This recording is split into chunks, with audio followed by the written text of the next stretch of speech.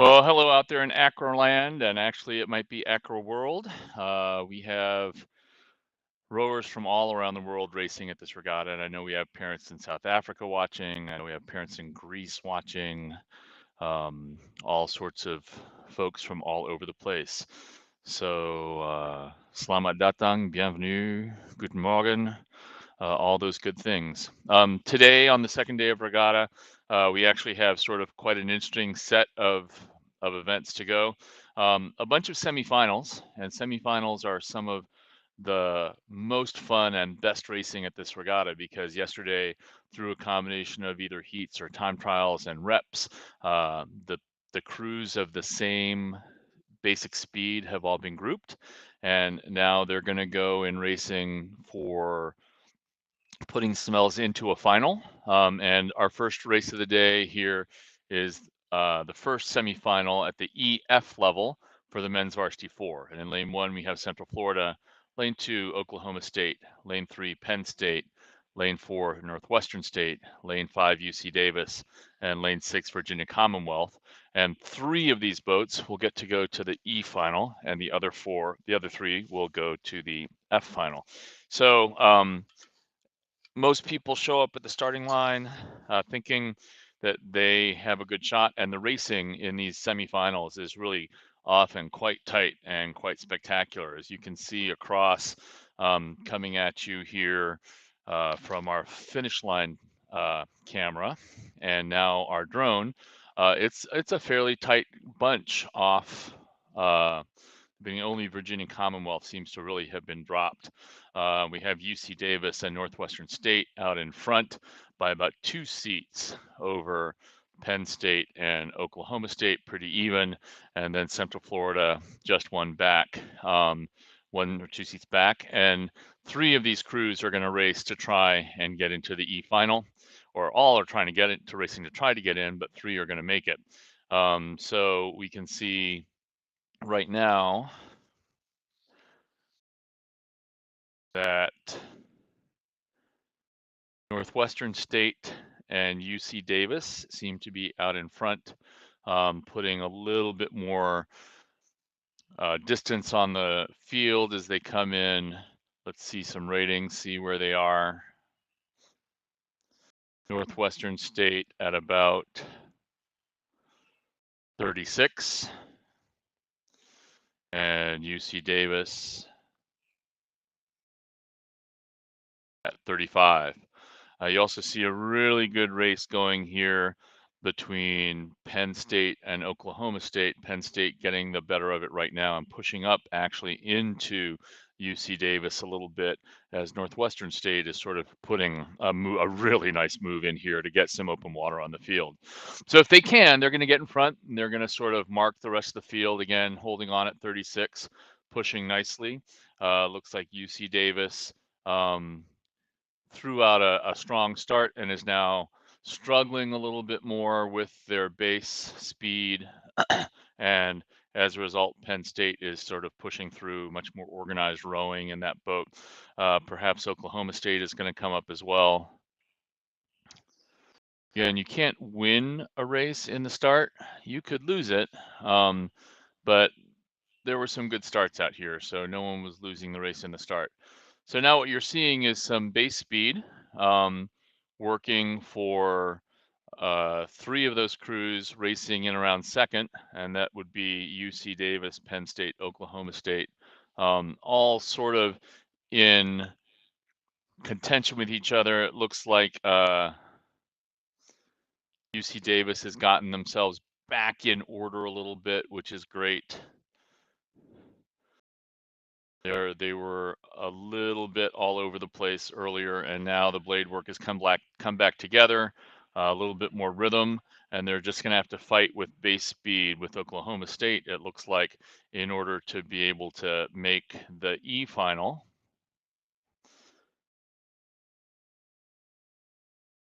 The Penn State crew looking very nice and rhythmic together, bodies swinging together, blades right down to the water. And UC Davis has also gotten back into that good rhythm, and you can see it working for them now as they're pushing up on Oklahoma State. almost bow to stern now.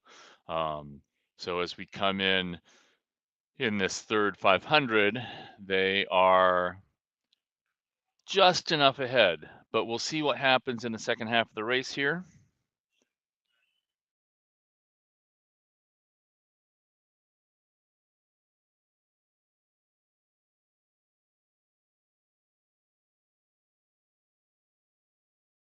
Again, first and second look fairly well popped in there. Again, Cruz just rowing comfortably, pushing, but not necessarily emptying out the tank. That'll probably come for at least the first two crews in the E final later in the regatta. But here in third and fourth, they're going to race pretty hard because it depends where they're going to end up. And again, if you use the buoy lines, which are relatively close and straight to each other, you can get a sense of where UC Davis and Oklahoma State are relative to each other, within a seat of each other. Both of them going. Oklahoma State taking the rating up a little bit here, starting to go after it and moving maybe a seat ahead. They're at about 34 and a half, 35. See if you watch the blades going in, just a little bit of attack. While if you look over at UC Davis, just a little bit of hang. It's a nice soft catch, but a little bit more aggressive out of Oklahoma State. The question, though, in the end is, how much does that check the boat, and how much does that slow it down? So Northwestern State has been up front, and now we have Penn State moving up into them a little bit in the second half, closing a little bit more.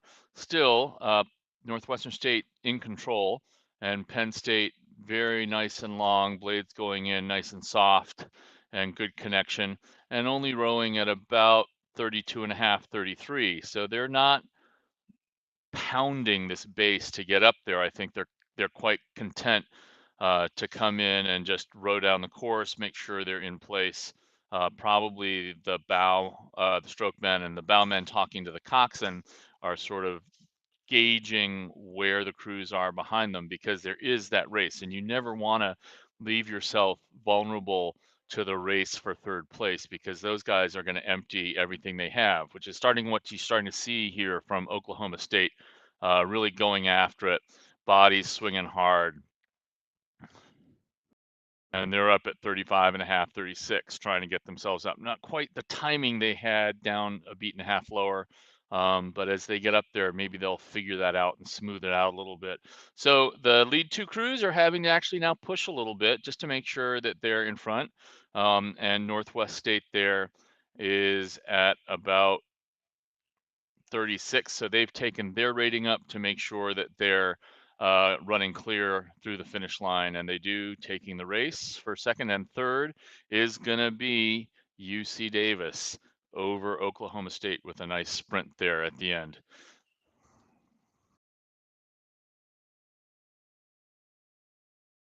Then we have Virginia Commonwealth coming down. They'll go to the F final later today, along with Central Florida.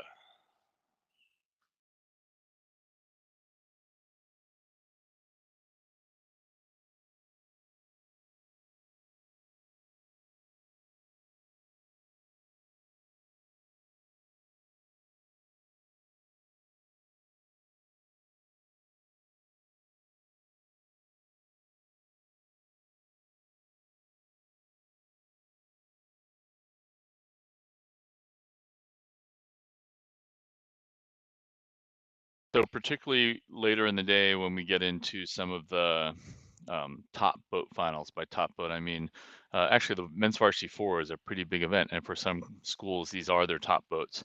But when we get into the varsity 8s, both the men and the women, you'll see some very tight racing. And when we get into the AB semifinals in this varsity 4 later in the day, you'll also see really some tight racing. So here we are in the second semifinal for EF. In lane 1, UC Santa Barbara. Lane 2, William and Mary. Lane 3, Ohio State. Lane 4, Minnesota. Lane 5, Washington State. And lane 6, Notre Dame.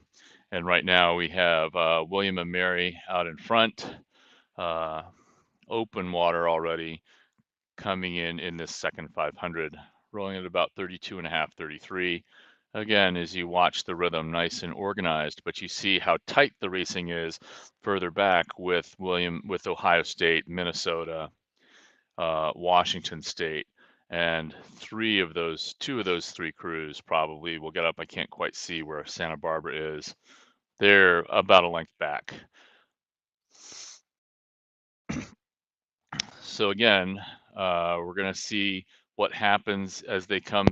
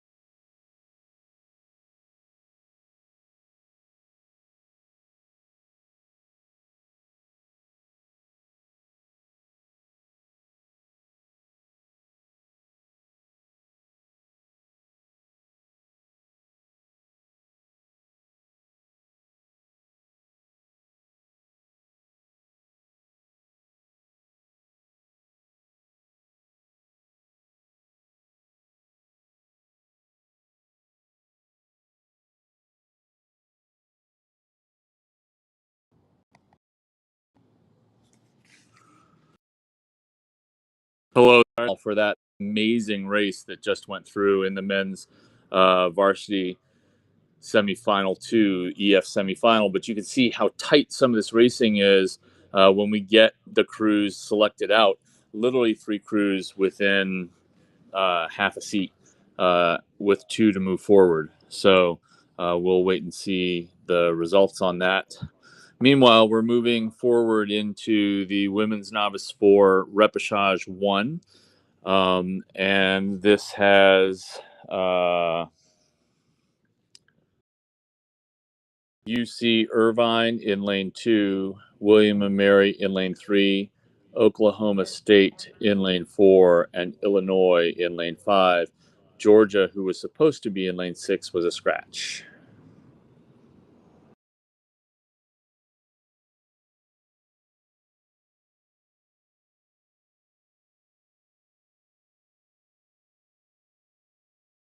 So I don't have the progression in front of me, but it's either one or two crews to go out of the repechage.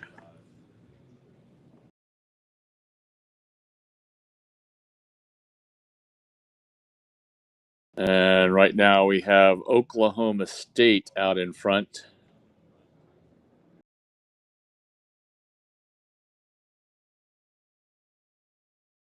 Moving here into the middle of the second 500. And Oklahoma State at about a 34. Got Illinois pushing back into them. You can see the rhythm in Illinois just a little bit more together, 35 now, and that's what's allowing them to move up bit by bit, slow by slow. But just sort of moving in there, and they're also clearly attacking it. The blades nicely off the water, no one's smacking anything. Oklahoma State a little bit rougher, maybe a little bit stronger, but the acceleration through the Illinois boat really quite nice there. So a great race as they're sort of matching each other.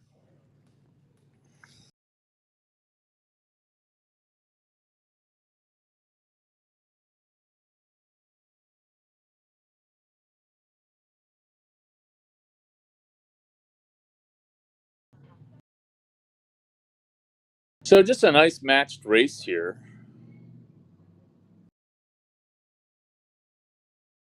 So here are the results from that last race that we saw very tight. William and Mary managed to be about 2.5 seconds a boat length up on Minnesota, who was a tenth up on Ohio State, who got third, with Washington State another 4/10 back. So really quite tight, followed by Notre Dame and UC Santa Barbara. So that's some of the type racing. So Ohio State gets to go on to the E final and really sort of makes that pay off, but none of them in the last 1,000 were more than a seat apart, which is just great.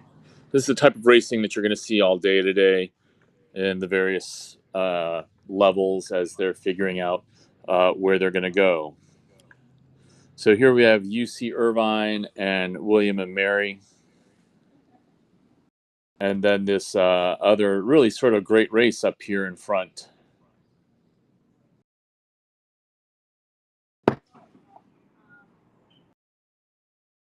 Again, they're sitting within a seat of each other, and it's now been 600 or 700 meters. So they're really sort of, they all know exactly where the other crew is. There's no question, and they're trying to just find how can we get a little bit more run.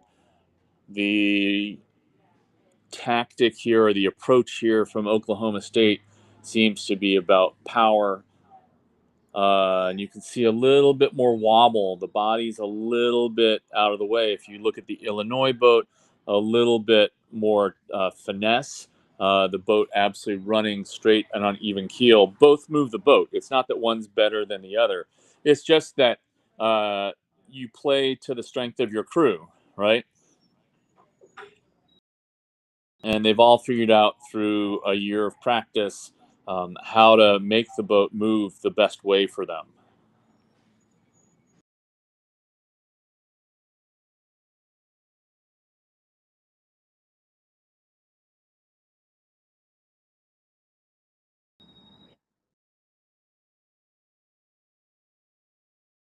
So again, this great race going on between Illinois and Oklahoma State up front, and then the back end of it is sort of just moved out in their speed. Illinois making a little push here, it seems, 35. Oklahoma State answering, and they're also at 34 and a half.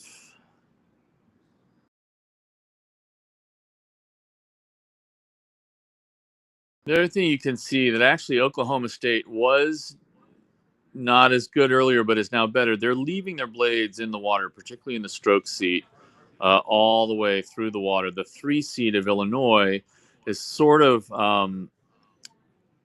pulling the blade out of the water a little bit. So she's not leaving the blade quite as locked, and it feels little. So you can see the blade pop up a little bit there on the right, up, and that's what starts to happen. So these little things get in the way of the boat just being able to move. So they've done all of that work to get up there, and then just a little technical element now has them a length back. Part of that is just how you learn to relax into your racing. There's not a single sport that works on just being tense or just being having your muscles just all seized up, right? Everything has to be how can you stay relaxed and flexible, both physically, more importantly, emotionally, and mentally in these tight competitive spaces. Can you breathe? Can you let things move out? Can you stay attentive to the matching of the boat as you're going full out?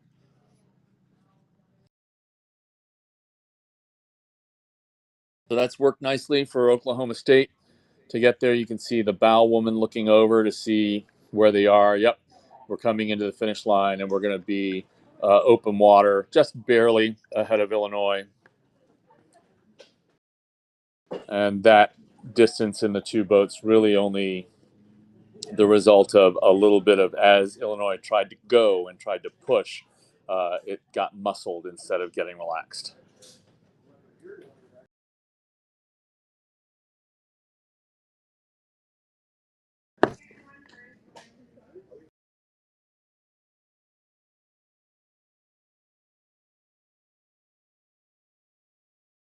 And there we come with William and Mary.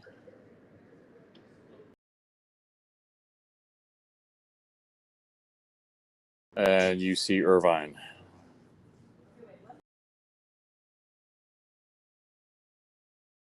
A little rowing in a sweatshirt. I'm sure for the California rowers coming into the mountains of Tennessee, it's actually a very nice day here today, but it's a little chilly by California standards, I'm sure. And we have a little bit of rain off and on, nothing terrible. So now we'll go into the women's novice 4 repechage 2, already underway. In lane 3, Arizona State. In lane 4, Northwestern State. Lane 5, Oregon. And lane 6, Virginia Tech. And we have Arizona State and Oregon up front. Arizona State maybe 2 seats up on Oregon, and then Northwestern State half a seat behind. So those 3 crews out in front. Virginia Tech trailing at this point. Arizona State attacking to get out in front at about a 36, 37. I'll double check that.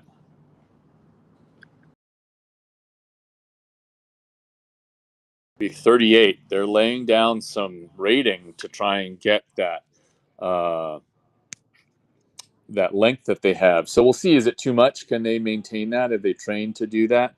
In the meantime, Oregon and Northwestern State are pushing within a seat of each other. So you know that they're going to be driving all the way through no matter what. 34 and a half for Oregon. Northwestern State, 36. And those 2 crews slowly coming back into that crew from Arizona State that was up pretty high to get their lead. They're still up at 38. They're still pushing the rating, but they're not necessarily getting out in front far enough yet for that. So we'll see what these other crews have in their pocket to see whether they can come back up.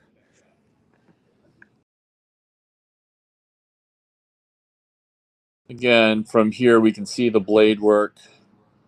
Northwestern State not quite together with the blades going in. They're all slightly doing their own rhythm, their own timing in the catch. So instead of pushing together, uh, 3 or 4 different power impulses, which is leaving them behind. But if you look at Oregon, you can see everything goes in at the same time. All the legs press right together. That's clearly been drilled. And as a result, they're moving up on Arizona State. Just very organized rowing there. Arizona State still up high, 36 and a half, 37. I suppose I shouldn't say high. That's actually a perfectly legitimate rating to be going. You just have to have prepared for it. And their rowing is pretty organized, except their stroke is popping that blade in just a little earlier than the rest of the crew. It is actually possible for the stroke to be out of rhythm, for the person who we think is setting the rhythm to be ahead. And I think she looks a little anxious, a little short, but the other 3 women are pushing right together and staying long. So that's keeping the boat and the power going. It's actually the engine room, 2 and 3 here, who really create the rating. And right now, that stroke in Arizona State has lengthened out. But as we go over, you see that the other crews are coming into them. And you see that Oregon has gone through them. So again, just rating itself isn't enough. And for sure, they don't all 3 go forward on the progression. So it's a race to see who gets to go up into the next level. Very nice rowing. That very nice organized rowing from Oregon here is paying off for them, and they now are about a stern ahead on the other 2 crews. Northwestern State now having moved through Arizona State. And now we have Oregon taking their rating up a little bit, because they don't quite have, it's not like they have control of the race, the full control of the race, but it's looking pretty good for them now anyway.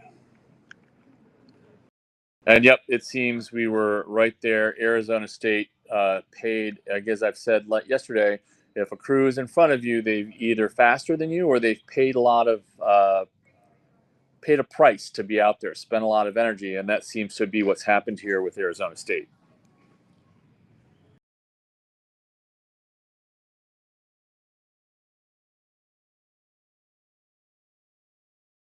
As you see the bow on shot, you could see again Oregon doing a very nice job with their blades, but here comes Northwestern State pushing back on them. So this race is going to heat up into the last 250 meters. You can see the red buoys are going to pop in there, and crews are going to have to sprint. And some of these athletes, you can see Northwestern State, they're in a sprinty mode. You can see it in their bodies. They're sitting up, they're pushing. And Oregon is like going, oh, we're going to have to do this now. And it looks like they spent a lot of energy trying to get that length up. You just got to, when you move, you got to keep on moving. You can't move and then have it come back. So it looks now like Northwestern State is moving through. So again, as they try and sprint up to 38, are they going to be able to hold it together? Oregon is still pushing now. They clearly have some strength in that boat. And Oregon is moving out another seat or 2. Here goes their sprint. And they have some power to step on it because now they're just taking seats right now.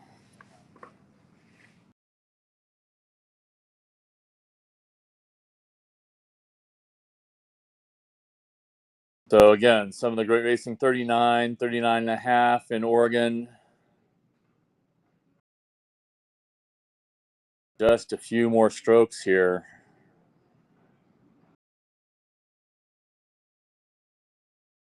Coxon from Oregon looking over. Coxon from Northwestern State looking back. Coxon from Oregon yammering. Absolutely talking a blue streak there. and getting our crew across first by about 3 seats. So this is the racing you're going to see all day. So even if it's not the event that you've come to see, stick around and watch some more.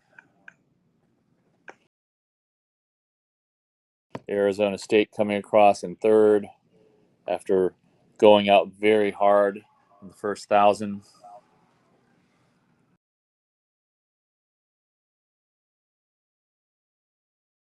And Virginia Tech should be along anytime here.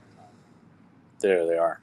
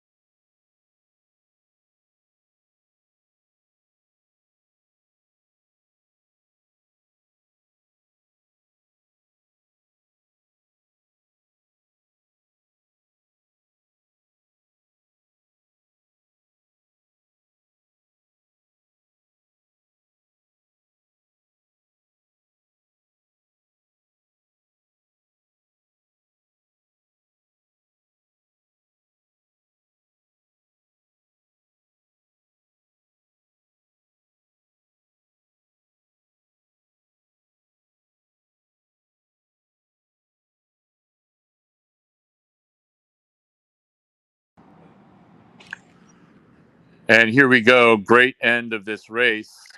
Liberty having managed to pop out a few seats here on Georgia Tech.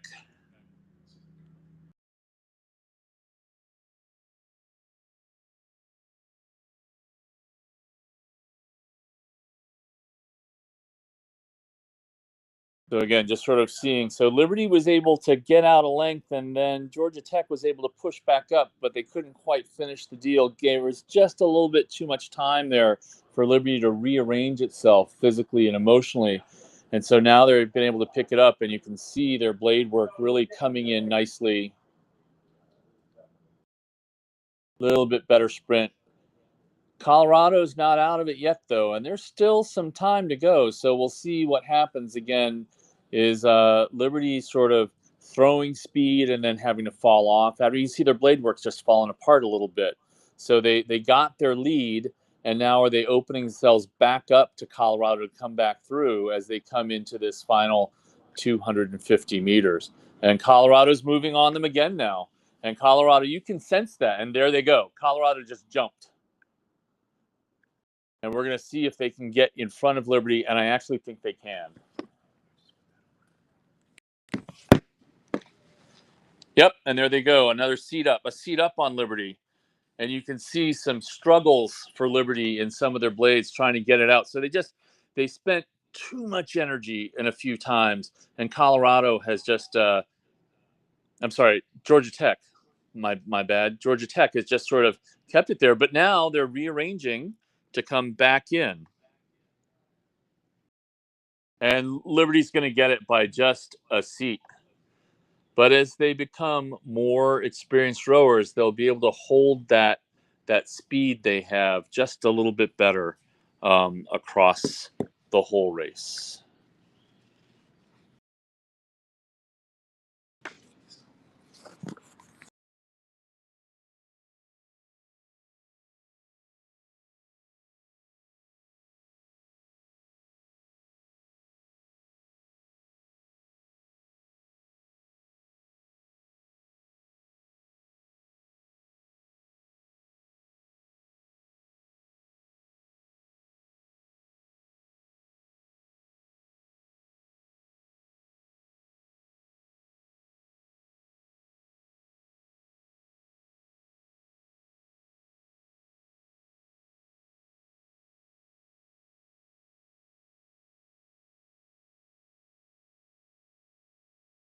And here we come for the men's second varsity 8 repechage.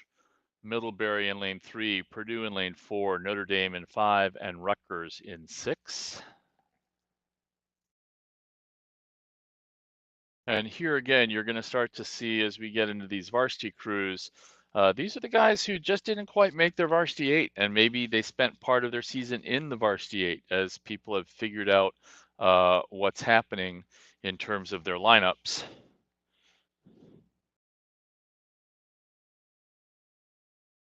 So right now we have Purdue moving out in front, pushing very nicely. 33 or 34. That's a bold move for control.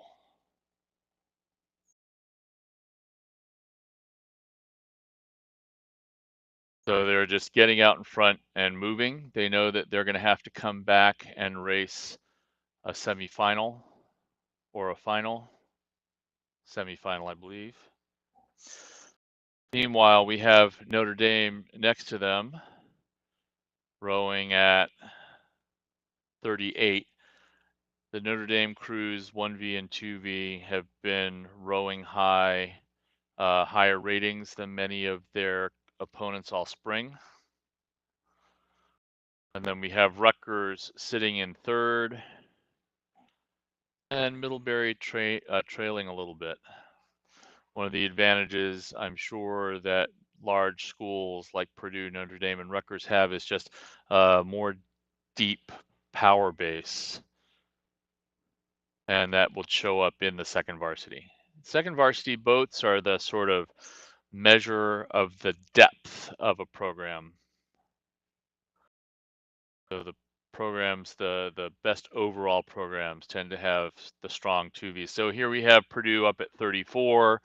They are sitting up and holding off Notre Dame. Notre Dame still at 38.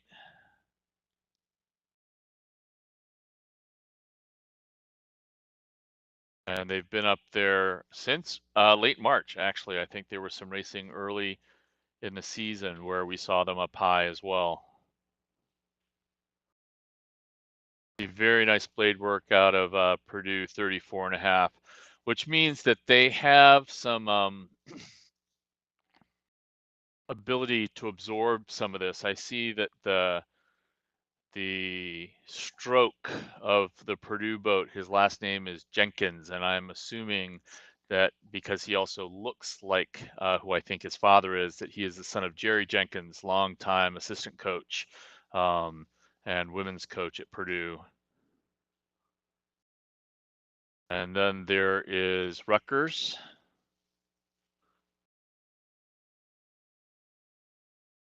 And you can just see the rating here with these Purdue with the Notre Dame crews, but Purdue just sitting out in front of them and absorbing it.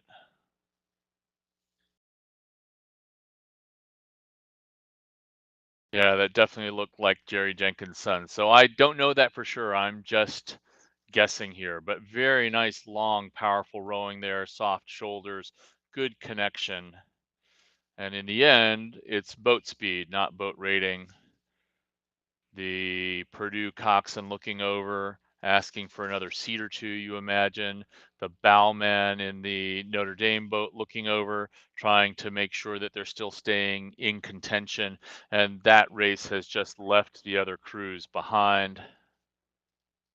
But what a great race. And you know, they've seen each other all spring, right? So they know each other. They know how the other crew wants to race. And Purdue taking up a little bit as longtime Purdue head coach walks into the announcer's tent and gives a wave. Dave Kusick definitely set up all of the structures that are allowing these Purdue programs to come across and race nicely. Very nice race there out of those two crews from the Midwest. And at some point, Rutgers, who was up there, clearly decided just, okay, we'll finish this out and we'll go into the final that will be there for us. And then finally, Middlebury also coming across.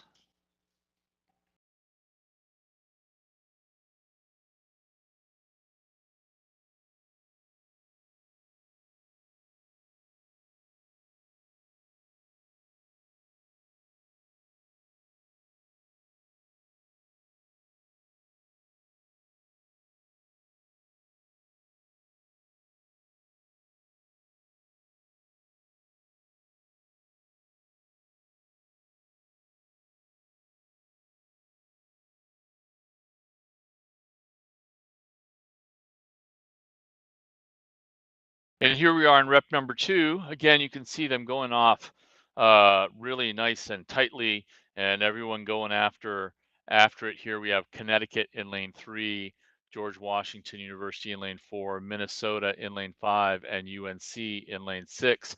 And right now it's GW, Minnesota, and UNC really up there. Connecticut having been dropped a little bit as they're just in the opening sprint here. We're going to see how they settle in. Now, again, crews can be up at this point and just have spent a lot of energy. But that GW base here looks quite nice at 35, swinging well. They get to go out and practice daily against one of the best 8s here in the regatta. So you know they've had to learn how to lay down some base. Next to them, Minnesota. This is a resurgent program. Coming back, they have a very, very good coach who started working with them this year, who had been a long time Eastern Sprint coach, very successful coach at Dartmouth. And now he's here bringing everything he knows from that league to these guys. And Minnesota on that campus, if nothing else, they can find some big, strong guys. You put that together with good coaching, and it goes really well.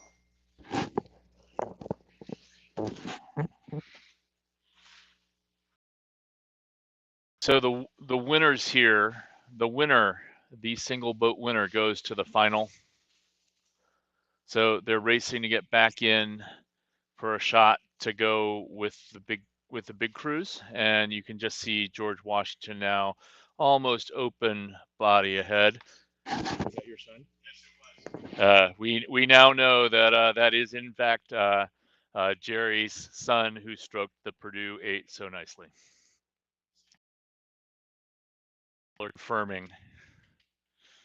So again, GW up here, pushing the boat nice and evenly. And once they're up ahead, then this other racing back behind in some ways becomes less important because they're all gonna go and end up in the same final together.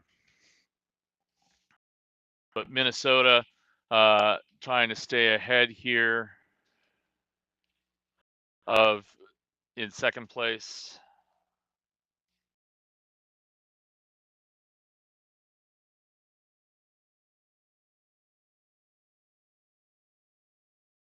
Just nice swinging, pushing. Let's check the rating because GW now has this in hand. And so we got Minnesota 34.5. And this is GW out in front. They're also at 34.5. In the final, these crews will be racing 36, 37, 38. So no one here is going out at their full speed because they have to come back and race a final later in the regatta. UNC close to you, about 35. Minnesota, very nice blade work. You can just see when you look at the blades here, there's no extra tension, nothing's getting thrown out of whack.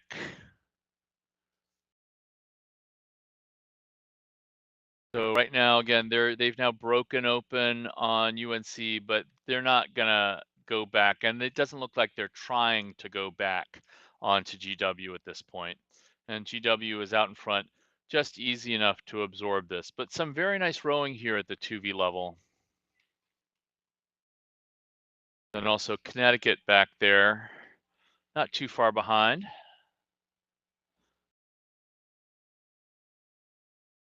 Pusher, that's UNC. Very nice rowing out of Minnesota.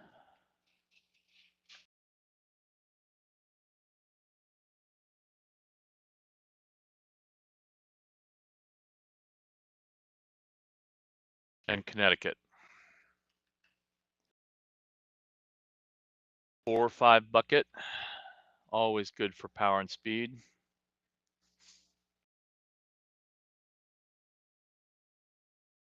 You can just see GW got out there early, got their length, and are just marking the crews behind them. They're going to have to come back, but still not slow. See the rating. About 35. So they are pushing, and so is Minnesota, but they're not going out at the level that you'll see them when they come back into the finals. You have to sort of progress your way through the regatta. It's like sewing together the right quilt, and you got to put the right stitches in at the right time. And one crew here gets to go into the final, so that was decided fairly early. And as a result, everyone else is just sort of backed into their rowing and just getting a nice, good, solid row down the course, preparing, working on the things that they need to have in the final. None of the coxswains are really spending a lot of energy here. Minnesota, though, going up to 38, so they might be wanting to practice that, making sure that they can come in and run their sprint. Perhaps it wasn't as clean as they wanted before. GW comes across, goes into the final, very nice row. Minnesota second.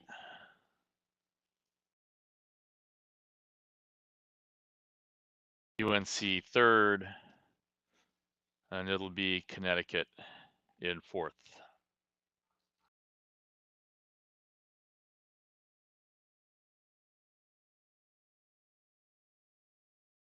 So there's a slight break here. The due to some scratches, there is not a men's single D final at 9:01.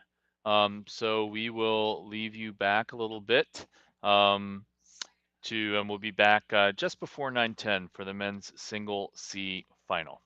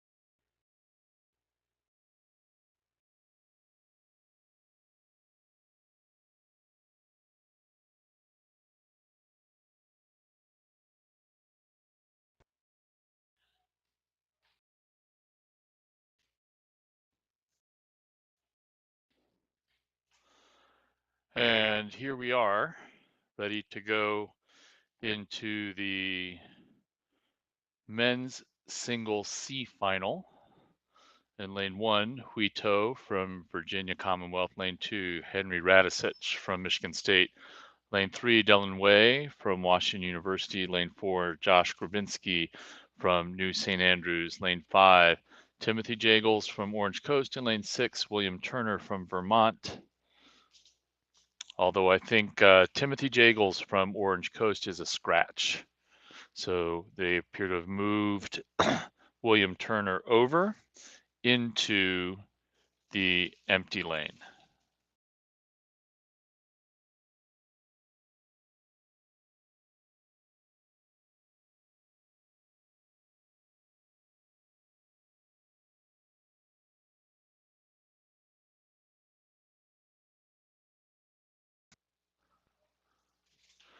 And so this is a final. This is strictly for placing here. There is no progression to worry about. This is all just about where can I finish relative to the guys that I was in, the people that I was in the race with.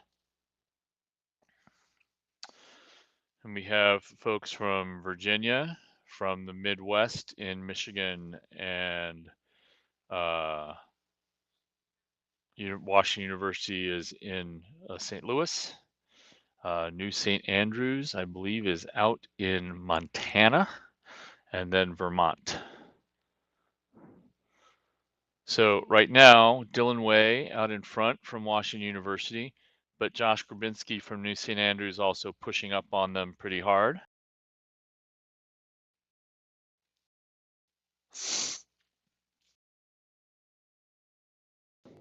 The thing about these singles is that you can affect change in the boat speed fairly quickly, but you're also responsible for everything. You're the one who's providing the power, you're the one who's providing the steering, you're the one who's working on race strategy. Josh Grabinski here at about 29 and a half. And you can see he's pulled himself over a little bit more back into the center of the lane there. A little bit of a tug on his right arm. And Dylan Wei from Wash U, very nicely orderly, his legs and knees coming up together, very composed rowing. And he is rowing at about a 33 is my guess, 32. So if we can see both of them next to each other, you'll just see two different rowing styles. Dylan, very focused and orderly. Josh, using a little bit more power. Again, neither one is right or wrong. It's how their bodies work in the boat. I believe that's Henry Henri, Henri. So I don't know if he calls himself Henry or Henri. Or is that?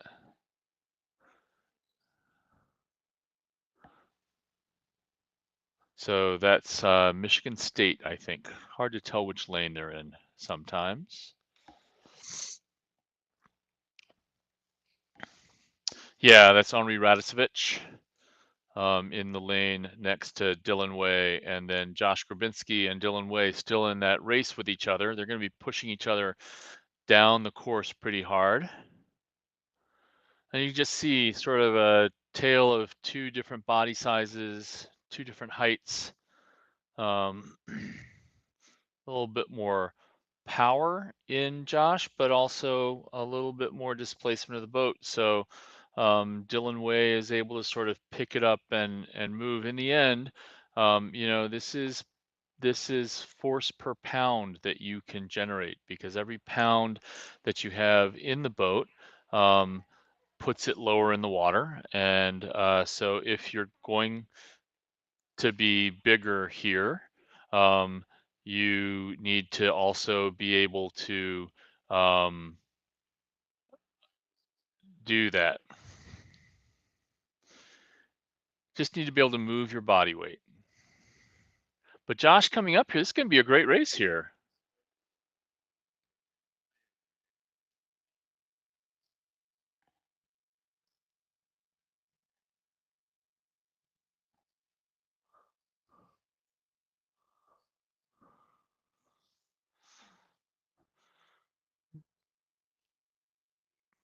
Great race going here between these two. Josh has managed to move himself up into a little bit, get himself on even turns here with Dylan. But they're managing to figure out each how to move the boat well for themselves. Josh at 32, Dylan also at 32. You can just see Josh getting through the water a little bit stronger. Dylan a little bit smoother, a little bit more sprightly across the water. So this is going to be a great race here.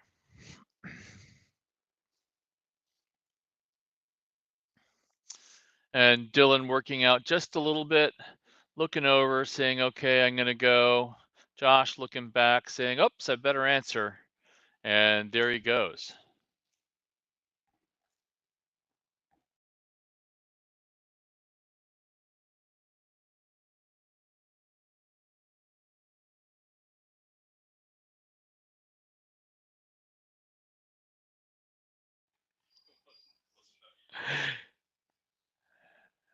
And there we are. They're keep looking at each other because they're trying to match each other, and they know that they're a little bit of biding their time here before they know that they're going to have to come. So they have to. It's sort of here like a miler having to decide: do I kick early and hope that I can make the guy who has a better sprint than me have to spend a little energy early? And that is what we're sort of seeing here with Dylan. He's wanting to get out there and making Josh go with him. He keeps pushing, and Josh is having to answer, and Josh is able to answer at a certain point. I think Dylan is hoping that one of those moves is going to work, and here goes Josh saying, okay, now it's time to go. So he's taking back a little bit. We'll see how Dylan can respond. This is what makes finals great. You got to go. And there's Josh. There's Josh going. You can see how the two of them have opened up on the rest of this C final. So they're racing for numbers, places 13 and 14. A little bit of wobble there for Dylan, but he's finding an answer, it looks like, as the comfortable. Who's more comfortable in the boat here now? And I think as the whole time, it's just looked to me like Dylan was a little more comfortable in the boat, which means he's going to be able to shift the gear more easily. And that's what's happening. Josh going up to 38, but Dylan just had this this little jump that went there, and I think it's going to be enough. Though Josh is pressing and looking and pressing and looking, Dylan just staying locked front to see where he goes. It's going to be tight. Oh, this is going to be a great finish.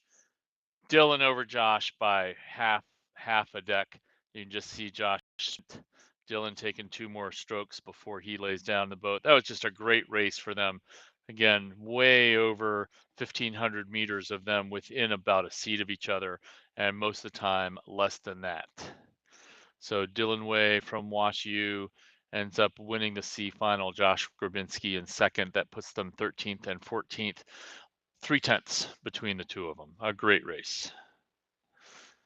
And then here comes William Turner from Vermont. That was Henri Radicevich from Michigan State before that. And Hui To from VCU coming into the final 250 now.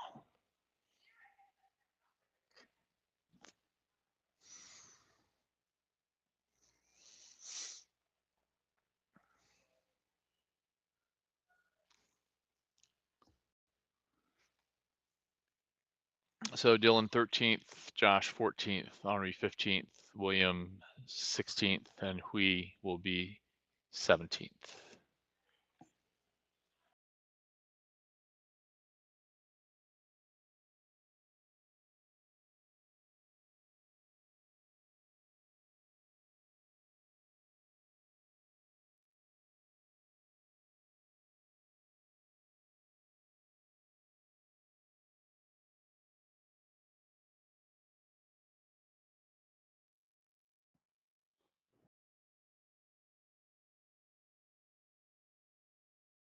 Great, as Hui's finishing out.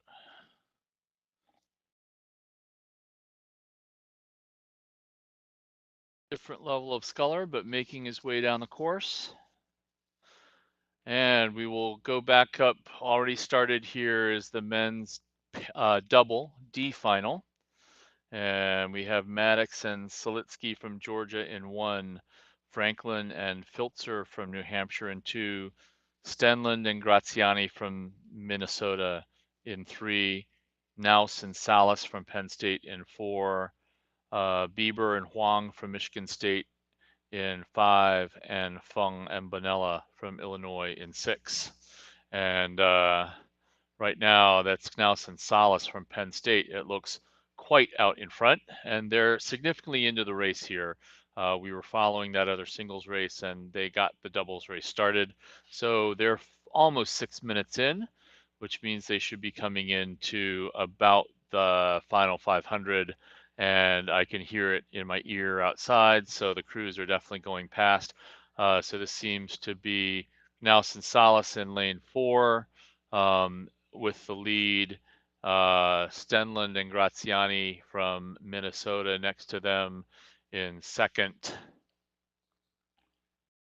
and Franklin and Filzer from New Hampshire in 3rd. Fung and Bonella from Illinois appearing to be in 4th.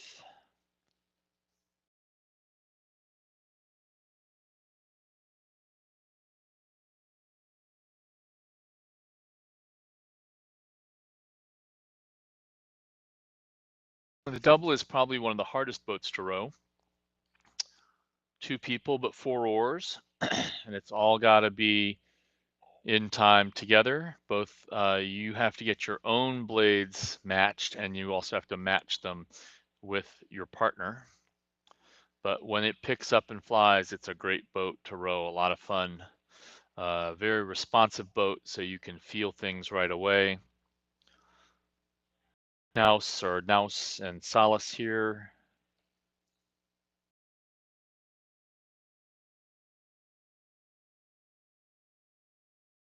I believe that's Franklin and Filzer in that last shot. Yep, so Penn State, then Stenland and Graziani there from Minnesota in the gold of the Golden Gophers. Then Franklin and Filzer next to them from UNH. But a nice easy victory here for Knaus and Salas from Penn State. This will put them at 19th in the men's double.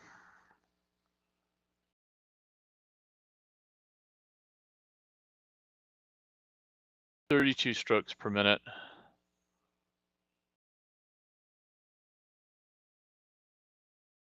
Different body types, but making them work together. The other sort of nice thing about the double, can make all sorts of rowers work together in there as long as they can push and get the power arc going together. It works well. Here comes Minnesota, Stenland and Graziani.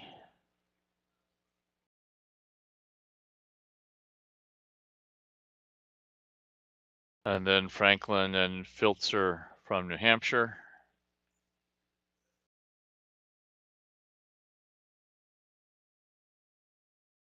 Lane 6, that is Fung and Bonella from Illinois.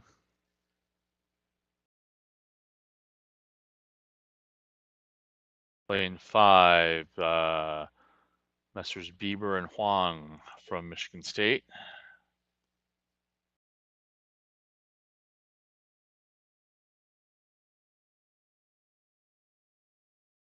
And I think we're going to have Maddox and Solitsky from Georgia.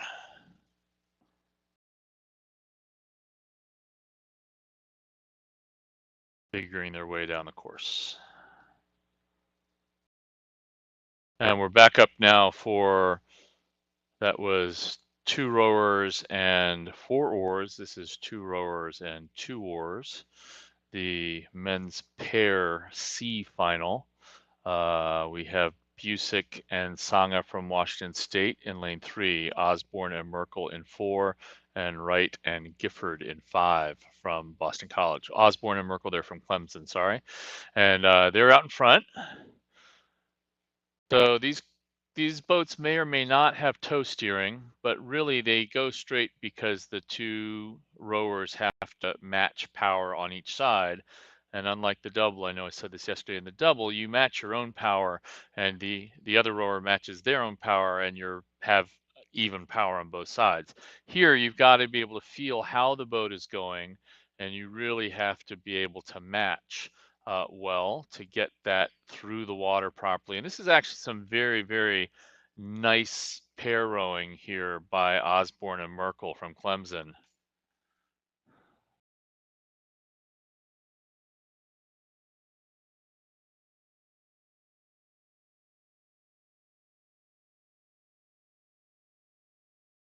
And the pairs are still coming down here. Osborne and Merkel hanging on it nicely together. Their bodies are in the center of the boat. Legs doing a little bit of balancing. Blades on the water, so they're using the blades a little bit to balance the boat. It slows the boat down, but here, you know, they're in the C final and they're going to win it, so they're doing what they need to do to get that. Ideally, though, you can see the blades skimming on the water, and ideally they would just be off the water and the boat would be flying free.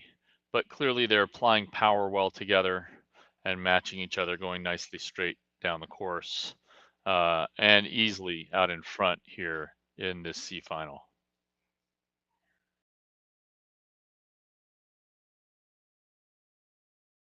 So here we're going to be able to see with these drone shots a little bit also of you can see if people are going straight or if they're bouncing around in the lane a little bit.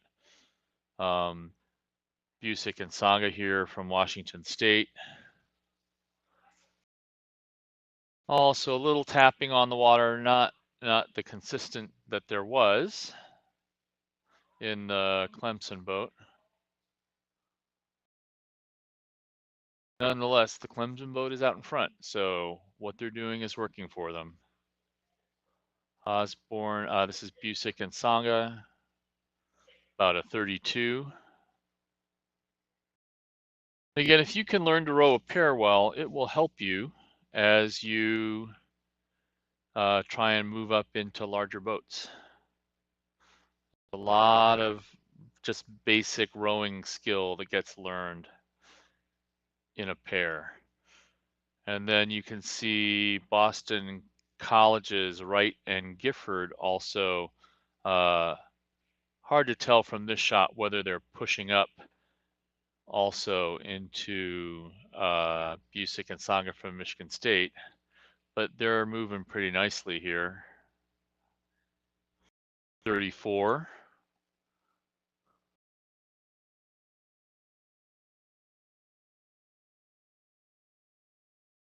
The completely cleared blade on the port side there in the stroke. Little bit of the blade getting caught in the water on the starboard, and that's why it's pulling around. That's why the port is pulling around. The starboard is getting caught just a little bit. The port rower is very, very clean. So as the boat comes around, they've just had to now sort of straighten themselves out a little bit. They don't actually have to go back into their lane. It looks like they're going to. They're allowed to stay in any lane they want as long as they're not interrupting another crew. But they did come back, and so sort of a little detour that maybe kept them from catching up to Osborne and Merkel from Clemson. Although those guys are out in front easily.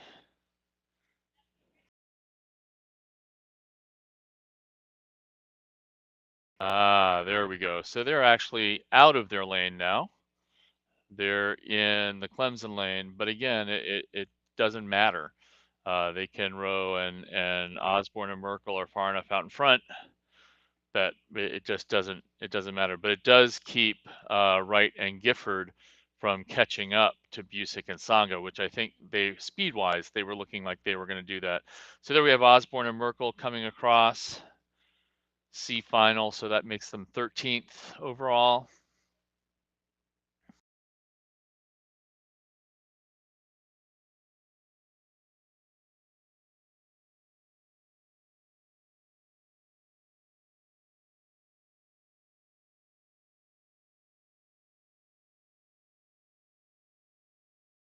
And there's Busick and Sanga from Washington State. And then we'll have Wright and Gifford from Boston College.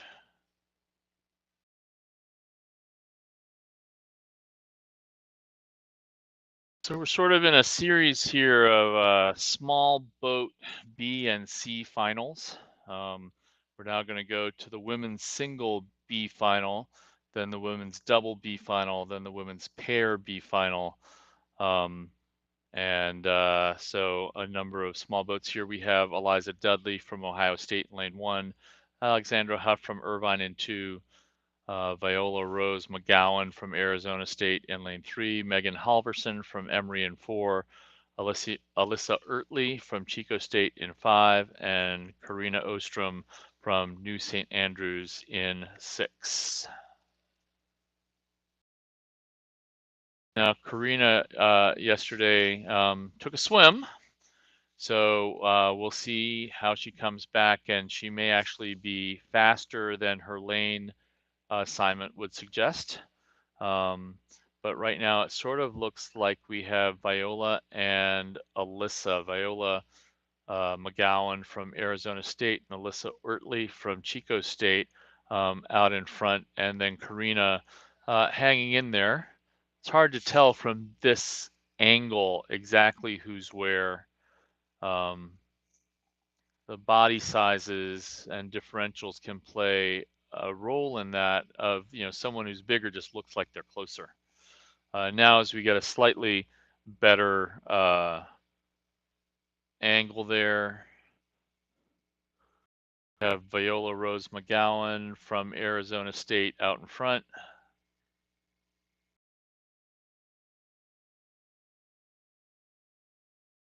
Throwing about 28.5, 29. Sort of seems to be about the rating many of these women are at. 31 for Alyssa Ortley from Chico State, sitting in second. And indeed, we have Karina Ostrom from New St. Andrews, who's pushed up into third.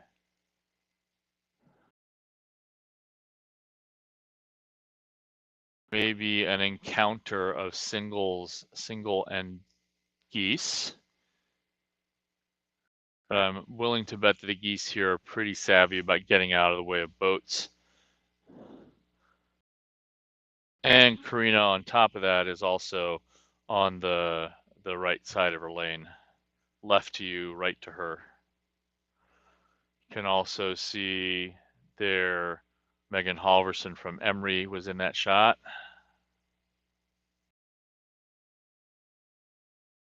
But out in front here, in this B final, we have Viola Rose McGowan from Arizona State leading nicely.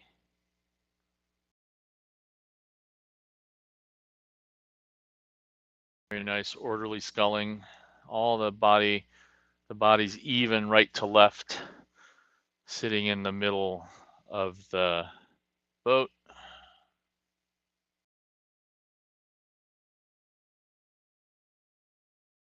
Very nice blade work. She's rowing at about 29.5. So very efficient with some good strength to put behind that efficiency.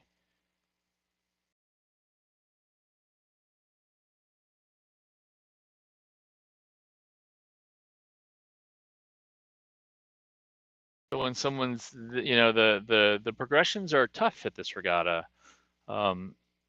And, she's probably sitting out here in front of the B final and sort of wondering where she would have been in the A final, but you have to do what you got to do on the day and in the race that you're in. It's not sort of, hey, my crew had the fastest time, had a faster time than somebody else in the other, and they went through. Don't we get to go through instead? That's not how this works. It works on placement and positioning. So at some point, there was a race where she had to beat out somebody and she just didn't. And that's the way the progression works. But here she is having a great final in the B final. Really very, very nice rowing.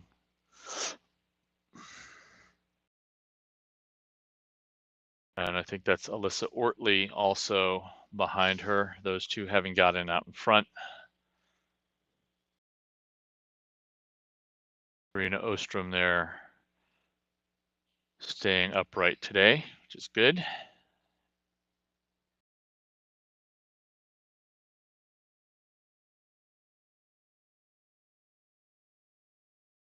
See how this race has gotten spread out a little bit.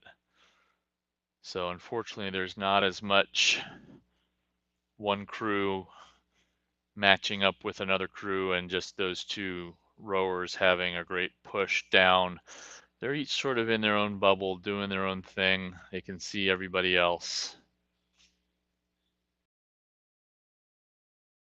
And it's so much more fun when you're getting some of the battling we saw in some of the other racing, as we saw in the men's single earlier, between Dylan Way from Washington U, Wash U, and Josh Grabinski from New St. Andrews.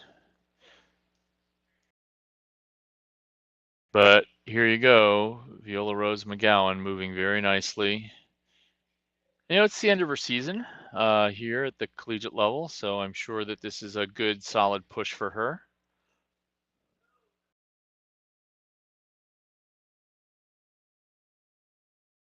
Blades going in, getting hung on together. If you were watching yesterday, you would have seen more sunshine. Today we're a little more overcast, but it makes for some comfortable rowing weather. Not much wind.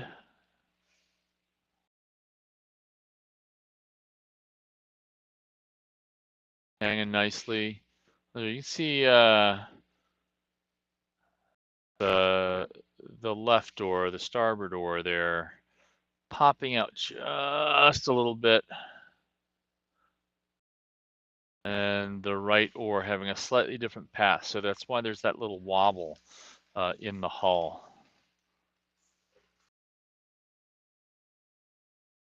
On the drive, right as you come into the end of the drive, a little bit. Now she's going for a sprint. She's in the red buoys, looking for the finish line. She doesn't have anyone to look for her, so she's got to know herself. Looking over her shoulder. About 30 strokes a minute. Finishing out strong. And that puts her 7th in the women's single. Very nicely done.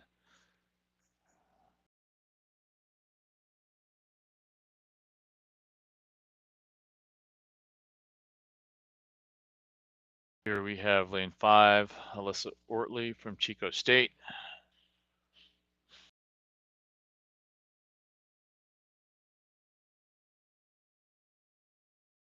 Cross the line about 32.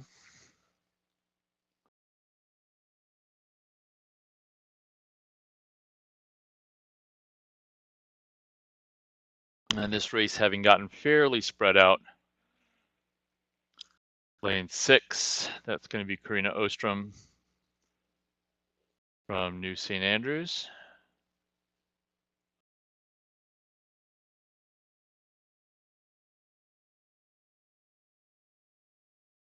And she gets through the line. Be 9th overall. Lane 4, Megan Halverson from Emory. And we're back up to the start now for the women's double, the B final. Carr and Callahan for Virginia Tech in 1, Smith and Fernandez from Rhode Island in 2, Joseph and Carroll from Northwestern in 3, Estrella and Moranitz from Illinois in 4, Fowler and Harvey from High Point University in 5, and Moran and Paulson from Kansas State in 6. And it looks like we have Fowler and Harvey out in front.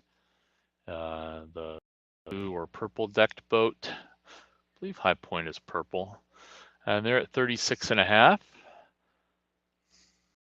Check that again. They're about 33, sorry.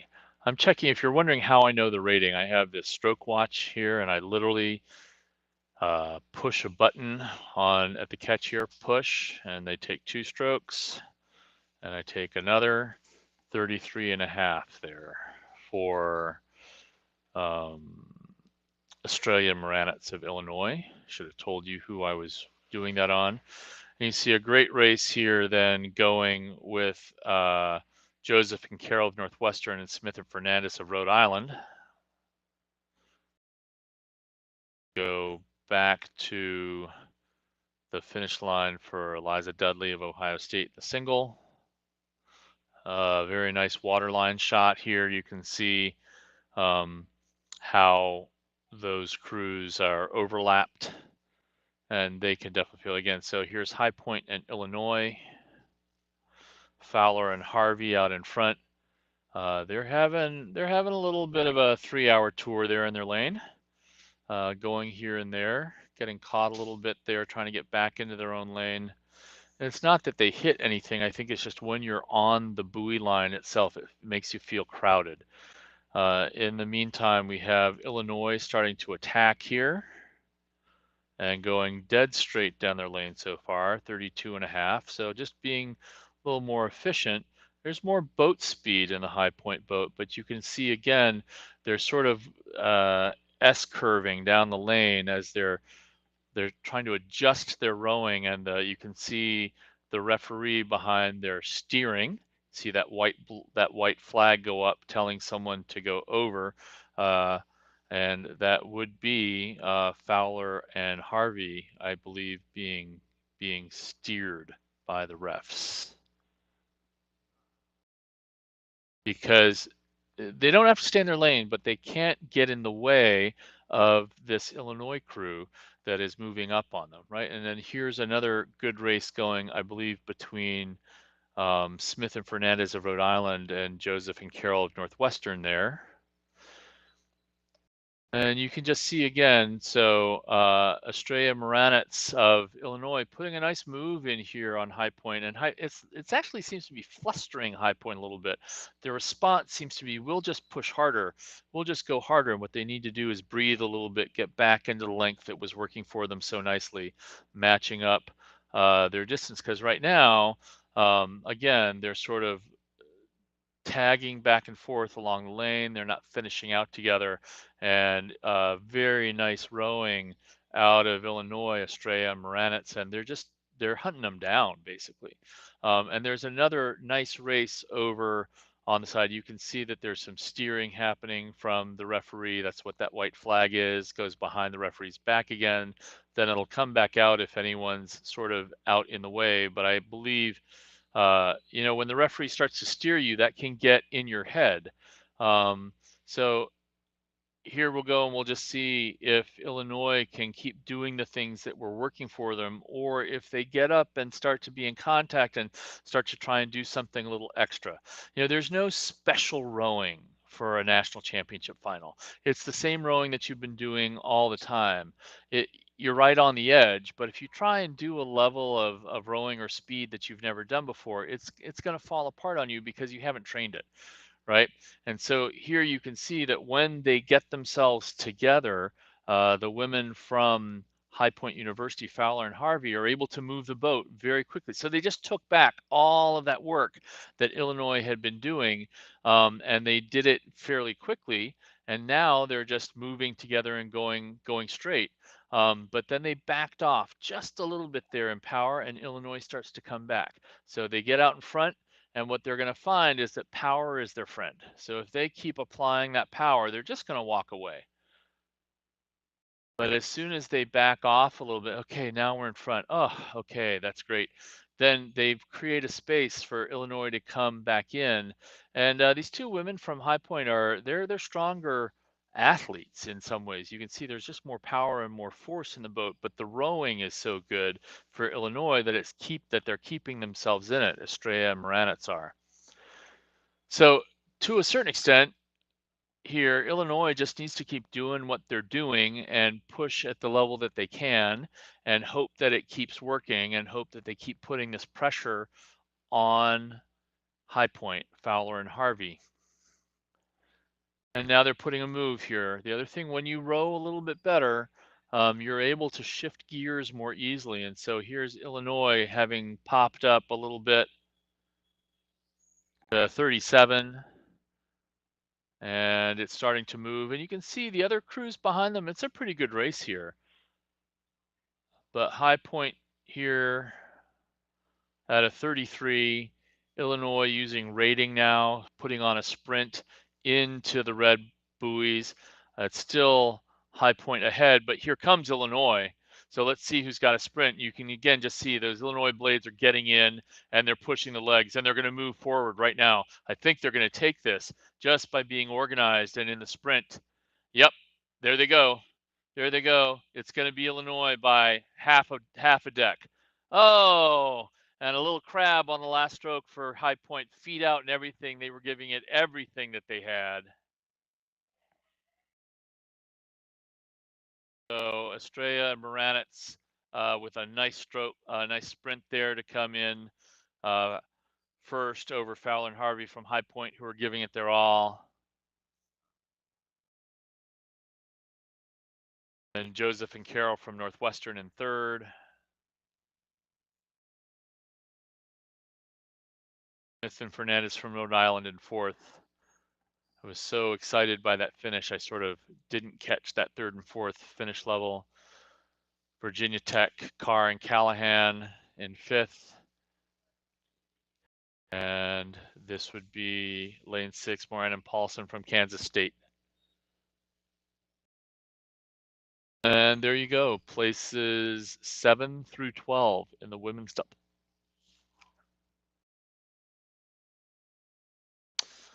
Now we'll go up to the pair, the women's pair. So from 2 rowers and 4 rowers to 2 rowers and 2 oars, the same thing that we did with men in their C level finals in the, well, there was a D level final in the double and a C level final in the pair. And here we have 2 women's B level finals. There are more men at this regatta than women. There are also significantly more women's varsity programs and opportunities. So there are a lot of the men's programs here where the women's programs at their school by and large are varsity programs. So I'm going to guess about 2/3 men and a third women, something like that. But the women are establishing themselves more over time. Many more women. The racing in the varsity 8 on the women is actually fiercely competitive, and a whole number of crews there. So they are definitely developing. But not as many people say rowing the pair on the women's side as there are men rowing it on their side. So this is lane 3, Kerwin and Gonzalez from Rhode Island. Lane 4, Matties and Romero from Gordon College. And lane 5, Patinka and Vla from Illinois. And you can see Matties and Romeo having gotten out in front. Romeo or Romeo, sorry if I'm mispronouncing the name. And that pair is at 36 leading out, which is a nice, good opening sprint. And very well matched, going straight. You can see Patinka and Vla again taking a little voyage in their lane. It just doesn't take very much in the pair to mismatch the drive. And once that's happening, gotta figure out pretty quickly how to get back in order.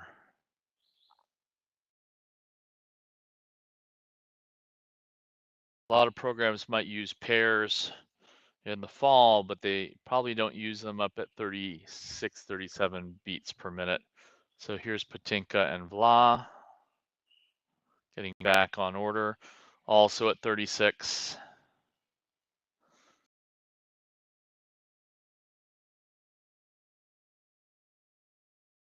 Be nice to see them a little longer into the catch, but that also then puts them out over their rigger a little bit more, a little bit harder to balance that far out. Right now, it's sort of a short, stubby stroke there for Illinois.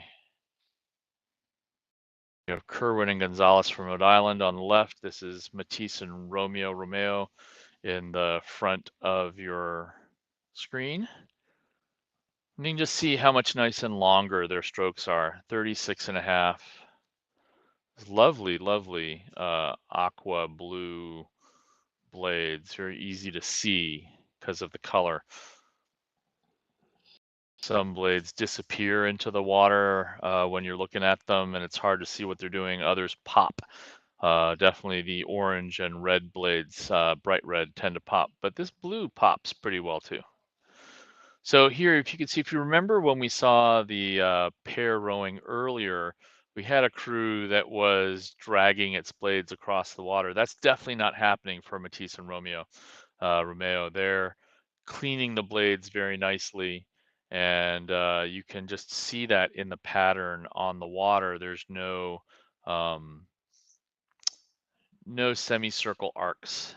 Same thing here with Kerwin and Gonzalez, very nicely clearing the blade. There's a little bit of an arc there. You can see they're down to port just a little bit, then they clean it up. And you can see that she's sort of using her knees and bending them out the other way to try and balance. There are some better solutions, but the boat's moving fairly nicely. Ideally, her knees, both knees, sets of knees, both women's knees would be staying right in the middle. And they'd be able to pull in a little bit differently to keep the blade, keep the boat balanced. So it's that's a view you often get as a coach, to see directly down from on top. Sometimes if you have the right launch, you can be behind and sort of standing up and watching and seeing what's happened, but it's very rarely that clear to you what's happening with the legs on the drive and the knees. Particularly if you're watching and coaching from the side. But so here we have Matisse and Romeo from Gordon College out nicely, swinging well together. Looks like they spent a fair amount of time together in that boat.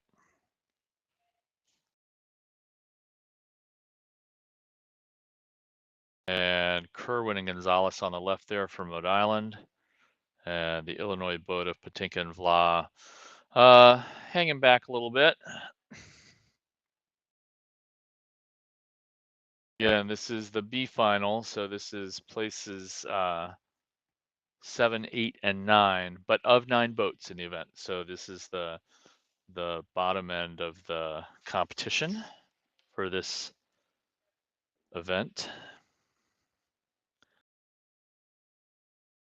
And lane 4, you can see just very nicely hanging together. Shoulders are down as they drive. The armpits are open. Cores are up. So they're having to create the suspension together, feel their partner moving the boat, and they look very comfortable in the boat, easily looking around as they need to.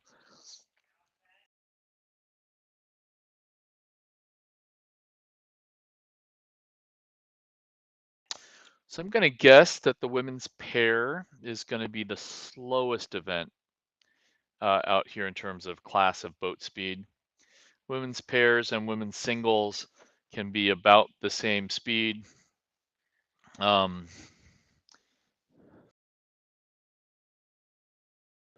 2 oars, bigger oars. 2 oars in the single, smaller oars, but only one person having to control it. So also half the body weight displacement.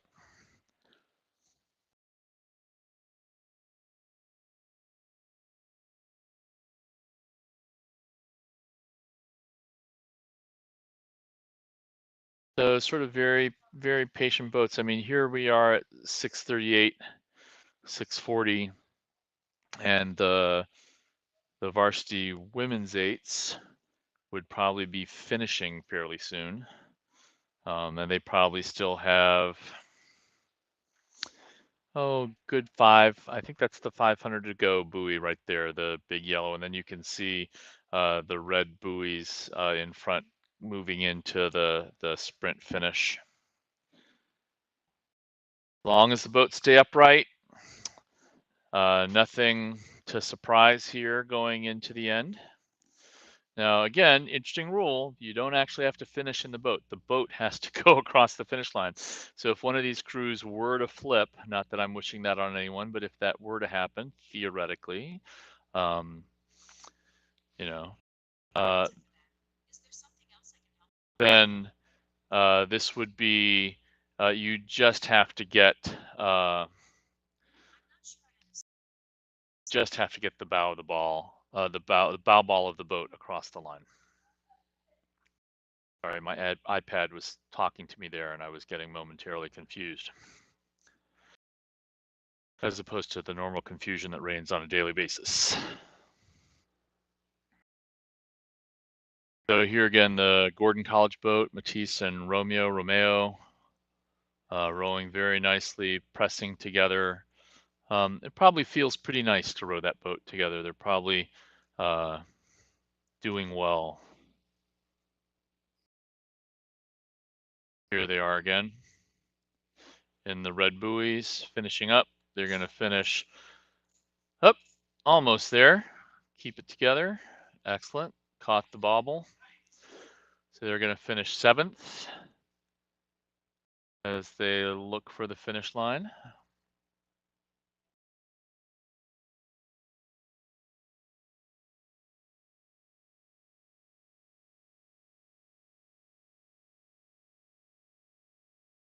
Very nice rowing. There's the finish. Just under 9 minutes, I think.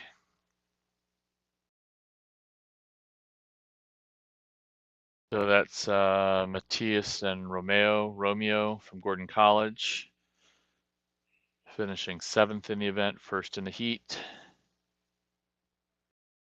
Here come Kerwin and Gonzalez from Rhode Island. And then we'll have Patinka and Vla.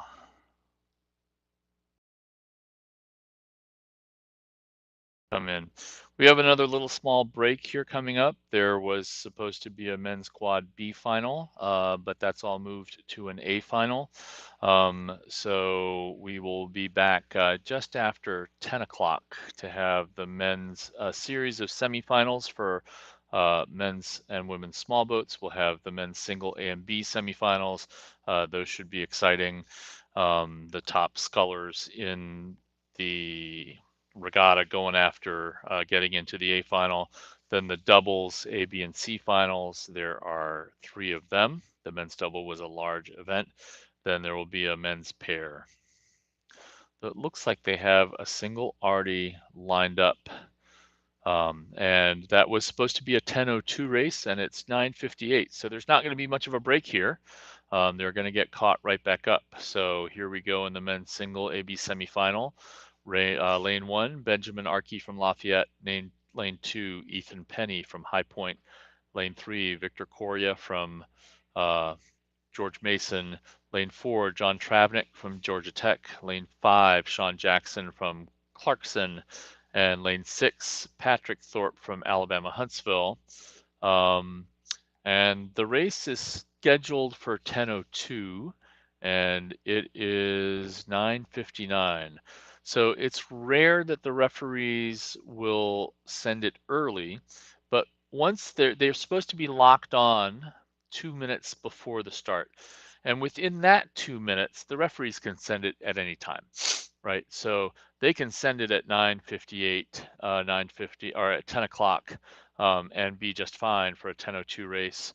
And the referees are pretty good about not actually pushing that, and they'll put themselves, having been slightly behind, they're now going to put themselves right back on time.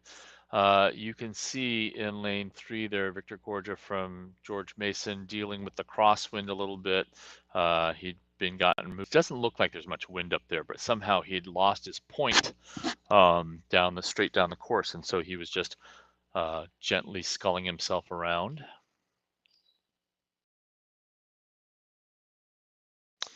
And so now they're all sitting here. None of them are up at the catch. They're all sort of sitting there. I'm sure that as they start to get starting commands, which could now come at any time, according to the referee, wanting to do what they want to do. John Travnik from Georgia Tech, a little bit off of his point. So it's pretty quiet up there. I mean, they're locked in. They're just sort of waiting to go and do what they need to do. But the referee won't start the race with Travnik not pointed. So now John is getting his point. And at a certain point, you're going to see them. You can see in lane 1, Benjamin Archie is up at the catch, but the rest are sitting sort of easily in the middle. And there they go. They're all coming up, and they're being polled not to see if they're ready to race. That's what used to happen, but just to be polled for presence. And then the referee started them. Slightly, John Travnik was off his point, and so he's overcorrected, and in doing that, he's gotten dropped a little bit in this start. But here we are in a AB semifinal, and so you're not quite sure exactly how the crews have gotten here, but the top 3 are going to go to the A final and race to be the national champion. So they are really going to have to go after this. And this is the first AB semifinal we have of the day. So it's going to be fascinating to watch how that goes. 3 crews have put themselves out in front here right now, that being Sean Jackson from Clarkson, Victor Korja from George Mason, and Ethan Penny from High Point. Those 3 all right close together, half a seat maybe, with Victor Korja from George Mason just slightly out in front, and then the other 3 have already fallen back. So the question is going to be: is this actually what the boat speed is, and where are they going? So if we look at John Travnik from Georgia Tech, who did well enough in the earlier racing to have a center lane, but he's been dropped back here already pretty quickly.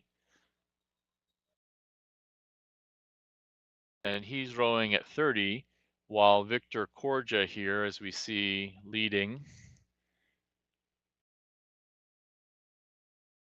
also actually at a 30, I think. Looked like he was a little higher, but it's just he's so efficient with his rowing. And he's just moving out very easily, with Ethan Penny from High Point right next to them. And then a couple of lanes over, Sean Jackson from Clarkson. It looks like it's going to be those 3 who go into the A final. So now it's just sometimes these semifinals are tight. If you had one more crew up in there, one more rower up in that bunch, you'd be seeing a very different race approach here right now. They'd just be up and going. I think they're probably relieved that they don't have to spend a whole lot of rating energy doing that. So you see 2 crews out in front, 2 scullers out in front, Victor Korja from George Mason and Ethan Penny from High Point, and they've just settled into a nice push down the course. They're both very efficient rowers. You can tell they're very comfortable.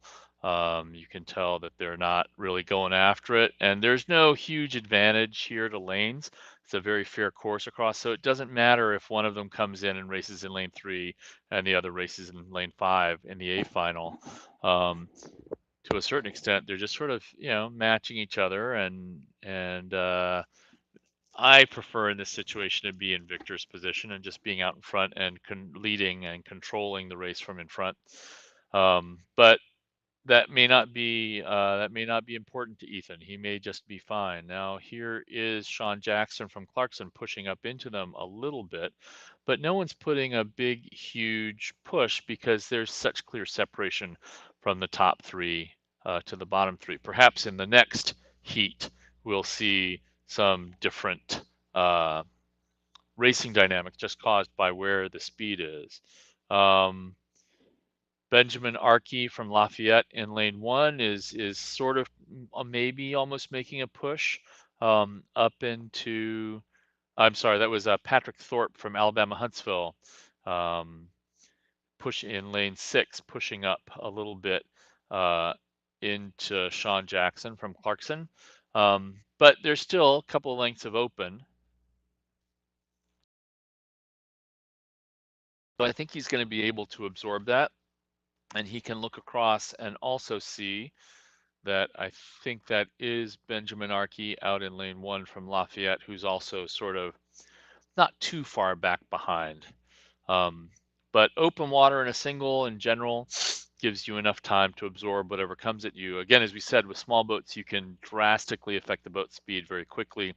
But pretty much, I think this has sort of turned into a race of two out front that are content just to sort of move on each other gently. Victor a little bit out in front of Ethan. Then you have Sean Jackson sort of rowing in nowhere's land, no man's land, sort of between, and then the other three crews pushing. We have John Travnik coming back up um, into contention. He's actually going. I mean, let's check the rating there. So he was back, and now he's leading this this trailing group. And he's moving, but the question is whether he has enough time and enough speed to try and get up into Sean Jackson from Clarkson. And I think that would take a pretty incredible effort. Doesn't mean it's not there, and he's going. And you can see him trying to put a move on. See where the rating is because he's taking it up. He's like at 36, so he's trying to close that gap, and we'll see. We'll see if Sean can see that happening. And so you see Sean responding here, also going up a little bit, pushing a little more push. It's not really taking the rating up, but he's pushing a little bit harder on the legs just to make sure that he protects that open water. And it's hard to keep that push up for a long time unless you really have a gear that the other guy doesn't have. And it doesn't look right now, at least, that John Travnik is going to be able to do that. And you could see Sean respond. And he's now putting a push on again just to make sure that he stays in the top three. These semifinals are about progression. If you can win, that's great.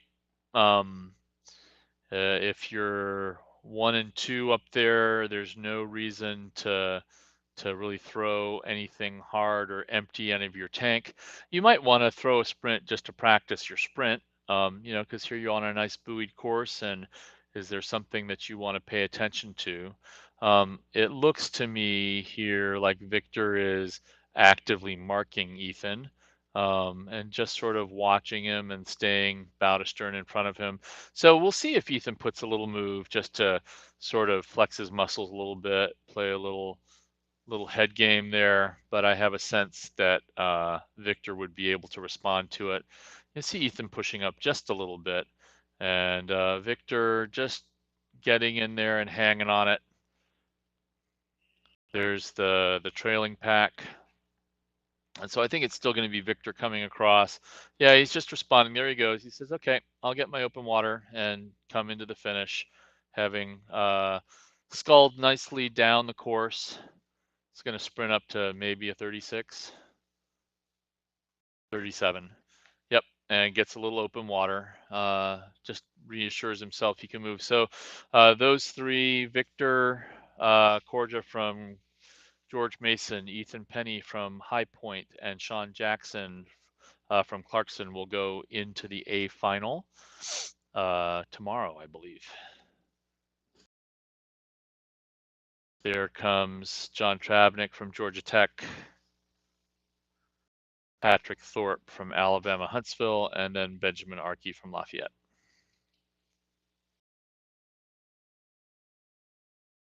And we already have semifinal 2 underway. Don Kelly in lane 1 from Washington State Declan Mayo-Shanahan from Arizona State in 2, Benjamin Pollock from Swanee in 3, who seems to be leading right now, Corey Rogers from Texas in 4, and Corey and Declan are sort of tied there in 2nd. Then Mason Phillips from Kansas State in 5, and Wallace Tucker from Colorado State in 6. And again, it looks like we have pretty clear leading 3 and trailing 3. So that's going to be probably how this goes through, assuming that everyone is able to do things correctly as they push. But right now, we have Benjamin Pollock from Swanee out in front, but just barely over Corey Rogers from Texas. 33 in the blue boat for Benjamin, and then Corey in the white boat next to him, a little bit higher and making a move, wanting to race a little bit at 34. You can see he's now moving himself out in front just barely, and those two are now pulling away from Declan Mayo-Shanahan from Arizona State. But again, Declan is sitting there pretty much in control of being able to go into the final, also at 33. But the other two guys who decided, let's go race. I want to go see how that is. And so this is Corey saying, okay, let's go. And he sort of moved back through, and Benjamin saying, okay, I'll see what you got. See how long they decide to do that. I'm assuming that they're wanting to, there's this balance between feeling good about what you're doing and making sure the boat's moving nicely and that you can respond and feel strong, and also not wanting to empty your tank, because you're going to see the guy again in the final, right? And you're going to see the other guys who were just in that other final, including Victor and Ethan, who were doing the same sort of dance with each other. So it also means that because the dynamics of the races are each individual and different, that the times that you might see don't mean very much. Because if you race a little higher, a little lower, if you're just marking the second place crew, it doesn't mean that the time behind you is, or that your time is significant, right? You'll probably be in the same neighborhood, but if you have, if you come in first, but what you've done is mark the crew behind you, is different than if you've come in first but gone after it. Similarly, if you come in second and the crew in front of you is marking you, it doesn't necessarily mean that you're up on the pace that the event will be if you've given a pretty hard push there. So at this point today, it's about progressions. It's very tactical. It's about knowing when you need to go. But again, if there were 4 crews up in here going for 3, you'd see a very different race. So to a certain extent, it's just going to depend on what the depth of any particular event is. The single, even sometimes at the international level, can spread out a little bit more, although there are some exceptionally tight, amazing races at the World Championship and Elite and Olympic level in the single. But here's some very, very nice rowing there by Corey Rogers from Texas. Horns on his chest. And Benjamin Pollock from Swanee, rowing very easily. Look how nice and low those shoulders are. You don't want to be using any of the muscles above the oar handle very much. If you do, you want to make sure that they're going very horizontal. So you don't want to be snatching with your shoulders, just as you wouldn't try and do a pull-up using your shoulders to do that. You want to do that down in your traps. And that's the same way that rowing works. It's just essentially a series of horizontal pull-ups that you get to use your legs on. If I could use my legs every pull-up, I would do just fine. Otherwise, I'm not a pull-up guy, and I got pretty big shoulders.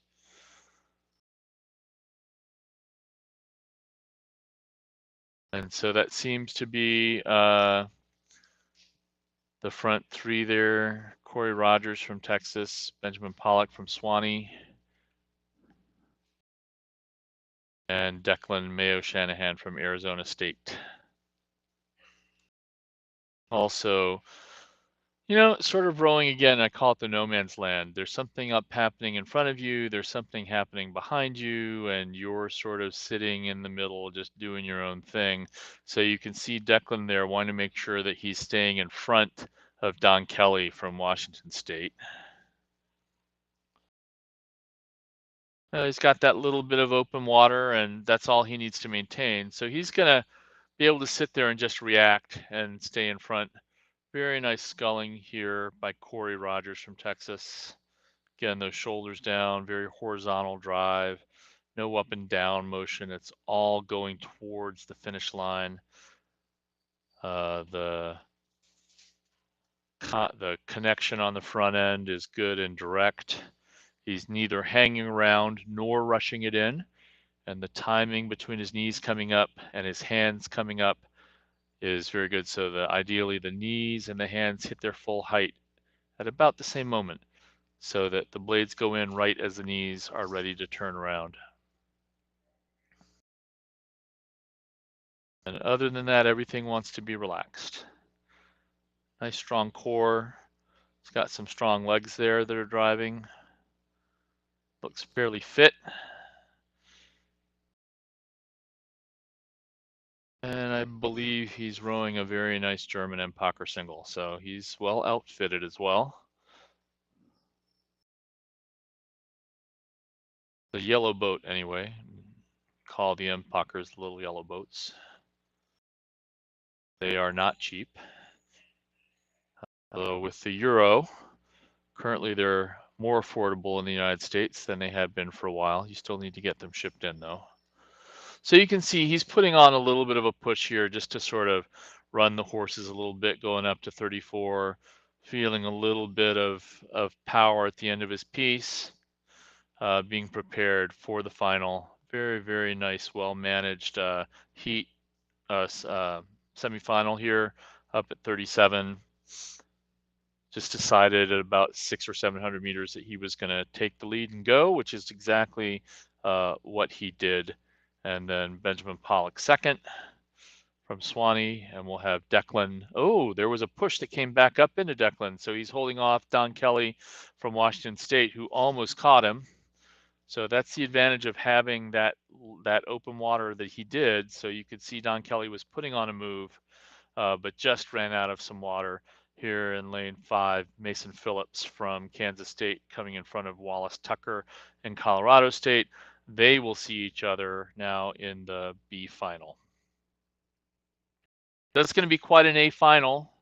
Corey, Benjamin, and Declan, along with Sean and Ethan. BC semifinal 1. There are 3 of these semifinals. So this means that the top 2 go to the A final, 3 and 4 go to the B final, and 5 and 6 go to the C final. So there's 2 sets of finish points that are consequential. In lane 1, we have Gilligan and Marquez from Vanderbilt. Lane 2, Kapadia and Schweitzer from Texas. Lane 3, Ausman and Dunn from Southern Methodist. Lane 4, Tan and Nealon from Vermont.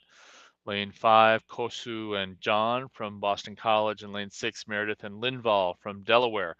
And so again, you're going to look for a race for the top 2.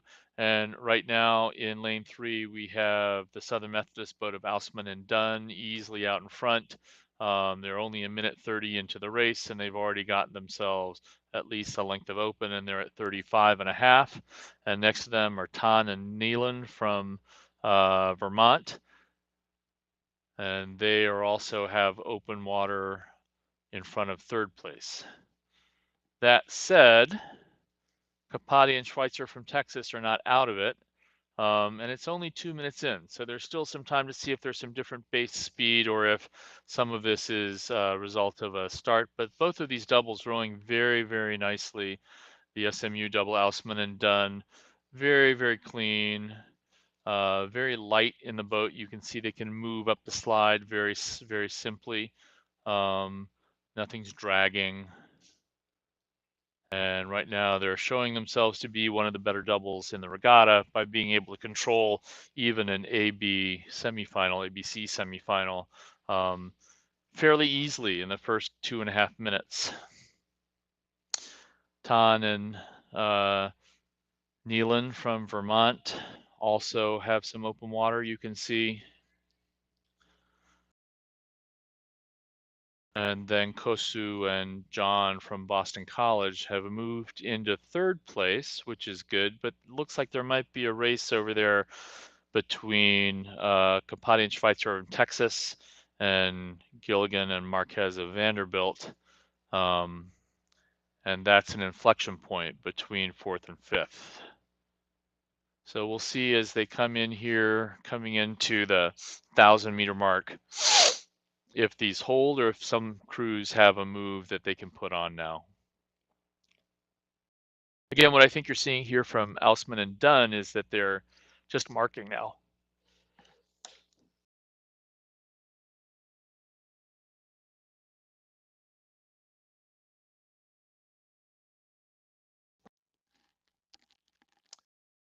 But you see this this race here tightening up a little bit with Kosu and John from Boston College and Kapati and Schweitzer in Texas, and Gilligan and Marquez not far off and from Vanderbilt.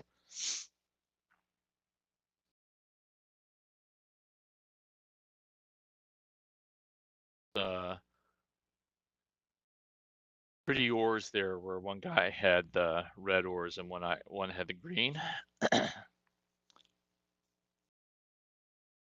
Yep, very nice from Boston College.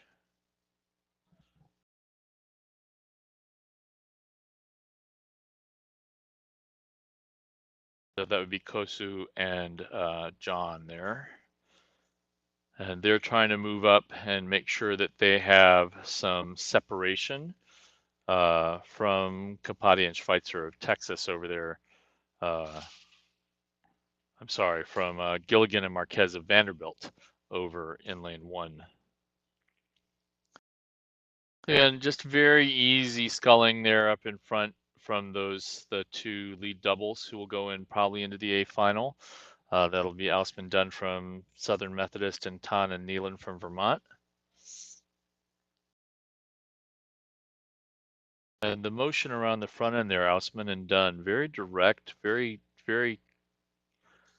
you can see they don't waste time turning around at the front end. They don't miss any water, which if you see the blades, as soon as they go in, there's a little bit of a air pocket behind them. So they're locked and pressing on that water as soon as the blades go in, and that's nice and efficient. That's one of the reasons that they're able to move. All of the angles are correct. All of the blades are moving at the same time. The bodies stay upright, and they could actually, if they want to, get their hands apart a little bit more, get a little bit more body angle. But as they come up into this, let's see where their rating is. They're still up about 36, 35 and a half. Just a little bit more length they could get by moving their hands away. But you have, at the same time, Tan and Nealon still also rowing very nicely. So those two crews are, I mean, going. Tan and Nealon at 32. So they're matching speed 3 beats under. That's a pretty good thing to be able to do. It means that 3 beats lower, they're matching the boat speed of the crew from Southern Methodist, which means that when we get into a final, if they're up at 35 and they're able to make the move in terms of efficiency, they may very well be a faster crew. They're just not showing it right now. And as they've gone up to their 35, Ausman and Dunn not getting quite as long up into the catch as they might be able to. You can see a little bit more arc length happening in that Vermont double.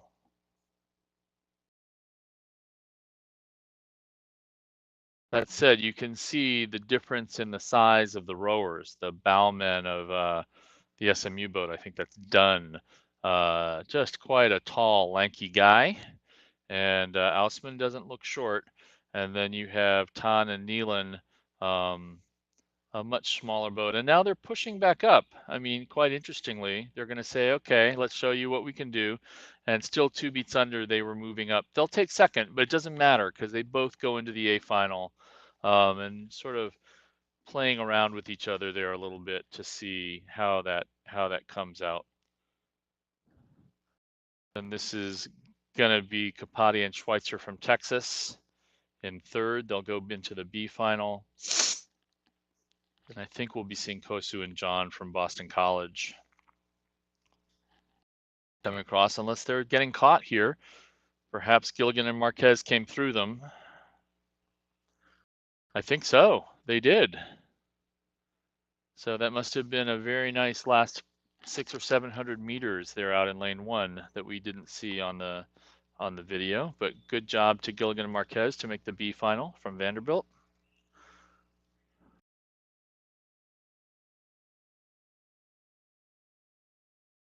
And this will be Meredith and Linval from Delaware.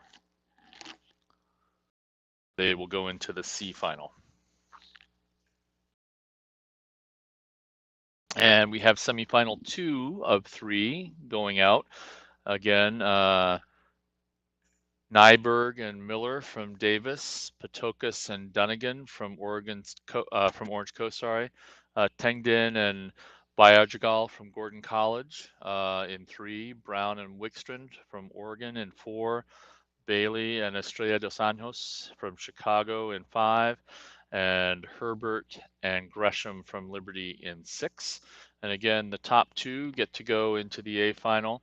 Right now, it looks like we have in lane 3, Tengden and Biojagal from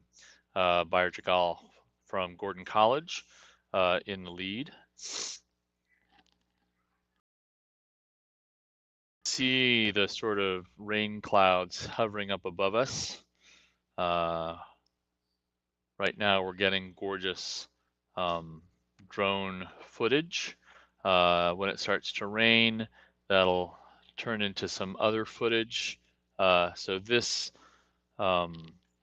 is coming at you, that was coming at you from the finish line, and now we have a drone right over top of Tengden and Biojagal from Gordon.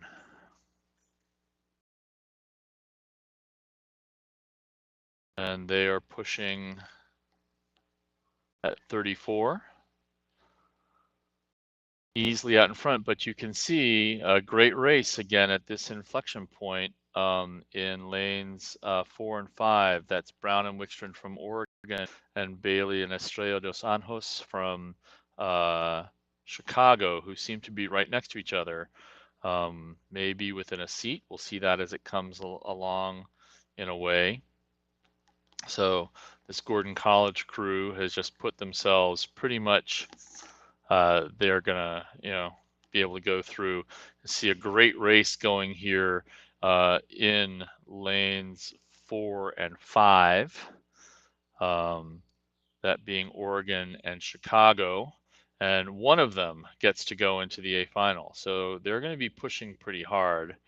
And if they're smart, Batokas and Dunnigan from Orange Coast will get hooked into that and sort of help pull themselves along, but they probably can't see that it's happening. That's one of the challenges with blind boats, is that you don't have anyone looking up in front of you to say, hey, there's a race that's taking off there, because these guys are now stroke for stroke. And let's see where the ratings are. Chicago at 36.5, Oregon. Check that again. Is getting 32, but I think it's higher.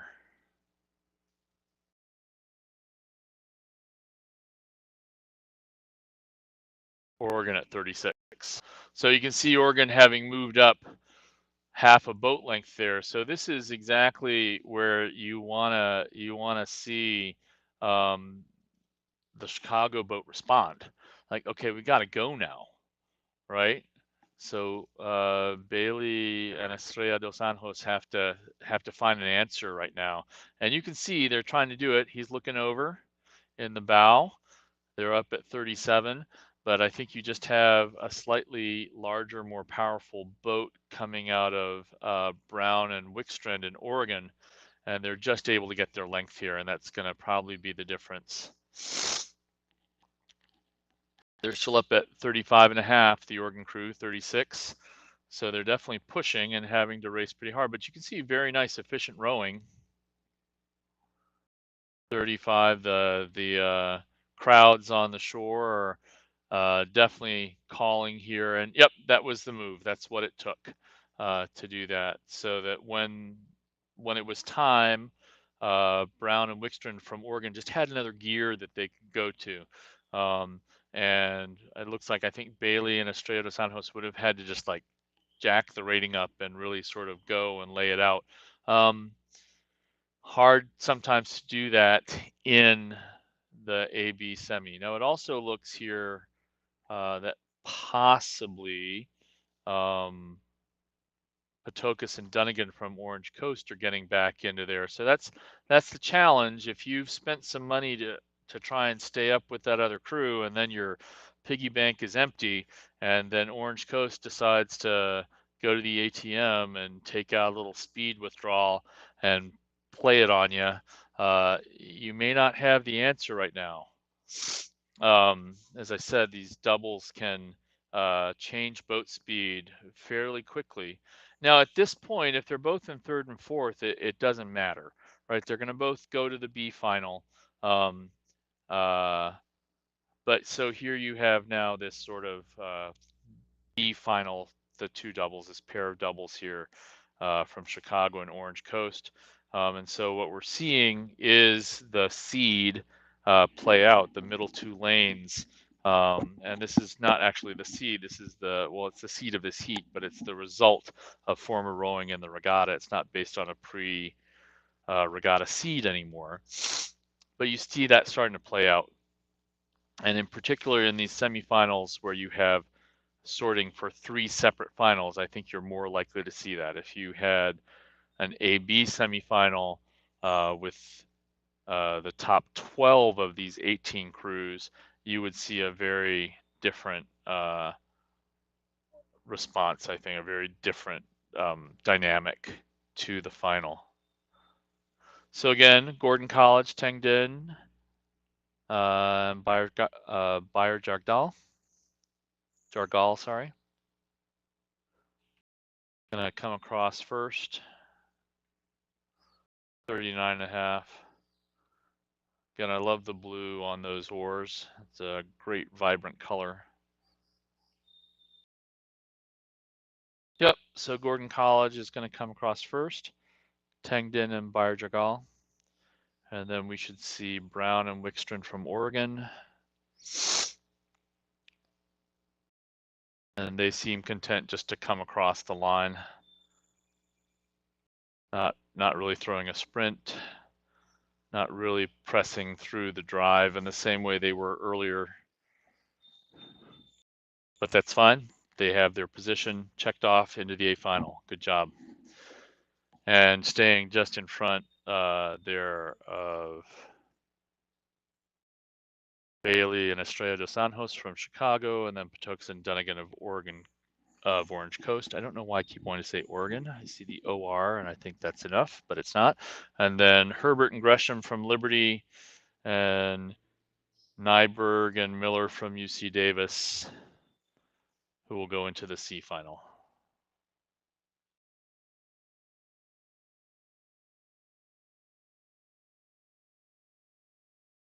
So now we'll go see the third semifinal of this event.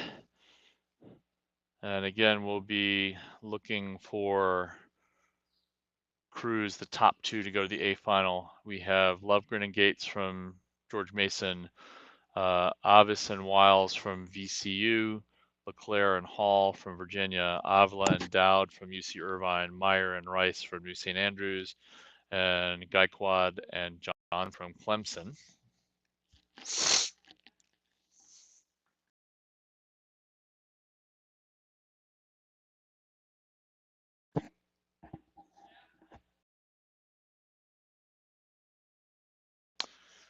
And again, I think we're going to see this chevron play out. You can already see it a little bit, but still in the first 500 meters. So lane 5 slightly over lane 6, lane 2 and lane 1 maybe even, but 3 and 4 out front. So it could be quite an interesting race to get into the B final. Right now in lane 3, we have Leclerc and Hall from Virginia out front. And pretty soon I think we'll be able to see that indeed those are bright orange blades.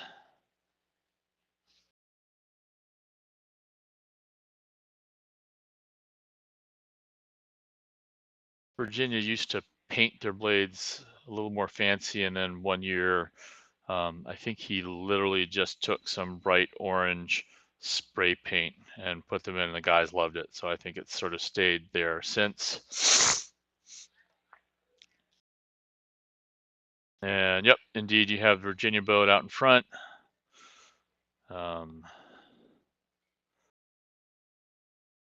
Photo-wise person, Virginia is known for its sculling. Just means that for many years, the Virginia crews have come and chosen to scull in the small boats here at ACRA and have done quite well. We saw a quad yesterday that looked quite nice, and here we have a double also rowing well, 32 and a half. And they are going out in front with Avila and Dowd from Irvine right next to them.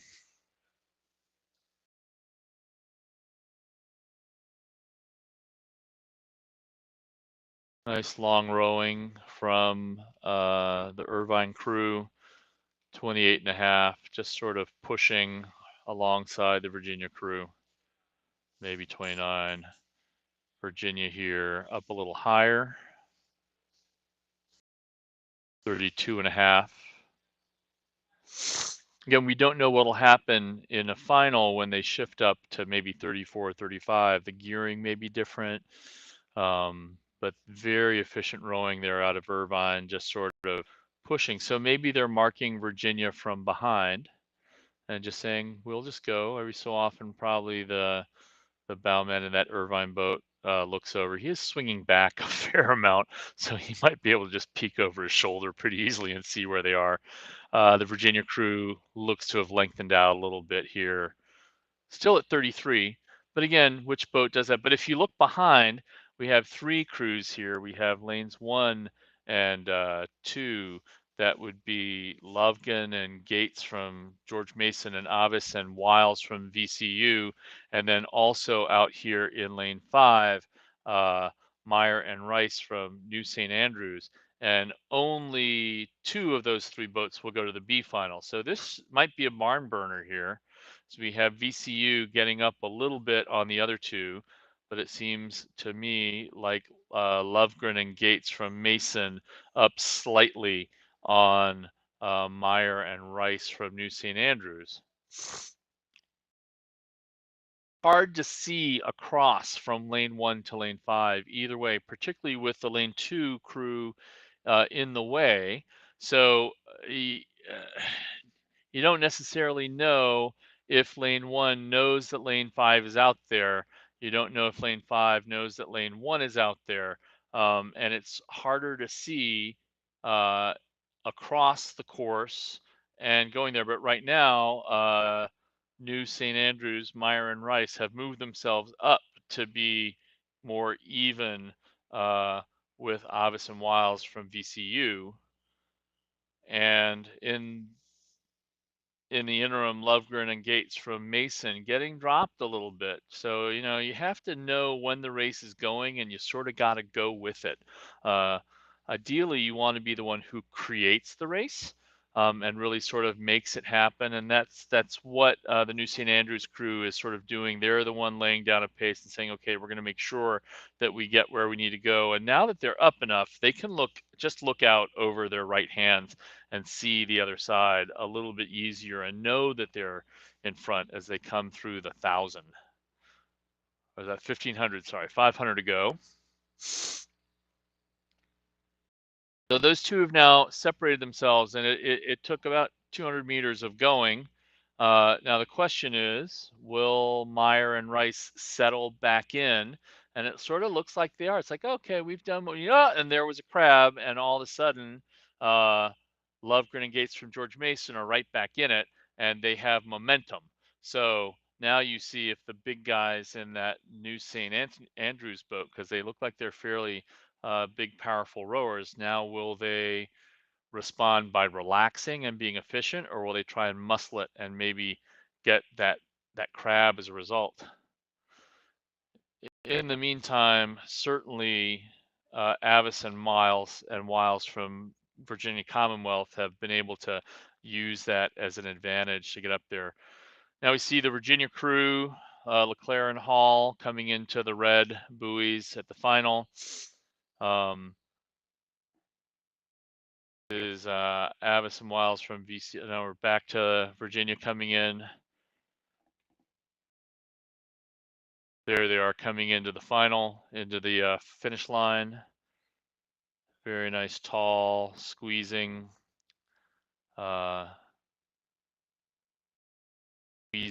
drive in the stroke seat there. So Virginia's going to come across first. Then it should be Irvine, Avila, and Dowd. That was Leclerc and Hall giving each other. Oh, lane 5. Meyer, no, lane 4. Sorry, Avila and Dowd come across, but they almost caught a crab there. Almost, they didn't quite flip. So let's not get dramatic, but that was fun to watch. And yep, there we go. We have Avis and Wiles and Meyer and Rice from New St. Andrews, Avis and Wiles from Virginia Commonwealth going into the B final, and then Lovegren Gates from Mason and Gaikwad Johnson from Clemson going into the C final. So looking at how those worked, I think we're going to have some fun finals later in the regatta. And we'll just see again whether Avila and Dowd have another gear they didn't show today. So from the doubles to the semifinals, to the pairs, we're going to go to the semifinals of the pair. And these are going to be A, B semifinals. So instead of 2, 2, and 2 going out, this is 3 boats into the A final and 3 boats into the B final. All of that has to do with the number of crews in each event.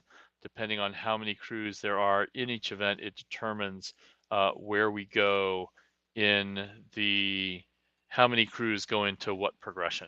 So it can be a little confusing at times, but it's all set up to optimize the racing and making sure that we get the right crews into the finals, and that we have the pinch points figured out. So if this had been ABC, this would be great because these 3 crews would all be racing for 2 positions. But right now, there's 3 to go through, and I believe that what we have here is Sigmund, Warner, and Schultz from Lafayette in lane 3 out in front, and then Dudley and Lagarda from UMass in lane 2 in second, and then over in lane 5, we have Phelan and Lynn from Florida. Joining them in this race in lane 1, Malarchik and Klein from Cincinnati, and McDade and Reddy Miller from Vermont in lane 4, who seem to be back. I don't know if they had a challenge at the start of some form. And then in lane 6, Hopkins and Geron from Orange Coast. So this is 3 to go through. And I think you can sort of see some of the rowing here as a result.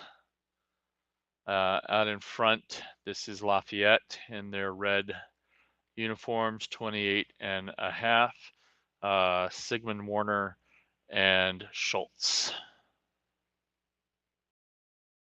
Very nice rowing, very composed, 28 and a half. Next to them on their right, on your left, in what we were just seeing, were Dudley and Lagarda from UMass.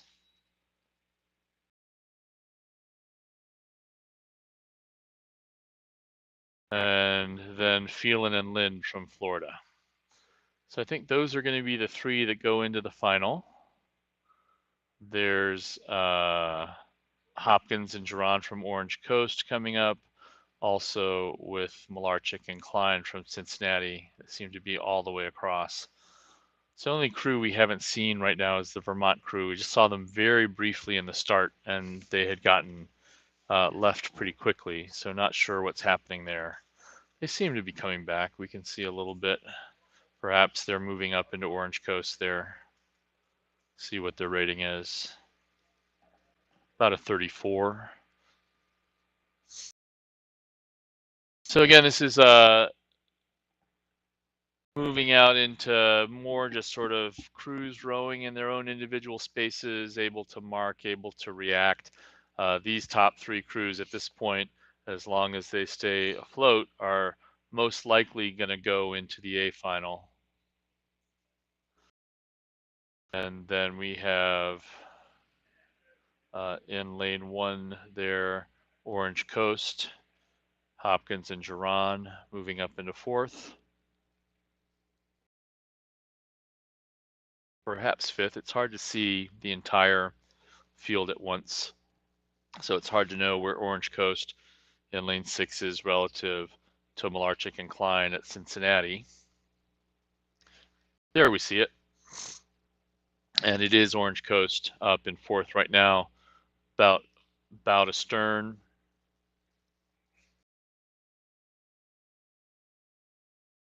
Over Malarchick and Klein of Cincy.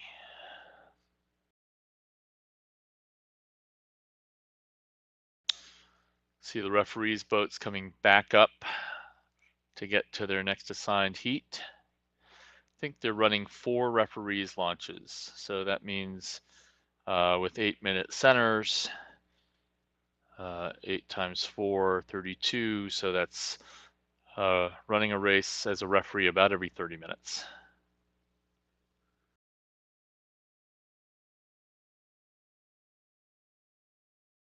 So very nice rowing here out in front from Sigmund, Warner, and Schultz of Lafayette.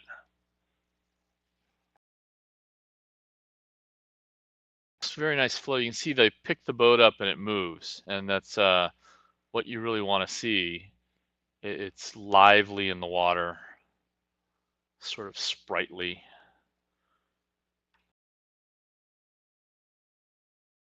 Story of a legendary coach at Northeastern in the 70s. Had a very big crew, including Larry Gluckman, who was my college coach. And Ernie told them at the end of practice, just make the boat float across the water like fairies, and just be light and pressy. And it's been something that's remained in at least my rowing lore. But it speaks to the ability to just pick a boat up and move it without muscling it, without overly manhandling or woman handling or person handling the boat, but really using the physics of the equipment to work for you, and you being suspended, all the body weight on that oar handle,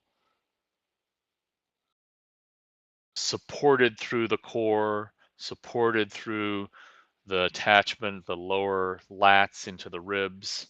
And then if your legs push, you get properly forward and your legs push 6 inches, the handle should move 6 inches. So that would be sort of perfect. You see the bow rower here. That's actually sort of quite nice. There's a little bit of dip in the shoulders, but other than that, very efficient boat moving there in that pair. And that was Sigmund, Warner, and Schultz from Lafayette.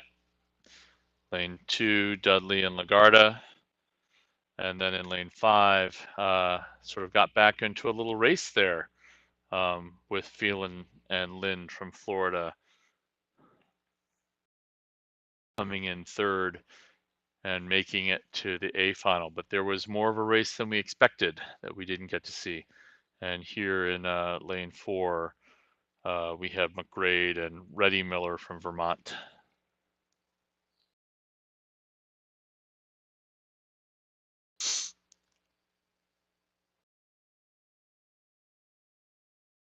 So you can see Phelan and Lynn just eking out Hopkins and Giron, who clearly put a very, very nice sprint in there.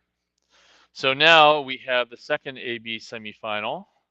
And this is Denfield and Park from GW in lane 1, Urquhart and Stone from Chicago in lane 2, Reen and Ahern from Pittsburgh in 3, Priz rhymes with fizz, I was told yesterday, not price, so Priz and Rogan from Michigan in lane 4, Bonewell and Covert from Southern Methodist in lane 5, and then Smith and Wang in Virginia in 6. And again, this gets to be the top 3 crews into the A final. Right now we have Urquhart and Stone from Chicago out in front, and we have Priz and Rogan from Michigan in second. And then a really good race here going between Beaumont and Covert from SMU and Reen and Ahern and Pittsburgh. And again, that's the inflection point here in the progression. So those two are going to be racing because they want to be in the top 3. So Michigan getting out just in front enough in front of them that hopefully they can absorb any move that comes in their mind. They're still up at 36.5, so they're pushing to be out there, still moving away. 35 now. Little bit here of Bonewall and Covert from SMU getting maybe half a boat length on Urquhart and Stone from Chicago. And we're about 4.5 minutes into this race. So they still have some time, but if they don't move quickly, it's not going to work. But the top 2 places here from Chicago and Michigan, fairly clear. Very nice suspension in that Chicago boat from Urquhart and Stone. You can just see they're hanging on it together. Very nice acceleration through the water so that the blade, you actually are accelerating the boat through the water. It looks from us like it's the blade that's getting accelerated through the water. And you are trying to press on the foot plate and with the handle with acceleration, but you really are accelerating the bow itself past the point where the blades lock in. So those two are there, fairly clear in terms of Chicago and Michigan. But then we have SMU coming up a little bit on, I think it was Pittsburgh. Lane 2, Urquhart and Stone out front. So still going to be quite a nice row here.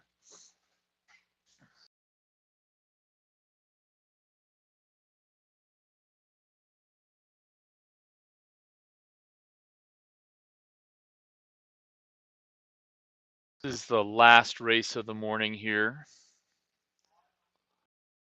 A slight break before we come back and start looking at some E-finals.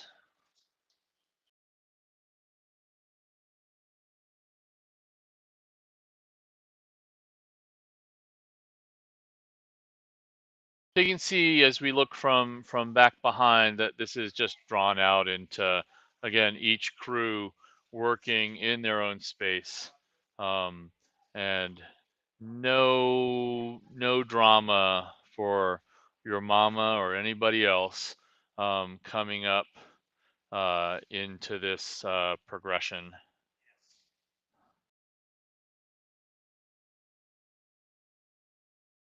So here you go, Urquhart and Stone out in front of Priz and Rogan from Michigan. Both of those crews are going to go to the A final along with, I believe it's Bonewell and Covert from SMU.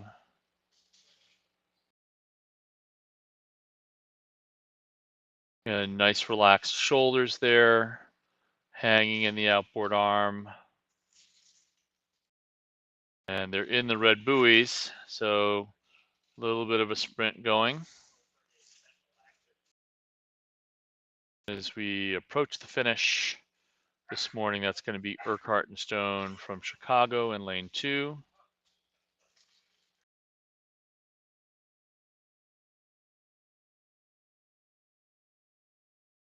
And then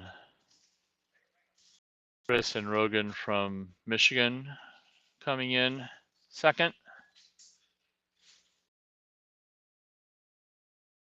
One more crew to make the A final. And in lane 5, that's Bonewell and Covert. They'll also join the A final. And the rest of the crews will come in to the B final. This is lane 3, Reen and Ahern from Pittsburgh. Lane 6, Smith and Wong from Virginia. And then we'll have Denfield and Park in lane 1 from GW.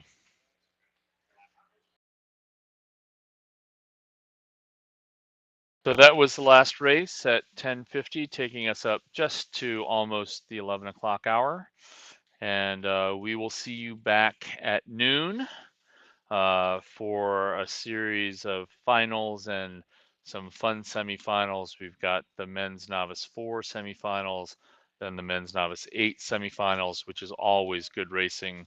The women's varsity 4 semifinals, also really good racing. And then we'll have a few men's varsity 4 semifinals, and then finally towards the end of the day we'll have men's varsity 8 semifinals, C and D and A and B, and then we will start a few grand finals towards the end of the day. Men's lightweight 4s, novice 4s, men's lightweight varsity 4s, the men's second novice 8, the men's third varsity 8, the women's second varsity 8, and the mixed adaptive single. That will finish out the day. So join us for some more racing in an hour. Have a good lunch, and we'll see you soon. Thanks for joining us with herenow.com for any of the results that you would need to see linked through either herenow.com or through row2k.com/results. Have a great day and enjoy your lunch or your breakfast or your tea, wherever you are in the world.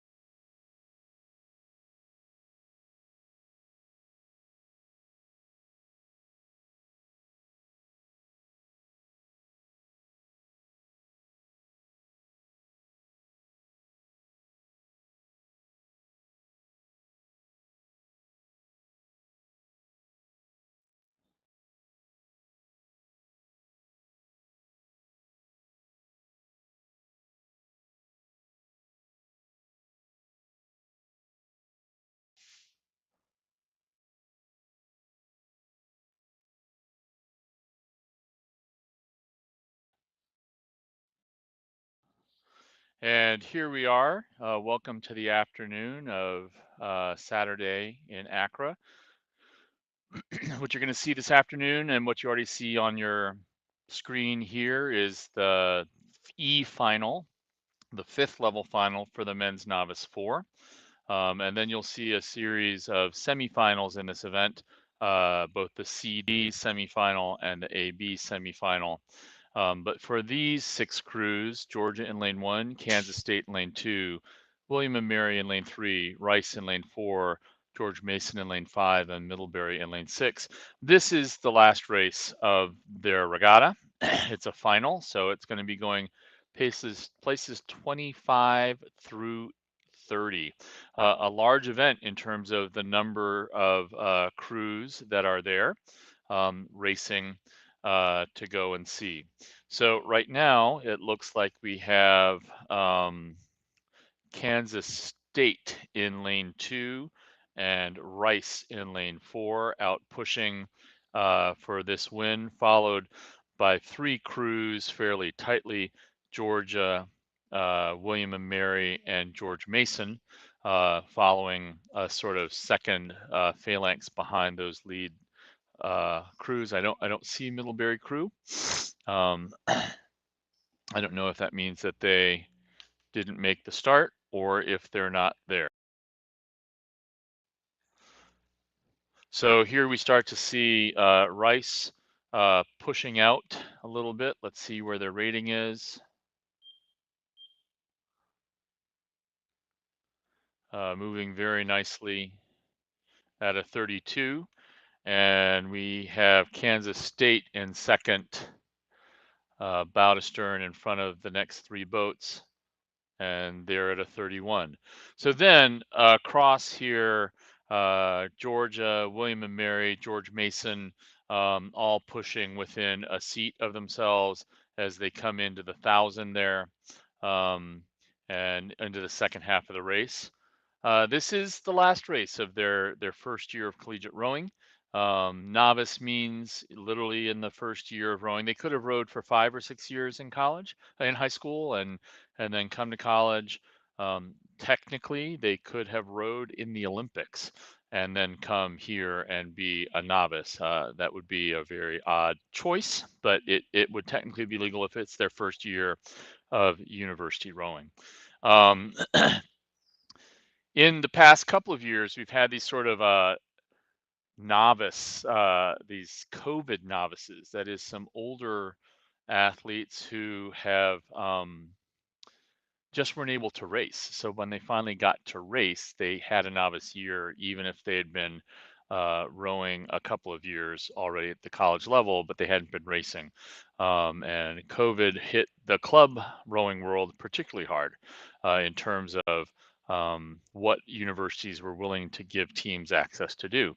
So this is really the first time in a while that we're pretty clear that the novice boats we're seeing are novices, that is truly in their first year of college rowing, probably mostly freshmen, maybe sophomores. Doesn't mean they can't be older, but not folks who've been training at a college level for a couple of years but not been able to race. So it's made it for a fun regatta in that sense. And we can see here Rice really taken off. About 32 strokes per minute. That seems to be Georgia, and the purple would be Kansas State. Those are in lanes 1 and 2. And these crews are now just racing for their placing. So it's usually everything all out. No one's trying to mediate their energy use through the regatta. This is the point that they've gotten to. And then when we see the semifinals, it's going to be some racing to get into those A final or the C final, and it will be usually some quite amazing rowing to watch. There seems to be Rice in lane 4 out in front, although those are Minnesota oars, I believe. And they're at 33, pushing along. So these guys have a final, while everyone else has semifinals in the event. because there were 30 crews, and so we already knew who the crews in this bottom level race would be, final would be. So they're having their final, and then everyone else will go and have their semifinals. Rice putting, as you can see, quite a dominant race here in this final. And then 3 crews really quite close together. Georgia, I'm sorry, that's Kansas State and William and Mary, I think. Yep, Kansas State and William and Mary on the left, and then George Mason on the right. Kansas State right now, Wildcats pushing up a little bit. Then you can see Georgia in the red coming into the picture. And again, no Middlebury that I see.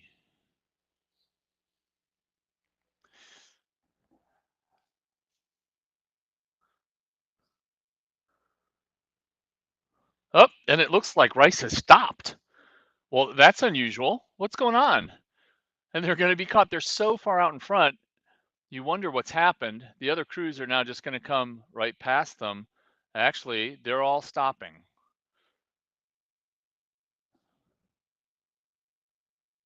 Was that the finish line? Maybe that was the finish line. That would make sense. So then they would stop. Sorry about that. It just looked like we're used to seeing a finish camera there, and here they come. And I just suddenly saw crews stop. So there we go. So they stopped because they had finished their race. So good for all of them. And here's Middlebury coming across in lane 6, and they were there, just not in the cameras earlier. So that was the E final. That's, I've never made that call before, but here we go. There's a first time for everything. So it's good. And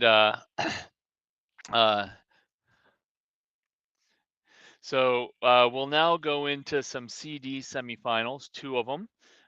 And this will be the first 3 will go across into the C final, and then go and race for places 13 through 18, and the trailing 3 will go into the D final. So sometimes you get some really good racing here in these semifinals.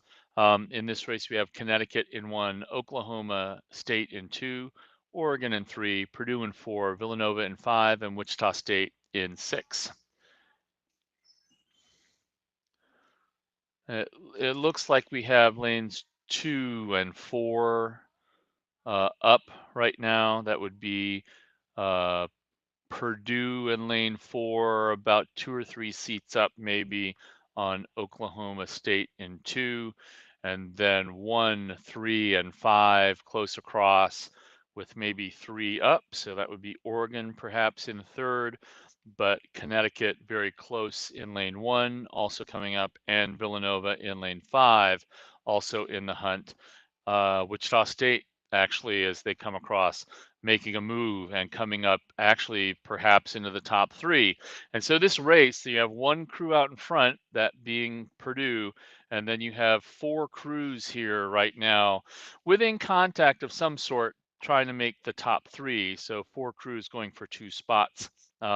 Oklahoma State pushing up maybe 2 seats into 2nd place. So let's see some ratings here. Purdue nice and strong, moving together, 33.5. And that's fairly nice under control. Oklahoma State in the yellow boat at 35, pushing to get up.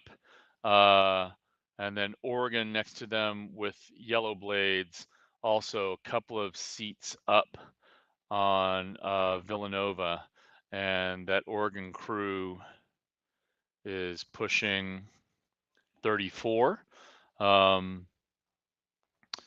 Normally you might see things a little bit higher in terms of the rating, but everyone seems to be at the same place. The weather's pretty good right now. It's there's a rain front coming in, so things are pretty dead quiet. But this sort of also mean that you should be able to.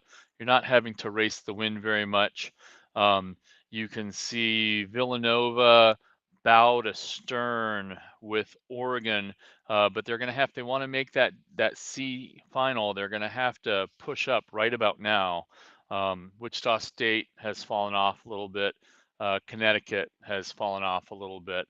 And so right now, here we are. We're getting a separation. Purdue out in front, Oklahoma State and Oregon sort of moving open water into the positions for the C final. So now we'll only see how much they want to go after a position between second and third. This Purdue crew, 34 and a half, very nice acceleration. The blade staying locked against the water and then sort of uh, levering the boat past the finish. You can see the blade stay in and just push the boat away at the end as the legs squeeze down and stay nice and down onto the deck. So that's a very nice send.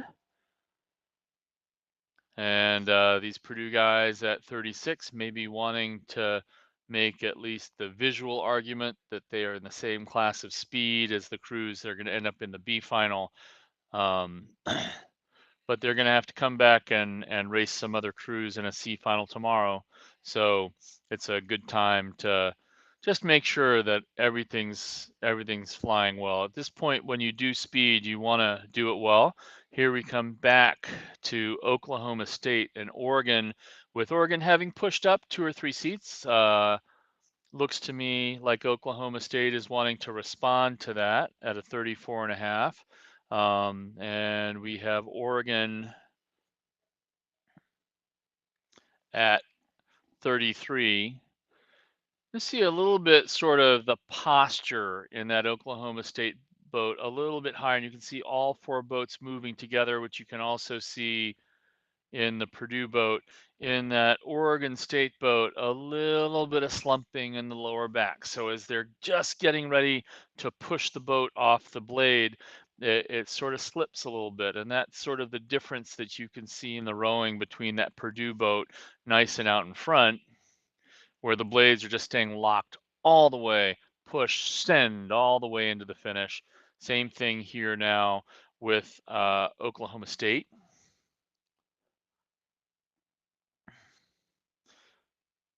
So again, it's not going to make a difference in which final they end up, but I imagine that Purdue wants to try and get up there and get the lane they want. Now this push from Oklahoma State is coming pretty well because Purdue was having to answer. They're also coming into the final sprint here, but you can also see the stroke in Purdue dumping his body a little bit into the catch, which wasn't the case. Maybe this is just as he's trying to sprint.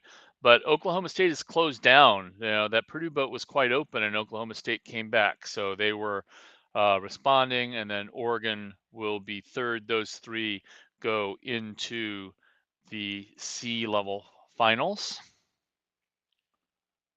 And then a break here, lane 6, Wichita State, 5, Villanova, and then lane 1, Connecticut. They will go into the D final tomorrow. So now we'll see another CD semifinal, just keeping an eye on 743, 746, sort of as the time that was there. And so here we are into the CD semifinal number 2, lane 1, Chicago, lane 2, UC Santa Barbara, lane 3, Arizona State, lane 4, Clemson, lane 5, Delaware, lane 6, UC Davis. And again, the top 3 get to go into the C final. So right now, that's Clemson in lane 4, about 2 seats up on Arizona State in 3, and Chicago in 1, UC Santa Barbara just a seat or 2 behind that. Those are the top 4 crews, Delaware and UC Delaware is sticking themselves back in there a little bit. They're still hooked on to that. UC Davis is off the back end already, as we're about 2 minutes and 20 seconds into the race. So just here in the second 500, again, Arizona State, Clemson having gone out fairly nicely and has a little lead, so hopefully they can absorb that. But there are 4 other crews all in racing contact and going pretty hard for 2 spots. So in some ways, 5 crews here going for the top 3 spots. But I think it's really going to be 4 crews going for the 2 spots as long as Clemson can stay out in front. Again, the rhythm in the Clemson boat, pretty nice. 35. Slapping the blades in a little bit, but they're getting on it right after they do, so it works. Maybe a quick catch approach. In lane 1, Chicago has pushed up to a seat over UC Santa Barbara. UC Santa Barbara has pushed up on Arizona State, again, about a seat. And then when you look over to Delaware, they're probably even with UCSB. So none of these guys are giving up. 3:30, they're coming into the 1,000-meter mark. You can see the little red buoy there, which will show that it's at the 1,000. So now we'll see who's got the third 500. Who's got the speed to push this right now? As we come alongside, you can just see just how close this race actually is in 3 crews racing for second place. Again, we still have Clemson open body over. And now Chicago has moved to 2 seats up on UC Santa Barbara. UC Santa Barbara a seat up on Delaware, and Clemson 2 seats behind that. So we're going to see who attacks here in the third 500. Clemson looking very nice, solid through the water, squeezing the blades off. 34.5. They're working here. They're having to stay up. And Chicago, having made a sort of very nice outside move along and with them, then pulling UC Santa Barbara with them. And that's putting now UC Santa Barbara about 2 seats up on Delaware. The Delaware coxswain probably is definitely looking at the UC Santa Barbara crew and is asking for a push, and now they've come even. Delaware, they're picking their rating up to about a 35, trying to take a move. They're just now maybe a bow ball in front of Santa Barbara. Santa Barbara's got to keep attacking. Hopefully their coxswain sees across, but they're only rowing at about 32.5. So they're going to have to take their rating up if they want to move now. But it also means they have a gear. But right now they're 2 seats down to Delaware. Delaware just pushing pretty solid guys at a 35.5 in the middle of that boat. So they're producing that. So it means Santa Barbara has a gear, but they got to play it now. And whoever wins the third 500 tends to win that. Now, the musculature there of Delaware just caught them a crab. They were able to sort of get back on it, but it also means now they have 2 options here. Are they going to actually relax a little bit and stay long, or are they going to keep getting tense as they come through the 1,500? With Clemson still out in front, you have Chicago and Delaware right now in qualifying positions, and UC Santa Barbara just sort of hanging around, but only again at a 32-33. Let's check the rating. 32.5. So if they wanna do this, they got to go up. If you look out at Chicago on the outside, they're probably racing at 34.5, 35, 36. So they're up. Clemson is at a 35.5. Yep, you got to bring the full package to the final race. So now let's see. It looks like UCSB is starting to move a little bit. Still at 32.5. And they're staying with people, but it's not going to be enough to move back on people at this rating.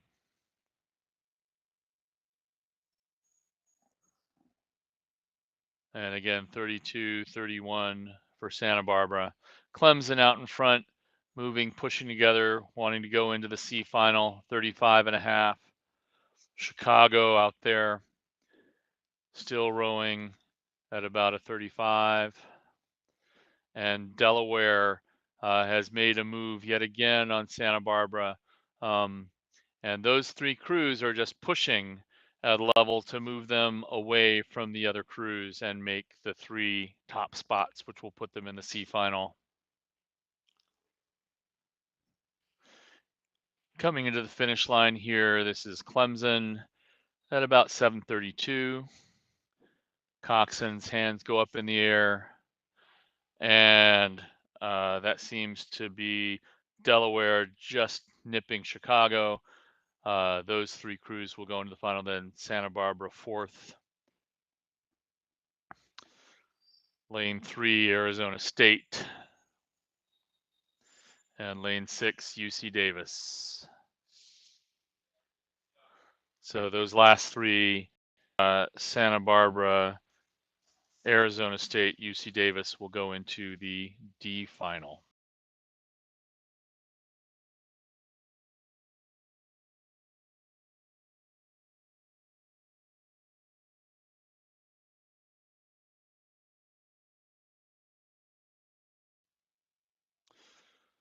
So having done the CD semifinals, those were crews 13 through 24. We will now go and see the top 12 crews out of the regatta. In lane 1, Georgia Tech, lane 2, Rhode Island, lane 3, Michigan State, lane 4, Lafayette, lane 5, Boston College, lane 6, Florida State, and they're off. So here we will get the top 3 into the A final with a chance to win a national championship. 4, 5, and 6 will go to a B final, which in an event this deep is a pretty good thing. Placement, but yes, everyone wants to go out and make the A final. Still pretty tightly bunched. The only crew that seems to have dropped a little bit here is Georgia Tech. Otherwise, we have 5 crews within about 2 seats of each other as they're all coming up. Boston College maybe half a deck out, not even, leading very even across here. Rhode Island, Michigan State, Lafayette, and even also then with Florida State on the other side. Just BC having pushed itself out just a little bit. And they're going, right? Because this is 3 to go through and 5 crews putting themselves in place to do that. So we'll see now as they're about a minute 20 in, they're going to hit their base speed. So was that simply just a start speed out there in lane 2 or in 5 from Boston College? They're sort of getting reeled back a little bit and coming into the other crews.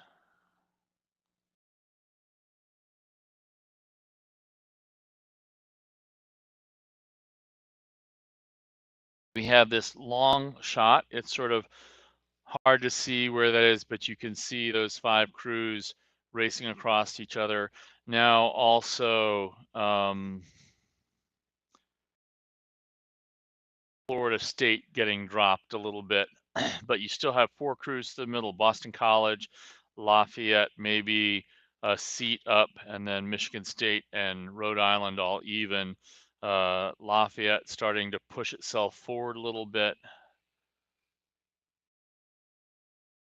I believe that they're specializing in this for, I don't think they have a novice 8. I'm going to go check. So what that would mean if they don't have a novice 8 is that these are their top 4 novice guys pretty much. And yep, I'm not seeing a novice 8 from them in the end. So this is probably the top 4 Lafayette guys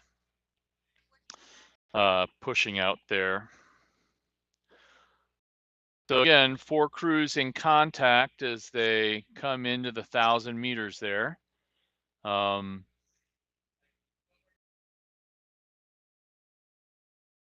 Lafayette pushing out a little bit more up front. Rhode Island maybe a seat over Michigan State, who's a seat over Boston College, and then Florida State bow to stern, a little bit of open water behind Boston College.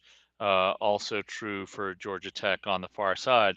So we have the Boston College bowman looking over to see where they are. You can see the race really coming up. They've just gone through the 1,000 in about 3:42. Here's the third 500. Interestingly, we have Rhode Island's push, and their race with Michigan State is moving them up into Lafayette. So we'll see how that goes. But it's also dropping Boston College off the race. So Boston College is going to have to figure something out here to get back into this as Michigan State and Rhode Island's race is pushing them back into Lafayette.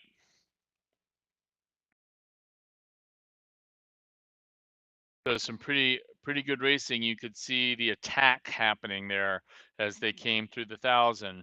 The question is going to be at the 1,000, did they take some sort of short move, an 8, a 10, or a 20, something like that, or did they take a commitment to new speed?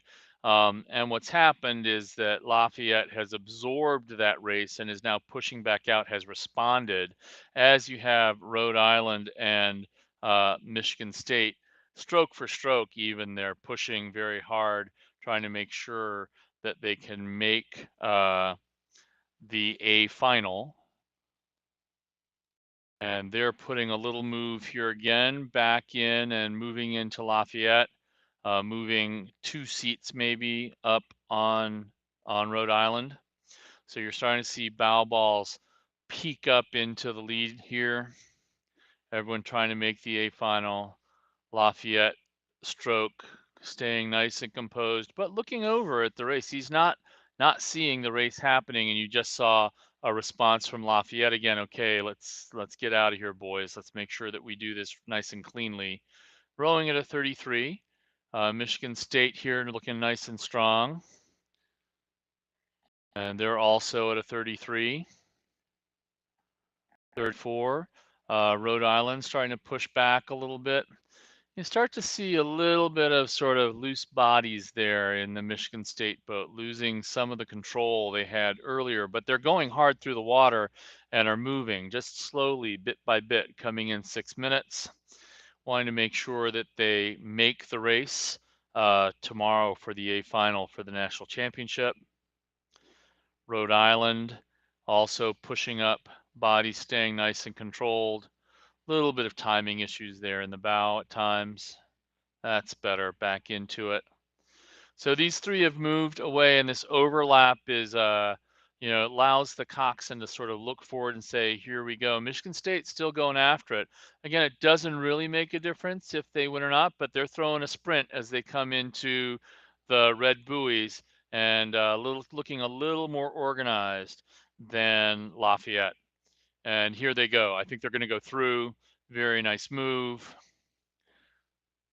Hard to tell at this angle, but yep, just a little bit up. Lafayette responding. That's gotten some open water for those 2. Michigan State sprinting through.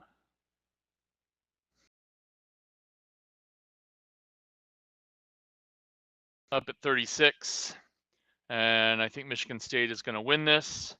Have a center lane in the A final tomorrow. Yep, and here they come. Their sprint worked. Michigan State coming through Lafayette, who led most of the way. Lafayette second, Rhode Island third.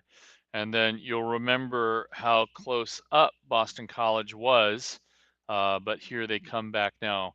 So they spent the energy they had to try and stay up, didn't quite keep them in place. Lane 6, Florida State, and then lane 1, Georgia Tech. So into the A final will be Michigan State, Lafayette, and Rhode Island. And into the B final will be Boston College, Florida State, and Georgia Tech. So now we'll do it again. And this time we'll be doing it with Bucknell in lane 1, Pittsburgh in lane 2, Minnesota in lane 3, Ohio State in lane 4, Michigan in lane 5, and Liberty in lane 6. Again, it'll be 3 to go. Minnesota, Michigan, Bucknell definitely have freshmen or 8s in front of them with novices in them. Here they take off. And we'll start to see how this plays out. What you're seeing all the way over on the right there is Bucknell with that orange flash on their blades. You can see Michigan all the way to the left in this, and the bright red jerseys of Ohio State next to them.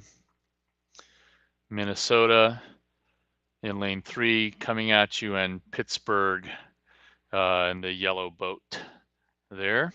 Hard to tell from this angle who's where.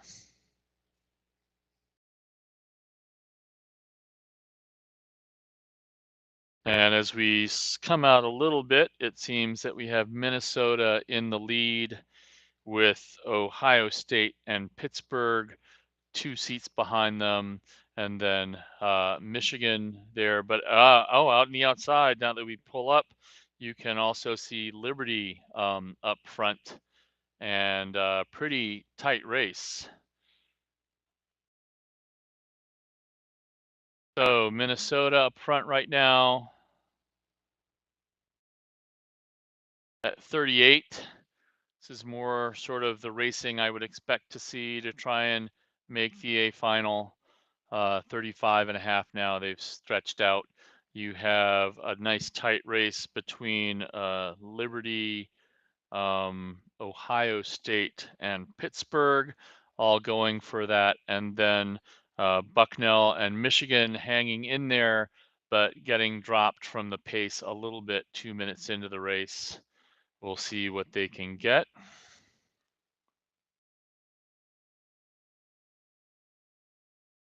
So again, what's interesting in these Novice 4 events is some of these crews are the top 4 guys in their Novice program.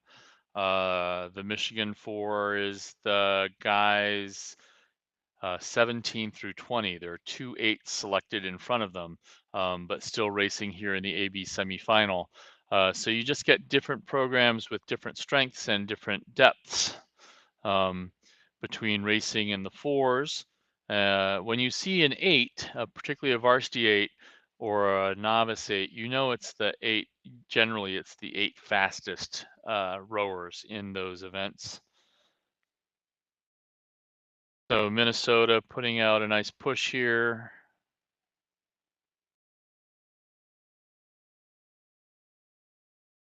At 35.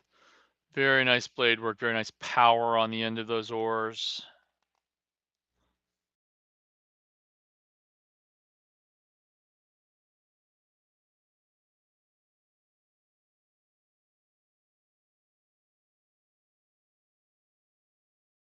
And people sticking in there. I mean, you can see Liberty out on the side now. Michigan seems to be moving on them a little bit.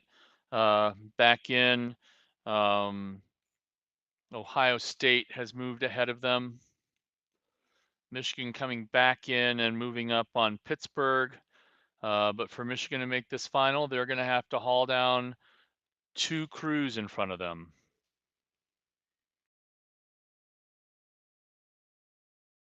Still, as we said earlier, one of the advantages of being from a big program is that they've spent the last 2 weeks just duking it out with all the other small boats. Looks like they're putting a move on Liberty, but it's probably not going to be enough with Ohio State open water ahead of them and with Pittsburgh open water ahead of them.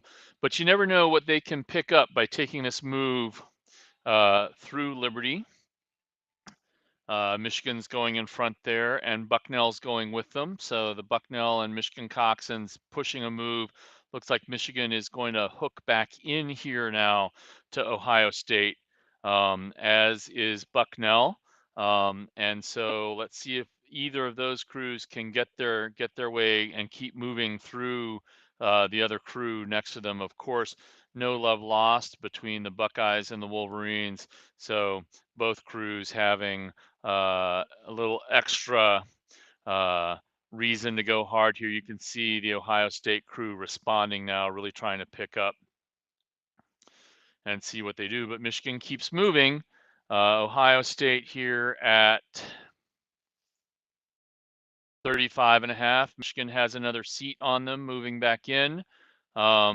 It's just they're going to have to do something, or so is Bucknell just going to have to really do something to get up there. We're coming into about 1,500 meters, so they're running out of water. Let's see if the Michigan crew takes a lift and goes for it. Minnesota still out in front, little open water, but they're having to go hard because of this fierce racing behind them, still at 35. And then Pittsburgh moving 2 or 3 seats up on Ohio State. Ohio State responding really well to that Michigan charge. But you can see, again, the Michigan Bow Ball sort of pushing up in there, trying to get in there. We're going to see if one crew can make the other one break a little bit. Ohio State at 35, 36. Here's Pittsburgh trying to push up into Minnesota a little bit. As we hit the red buoys, last 250. Yep, Ohio State has moved back out on Michigan. Michigan made a nice push in there, but Ohio State just bigger and stronger, being able to push away.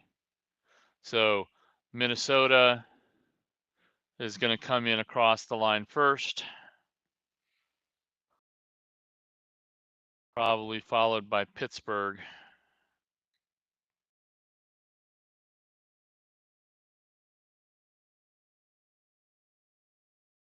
They will go into the A final. Except we'll see Ohio State come in third. Yep, almost catching Pittsburgh. Michigan still sticking it in there, not quite getting far enough. And then Liberty comes back over Bucknell. So a great second semifinal there in the men's novice 4. So now we're going to do the same thing again, but in the men's novice 8s. So semifinal, AB semifinal 1 will set the top 3 into the final. Here we are at the start.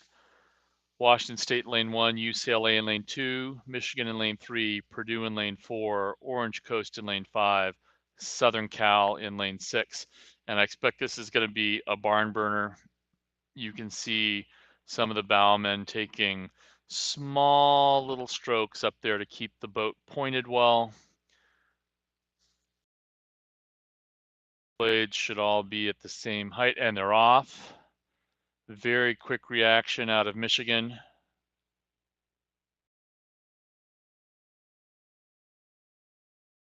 And they're up at 48 to move out of the dock. Already a couple of seats. Purdue, high sequence at 44. UCLA has had a very, very solid racing season. They're up at 46.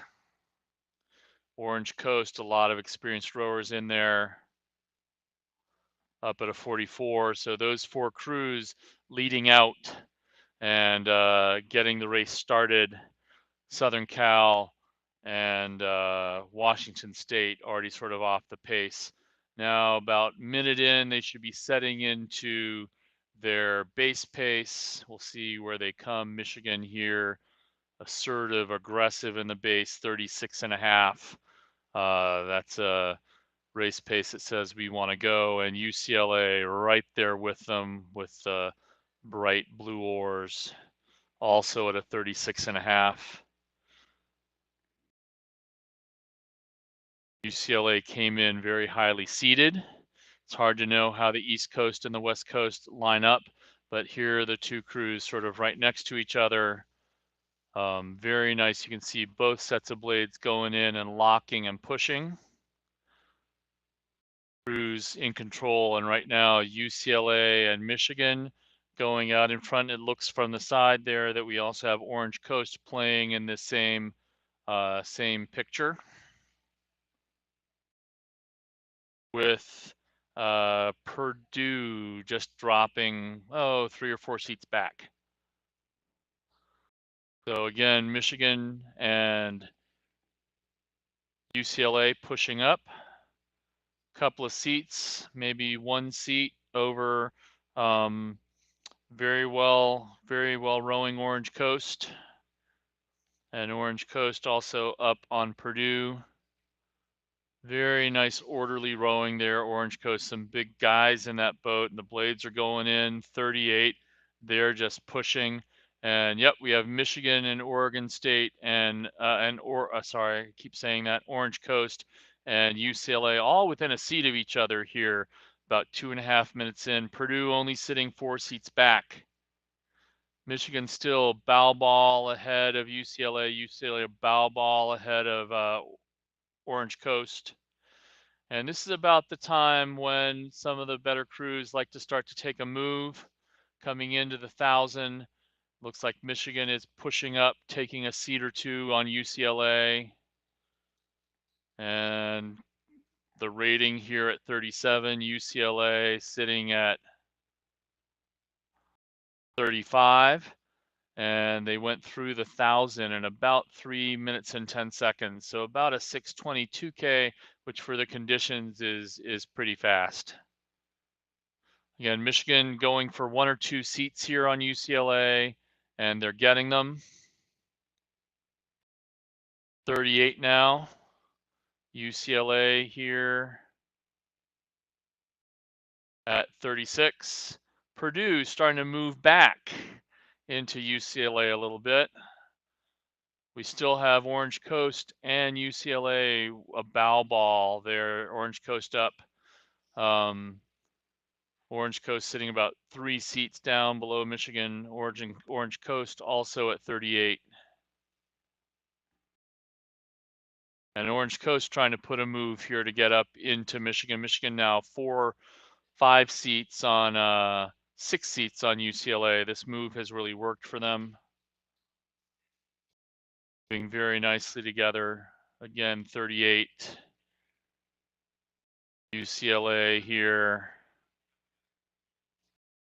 The Black and Knight is the name of the boat, or the sponsor of the boat, Black Knight. 34 and a half, 35. So Michigan is doing this with a higher rating. UCLA is doing it with a little bit more push and send every stroke. Again, top 3 get to go through. So the question here right now is, can Purdue get back onto terms, as the British say, with either UCLA or with Orange Coast? I don't think it's gonna happen for Purdue, but they're going after it. Maybe they'll pull Orange Coast back in. Orange Coast made a nice move. Yeah, now actually Purdue is only 2 seats behind Orange Coast, so we'll see what they have. UCLA seems to have moved away, and they're pushing a goose out of the way. Michigan now bow to stern on the field, so that's good for them. UCLA up a little bit on Purdue and Orange Coast, and Purdue making a nice big charge here into Orange Coast. So we'll see if they can hold Orange Coast 2 seats up on Purdue, Purdue having closed. And once you have some momentum, it really helps you. This is going to be an exciting race as we have Orange Coast and UCLA even for all intents and purposes right now. Maybe Orange Coast up a little bit, but that's bringing Purdue back. So we'll maybe Purdue get UCLA, but not get Orange Coast. And here we are in the red buoys. Michigan's going to win this. But who's going to be 2, 3, and 4 with 1 relegated to the B final? That's all to see. This is great racing, as we said you would get in these semifinals. Michigan goes across first. UCLA, Orange Coast, and Purdue a seat back. So they pushed all the way back from a length down to only be a seat back. Really nice second 1,000 there. Just ran out of some water there. And Michigan going in 6:18. And so as we saw, about 3:20 at the 1,000. That's a pretty even split. UCLA at 6:20. And here we go with Southern Cal and Washington State coming across to finish out the first semifinal of AB. So that's AB semifinal. So that's Michigan winning with UCLA and Orange Coast also going to the A final, Purdue into the B final. As you look at that, only less than 4/10 of a second behind Orange Coast. So some great racing, and we should see the same thing now in this second semifinal. Keep 6:18, 6:20 in your mind as the speed that went down in that first semifinal, because they all were racing. There was no one playing around with that, so this is a pretty good indicator of what their speed actually is. Maybe we've first seen. Um, Delaware had good speed in the heats. Virginia had good speed also in the heats. So we'll see where these folks come up. In the second semifinal, we have Washington, UC Davis, Virginia, Delaware, Northwestern, and Irvine.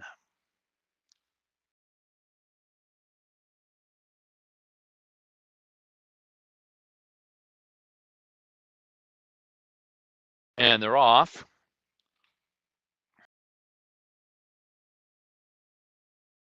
We have Delaware up early, moving and getting in front as Michigan did in the first there at 44.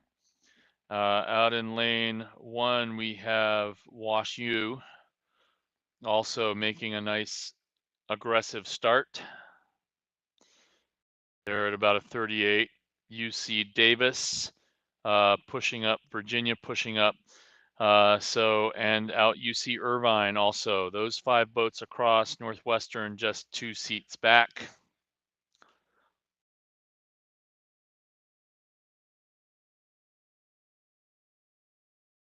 So some very good even racing here as we come into the first 500, end of the first 500 and moving into the second 500. Delaware out in front. Let's see where they've settled their base into.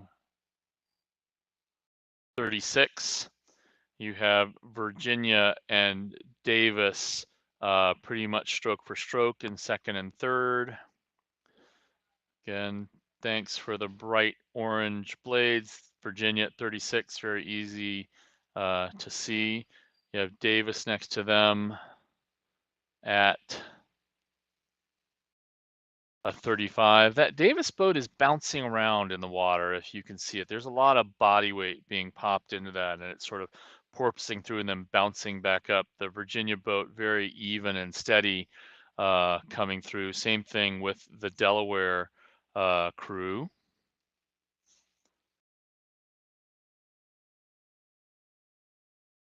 Looks like Wash U is still sort of up in there, and Northwestern and Irvine also couple of seats back maybe, but racing very hard. All 6 crews overlapped to a certain extent. Delaware definitely out in front. Very, very nice rowing here from the Blue Hens. They've also gone up to 37, as did Michigan, and they're coming through into the second 1,000 there pretty soon. So we have Delaware out in front. Virginia has now moved 3 or 4 seats into second over UC Davis. And then we have 3 crews further back, Wash U, UC Irvine, Northwestern, all racing hard. But right now it is Delaware out in front, open water over Virginia. Virginia 3 seats up on Davis. Davis 5 seats up on Wash U. Northwestern 4 seats back from that, and Irvine 2 seats back from there. Again, Delaware just moving away very, very nicely up to 37.5, taking a move. Virginia here eking out another seat again over UC Davis. They're at about a 36. That again, 34.5. So perhaps they're just out and saying, okay, we're out here, we're going to go hard, but we're not going to really take all of the speed that we have at this point. They're content to be in second. They're still pushing to get another seat and get clear of UC Davis, and they're just about to do it. Davis is at 35, and they are about astern with those other 3 crews, Wash U, Northwestern, and Irvine. So Delaware in easy control here of this race, 36.5, still pushing. Virginia may be closing a little bit there.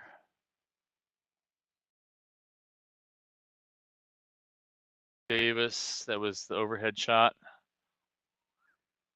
And very nice. You can see that as the Delaware crew transfers its body weight forward, the bow of the boat just slips out underneath them, moving really quite nicely. That's Wash U on top of Wash U. Again, these are between the last heat and this heat, the top 12 crews in this event. And Wash U at 35.5.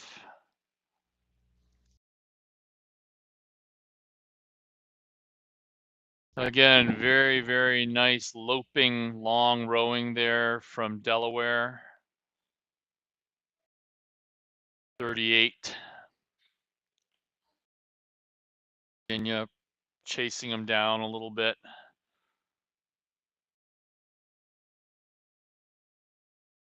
35.5. So we've seen Delaware and Michigan both with this ability to get out in front of the rest of the heat. Then you don't know what Delaware is doing. Are they just marking here? Are they coming off a little bit, or are they moving? But they're still up at 38.5, so they're not trying. 39. They're going through a full sprint. It's great. There's some big guys in the middle of that boat. Definitely moving. Remember, we're seeing 618 in the other heat. And we're seeing about the same thing here. Virginia in second. And UCLA in third. Northwestern coming across in fourth. We'll go to try and win the B final. Lane 1, Wash U, and lane 6, Irvine. So again, we saw 618, 620 in the first heat. We saw 619 in the second heat.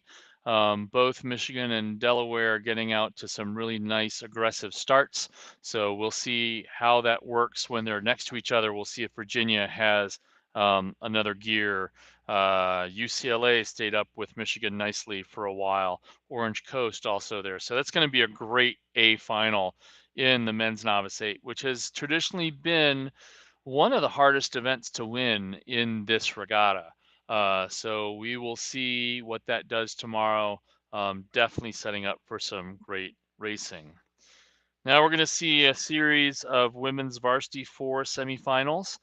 First, we'll see the 2 CD semifinals, and then we will see the A and B semifinals.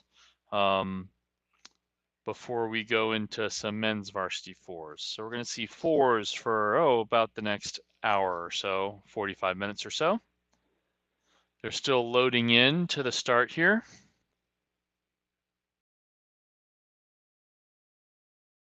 Because there seems to be a break in the regatta schedule. So we will take a little break as well and come back. The next race will be the women's varsity 4 CD semifinal starting at 1:04 in about 8 minutes. So enjoy the view.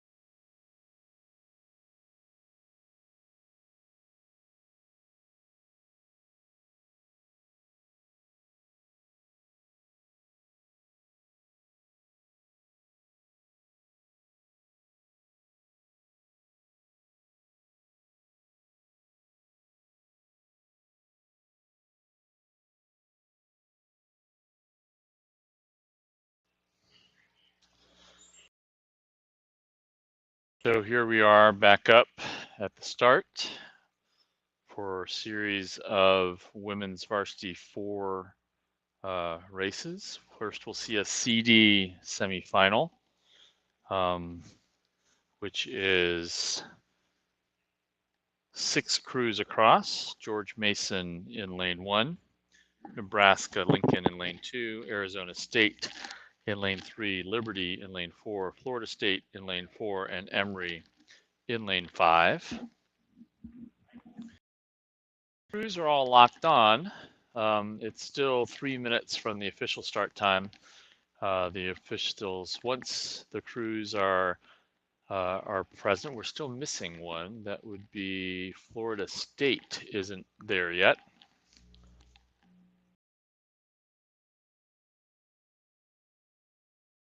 If that's going to be a scratch or if that's going to be, they're supposed to be locked on 2 minutes before. If they're late after 2 minutes, then they end up being, they can be excluded, penalized. So they should be there, but they're not yet. No indication of a scratch on the sheets that we have here. So currently we have George Mason in 1, University of Nebraska in 2, Arizona State in 3, Liberty in the red boat in lane 4, no Florida State on the start yet, and Emory in lane 6. And again, as with all these semifinals, with just 2 letters after them, C and D. This means the top 3 will go to the C final, and the remaining crews will go to the D final. You can see that ideally, right, if this is all square, everyone should be totally parallel. They're not quite. They're not a little bit, not far off, but crews are pointing a little bit differently and should be handling that. You can now see in lane 4, Liberty is reaching around. They've passed their 2 oar up to 3, and she is sculling them around to get them pointed. Same thing is happening now with Arizona State and lane 3. The way that the weather front is coming through, you can also see that happening in lane 1. We call this sculling the boat around. There's just a slight crosswind, and up from this starting line, there's a hill and a road that comes right down at that starting line. So if there is weather coming over the hill, that's one of the first places it comes, and it sort of pushes the bows of the boat out there. And the coxswain, the starter's flag goes down. You could see the movement of the red, and no Florida State in view. So they will have dropped out of this race, or they'll have been excluded for not making it to the start. One or the other. So here we have Liberty going out in their starting sequence. And they're up at a 39. Next to Liberty is Arizona State within a seat of Liberty. And they're also at a 38 in their high sequence. In lane 2 there, we have the University of Nebraska pushing over a little bit in the lane on George Mason, but they're up enough that it's not really making a difference. And so we have Liberty and Arizona State pushing into their base now, a little bit over a minute in. They finished their high start sequence. So now we'll see who has base speed and who may just have had a nice pretty start to throw. Again, you're not going to win in your start very often. And if you are, it's probably going to be because you're already faster than the other crews. You can lose in a start if you aren't pointed or you get flustered and you get dropped. Then that can be hard to do. But these 2 crews are coming out and matching speed pretty well. Arizona State at a 36. Liberty here at a 34. And Arizona State has taken a seat or two coming into the 2-minute mark, and those red buoys are the 500 meter. So they're headed down at about an 8-minute pace.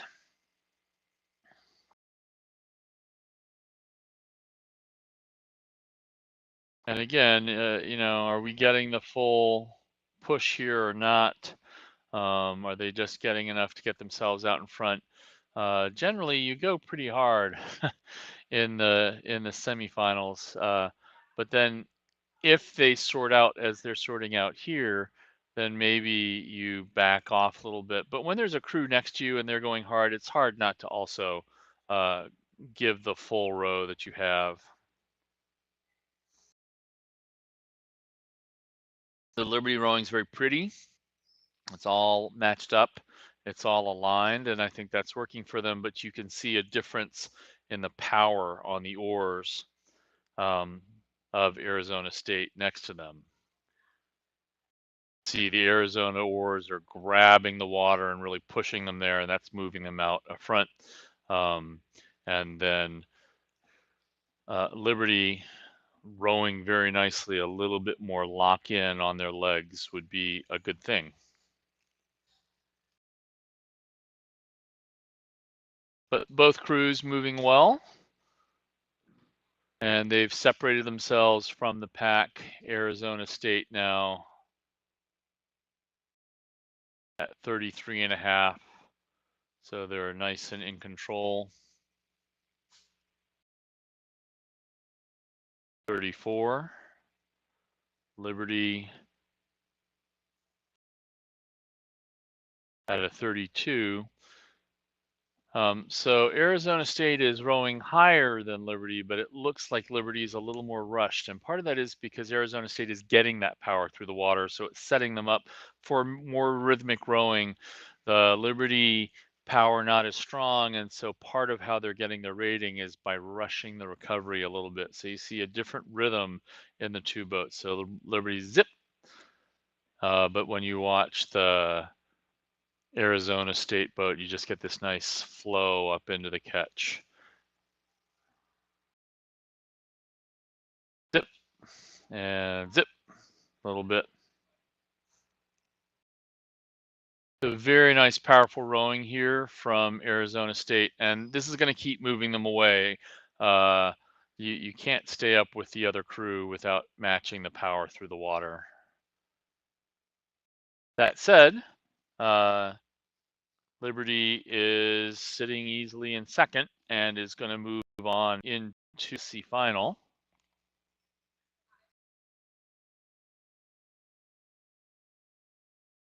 And it's going to continue this way down through the course. Now we just have Arizona State doing a nice strong push, but not doing anything that's trying to open up any of their last gears at all. What they are doing, no matter what rating they're at, is getting the front end connected. That also then makes the boat feel nice and strong underneath you. Just lets you relax and swing with your teammates. Liberty still giving it a really nice good row there, but being outpowered by Arizona State. So we've seen those two crews here. Let's remember that we also have Mason, Nebraska, Florida State, and Emory. And one of those boats is going to get to go into the C final. I started to see Lincoln, University of Nebraska there showing up. Looks like they're in third, but you can see those first two crews are out pretty significantly in front. And then we have University of Nebraska in third over Florida State and open water ahead. So again, they're rowing in sort of one of those bubbles between folks, and it can be uncomfortable to be there, or you can just sort of sit there and hit your rhythm and row well and get done what you need to get done to make it into the final that you want to make. In this case, the goal is the C final, which is places 13 through 18, which will race tomorrow. So a little spread out in this race. You can just see again the power from Arizona State has moved them away from Liberty fairly easily. Rowing at 32.5, swinging very well together. Liberty 35 or so. You can just see just sort of pushing themselves forward on the recovery rather than pushing the drive forward pushing the boat forward through the drive. But there they are, clearly out in front of Nebraska. Oh, over here in the inside, we have Emory, who might actually now be in front of Nebraska. This is the thing of calling these races from video feed. You don't always see everything that you would see if you're on the water. This venue doesn't allow easy on the water calls. So here we are back to lane 3 with Arizona State just pushing away. And we have an inset on the other side. I'm assuming that that is the second of these CD semifinals. So I think what you're seeing in your upper left corner is going to be Alabama, Huntsville in lane 1, Berkeley lightweights in lane 2, Oregon in lane 3, Vanderbilt in lane 4, Washington in lane 5, Virginia Commonwealth in lane 6, and if we see a lane 7, Oklahoma State, that's exactly what it is, and we see 7 crews. So the race behind us already in place, and through the technical bravado of the Here Now crew, we're seeing both races at once. So we'll have Arizona State, Liberty, and University of Nebraska going into the C final. Let's see who they're going to be joined by in the next final. Right now, it looks like Berkeley out in front in lane 2. And then Wash U and Vanderbilt. Vanderbilt in second, Wash U in third. But with Oregon and Alabama, Huntsville fairly close behind there, pushing up.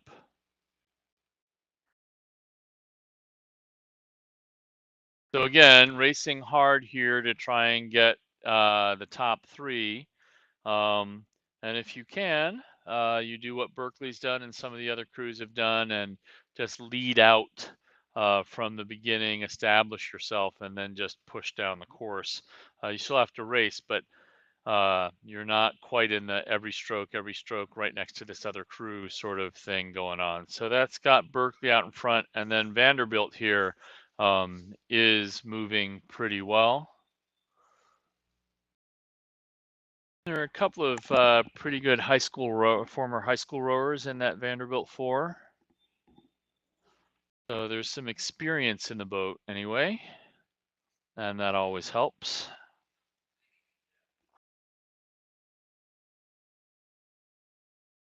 Just starting to get a little bit of rain here, but no real weather in that sense. No wind coming up. Very, very nice rowing here by Berkeley. Rowing with Virginia oars, I believe. Vanderbilt still in second, and Oregon right behind them, pushing up very even to Wash U.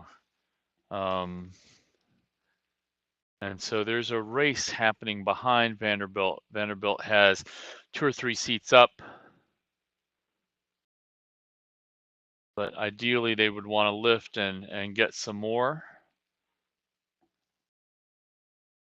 Right now, Oregon is going along with Vanderbilt, and those 3 crews are sort of pushing themselves away a little bit. Those 2 crews in second and third, I probably should say, pushing themselves away a little bit. And yeah, you can see open water now back to Wash U and Alabama Huntsville. Get the side shot here as they go through the 1,000-meter mark.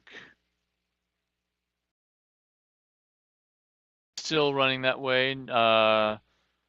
Vanderbilt and Oregon having a nice little race at second and third, but they're both nicely clear, and that competition is going to keep them separated from the other two crews behind them at Wash U and Alabama Huntsville. Again, here we have Vanderbilt taking a little move, going from 2 seats up to 4 seats up right after they went through the 1,000.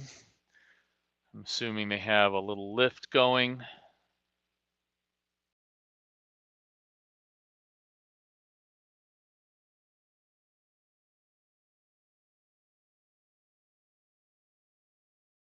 And in the inset there, you can see this same race from a drone on top. See the separation there that between the top 3 who will go into the C final.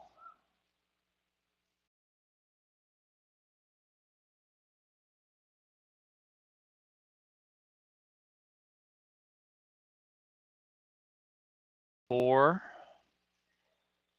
Naya, the stroke of the Vanderbilt 4 had a nice successful high school racing career. And now here comes Oregon putting a move on. But some very nice experience there in the stern of the Vanderbilt 4. And the rain's coming down now. We've been sort of watching to see when this would happen. No lightning, no wind really, but just a lot of water. It's a great race here going between Oregon and Vanderbilt. You may as well race it because it's fun. I mean, if you're close, why not win? And sort of maybe you find something more for the final tomorrow.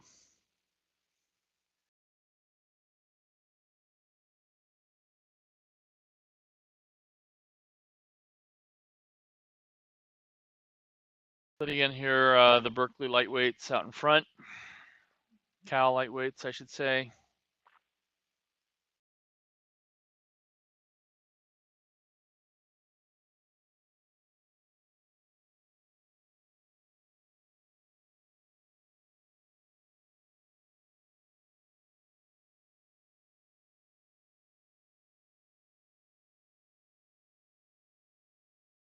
So with the rain, the imagery, the stream getting a little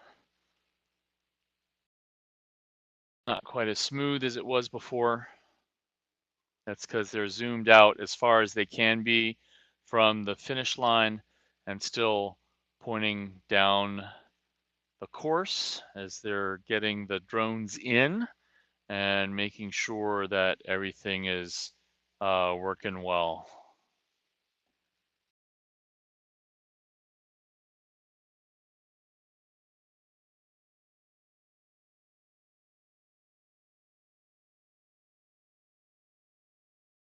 So again, here looks like Berkeley out in front. Looks like Oregon had put a move on Vanderbilt. There they are coming into the screen. But it's going to be Berkeley, Oregon, and Vanderbilt from the middle of the race who are going to come in and finish 1, 2, and 3 and move on to the C finals.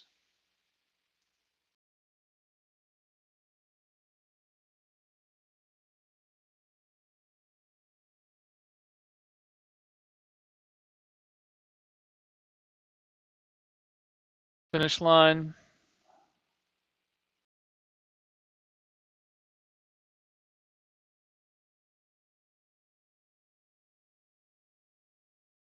Yep, and clearly we can see that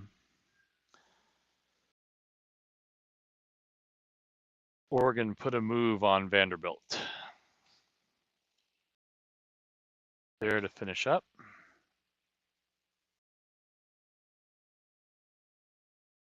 We'll be going back up now into the second the first AB semifinal in the women's varsity 4. This is going to be Chicago, Michigan State, FIT, Orange Coast, Florida, and Colorado once we get these other crews across the line.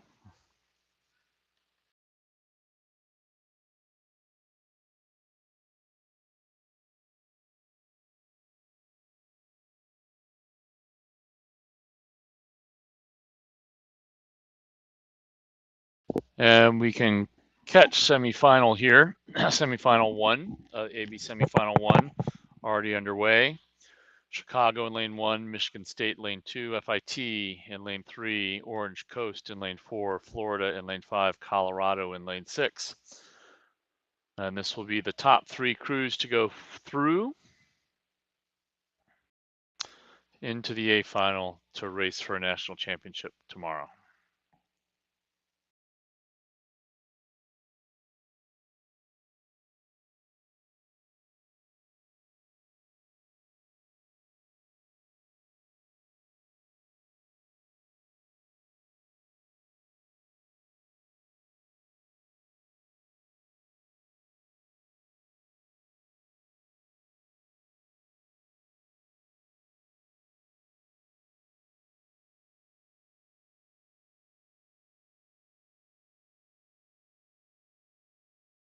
We're about 3.5 minutes into this. Hard to sort of tell what's going on right now.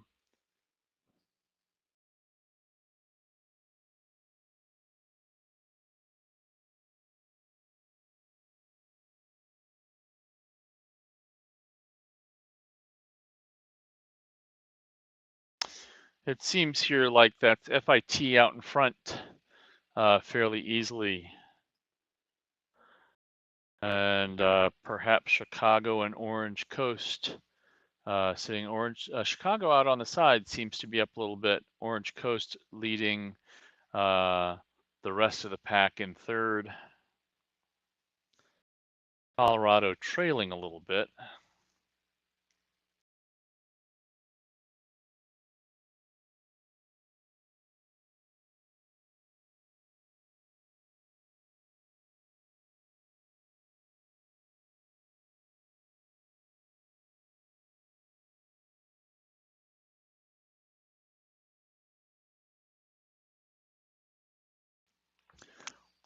FIT definitely easily out in front.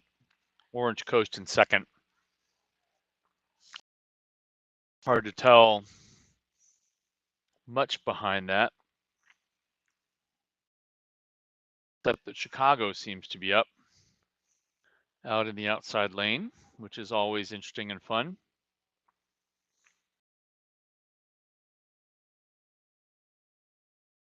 Call that an outside flyer. Not expected necessarily to be up in the middle.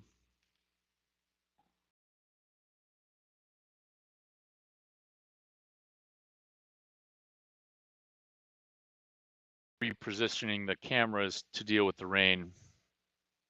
We're working with these wide shots here.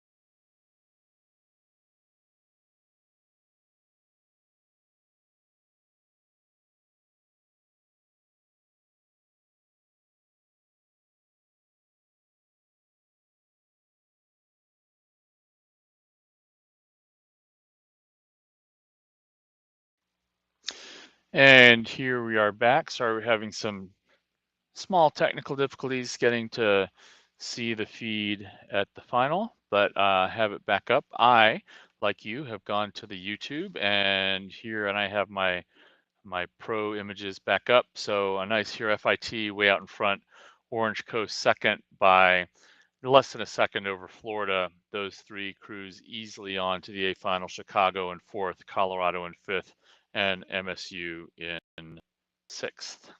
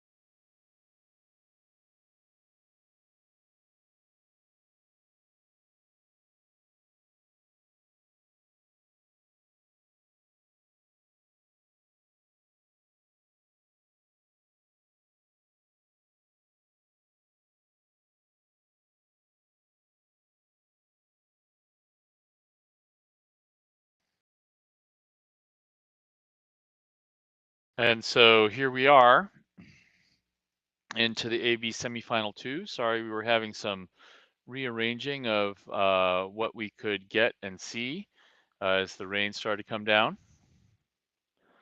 And here we are into the second semifinal, Penn State, Rhode Island, Northwestern State, Ohio State lane 4, William and Mary lane 5, and Pittsburgh in lane 6.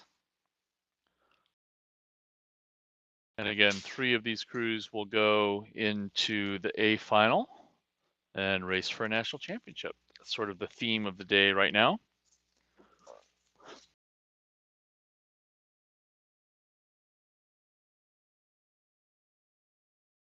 So looking at it, looks like we have Rhode Island out in front. This is a camera from the 1,000 meter, so trying to read distances. Looks like Rhode Island out in front. Northwest, actually, I'm told this is the Finnish camera, actually. It's just a really, really good camera looking, halfway down. Here's the 1,000 going through. We have, let's see if we can figure that out, Rhode Island out in front. And then we have Ohio State and Northwestern close behind that, William and Mary and Pittsburgh coming through at this point, and Penn State coming through in 6th. Again, this is going to be 3 crews into that, and it looks like it was Rhode Island out in front, then Northwestern State and Ohio State pretty even behind them.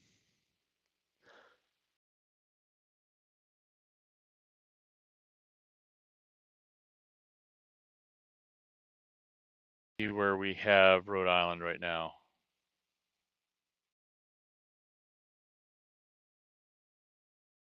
At about a 32, 33.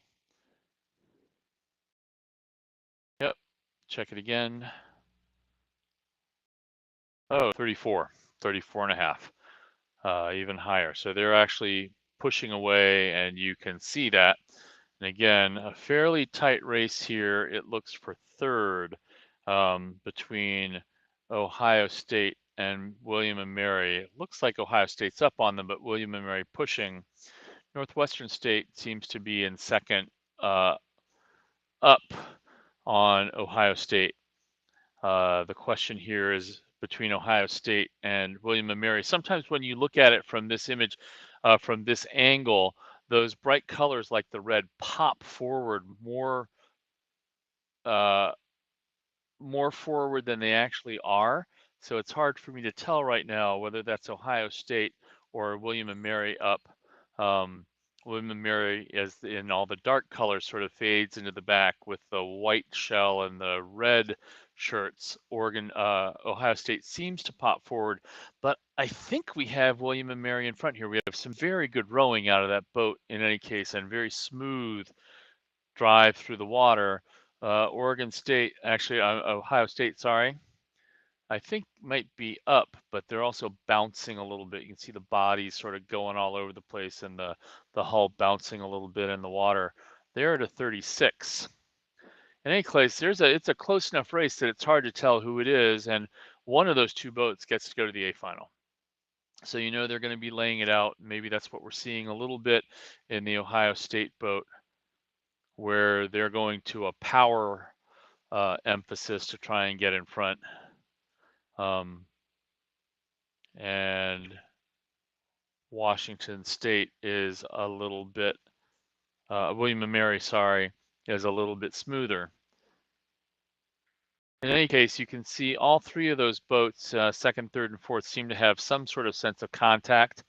And they're racing hard as a result. The only one who's sort of clear out in front of this right now is Rhode Island, looking very solid in their light blue with the white oars, 36, popping it along quite nicely. I believe we still therefore have Northwestern State up maybe a length on Ohio State, but Ohio State and William & Mary pretty close. So we'll see as they swing into a different camera angle if we can see something a little bit more. You can see the rain here sort of coming in front and also hitting the water a little bit. So now we start to see a little bit easier as they're in the red finish buoys for the last 250 meters. Rhode Island going up to 40 and swinging across. They will finish first, with Northwestern State there behind them.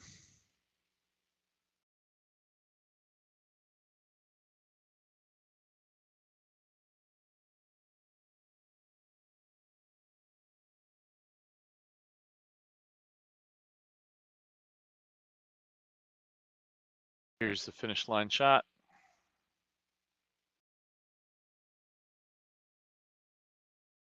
Yep, URI, Northwestern State, and is it going to be Ohio State? Just barely over William & Mary, so that was a tight race going on there. Ohio State will go into the A final. William & Mary will go back and try and hit up the B final to win it. Here in lane 6, we have Pittsburgh coming through.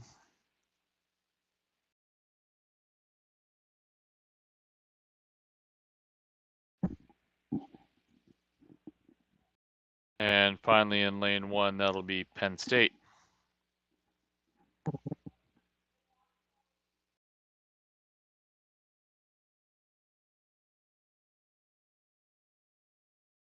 So now we're going to see some men's fours, but on the men's side.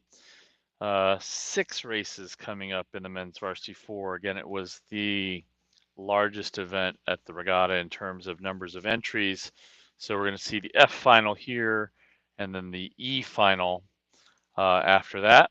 And then we will see the CD semifinals and then the AB semifinals before we go into the women's and the men's varsity 8s.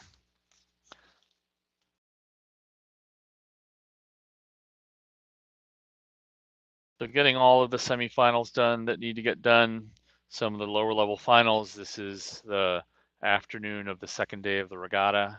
Some crews finishing up their racing and others doing the hard racing to get into the finals for tomorrow. So here we have in this F final, that would be places 31 through 36 in this event. Central Florida in lane 1, Notre Dame in lane 2, Oklahoma State in lane 3, Washington State in lane 4, Virginia Commonwealth in lane 5, and UC Santa Barbara in lane 6. So 36 varsity 4s, 31, I think, varsity men's 8s. Most of those programs racing a 4 are also racing an 8, and the 8s are the priority, sort of as culturally you would say, in this regatta, and in many college regattas, the 8s are the deal. We come through the 1,000 here in lane 4. That is Ohio State. No, I'm sorry, that looks like Washington State. Excuse me, I was on the wrong line. And you can see UC Santa Barbara there, racing with Virginia Commonwealth.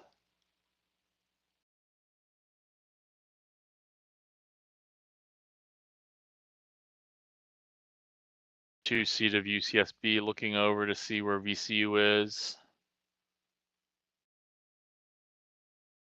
So this is their final race of the regatta here. It's like Oklahoma State there is up in front of Santa Barbara. And then we're seeing Notre Dame in the green boat, also sitting back a little bit, Central Florida. Actually not too far off of Notre Dame.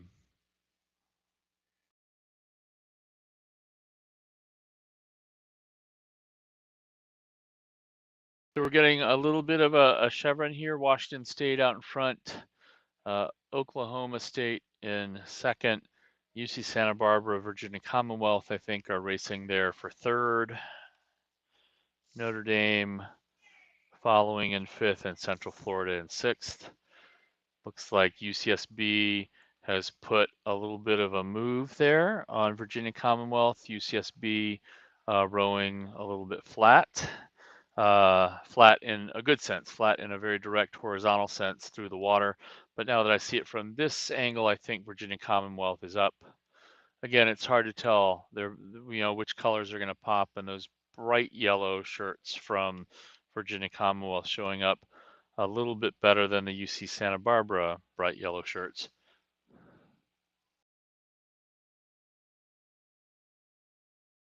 So it's hard to tell. But I think Virginia Commonwealth just in front of UC Santa Barbara. Certainly out in front is Washington State.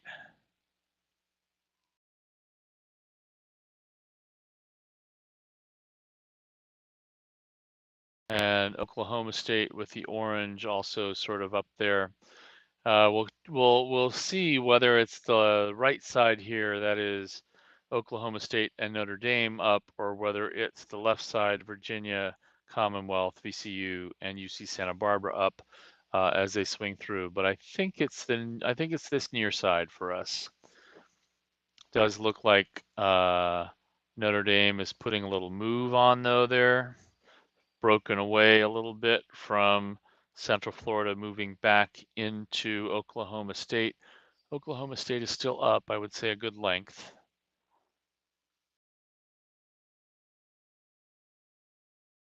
Notre Dame at about a 35. Washington State here at a 32. That again. 33, 34. So they're easily out in front. You can see that Oklahoma State is in front of Notre Dame there. It's hard still to correlate the cross course differences from the angles that we have access to right now.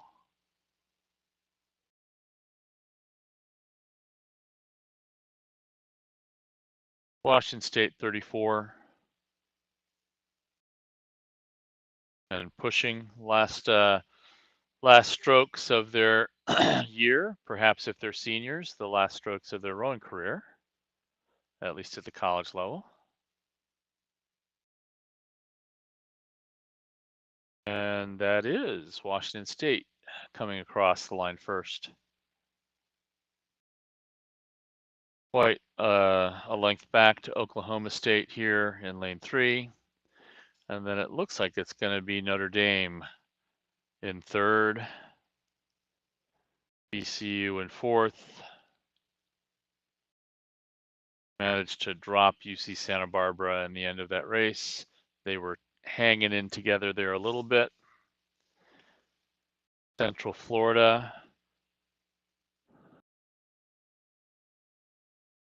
Seeing on the screen now, though, is the E final, just past the 500. That's UC Davis in 1, Minnesota in 2, Northwestern State in 3, William and Mary in 4, Penn State in 5, Ohio State in 6.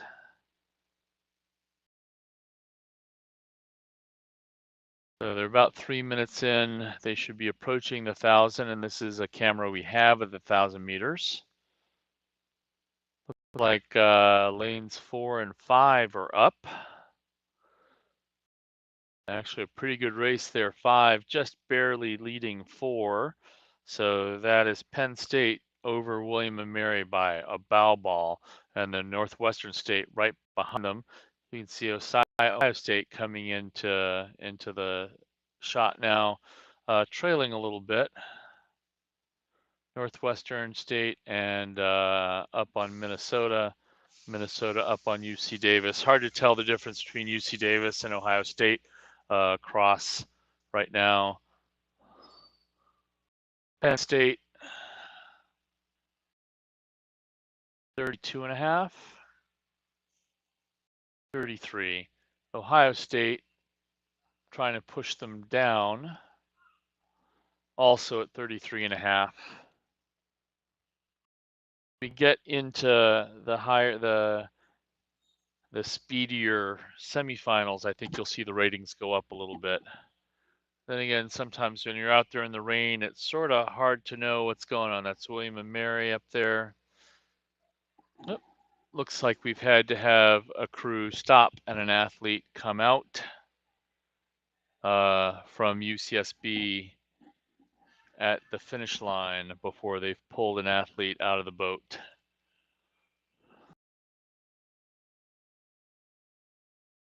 Probably after the race finished. Sitting up now, which is good. We're back to the E final here.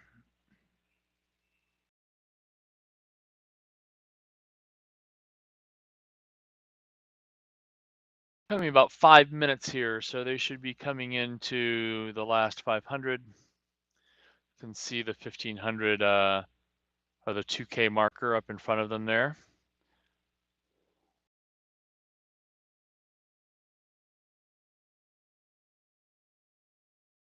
Again, it looks like William and Mary may be out in front there, with Northwestern State in second.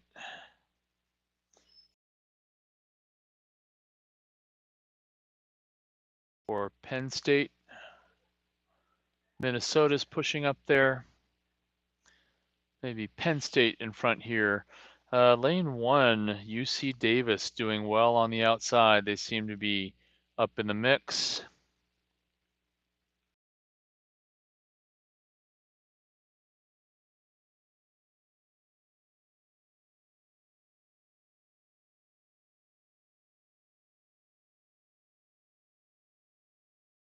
UC Davis at 35.5.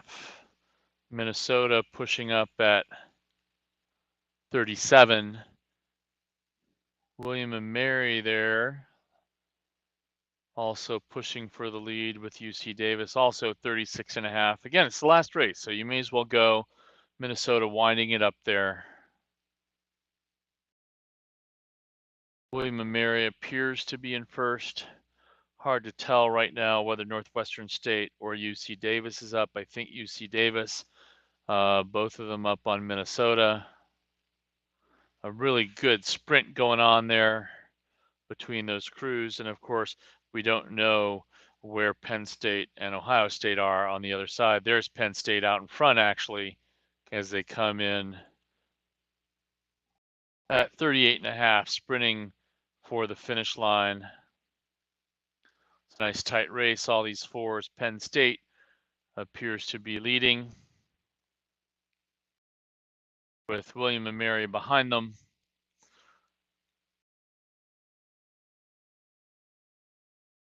And it's Penn State across first in about 7:20. William and Mary is going to be second.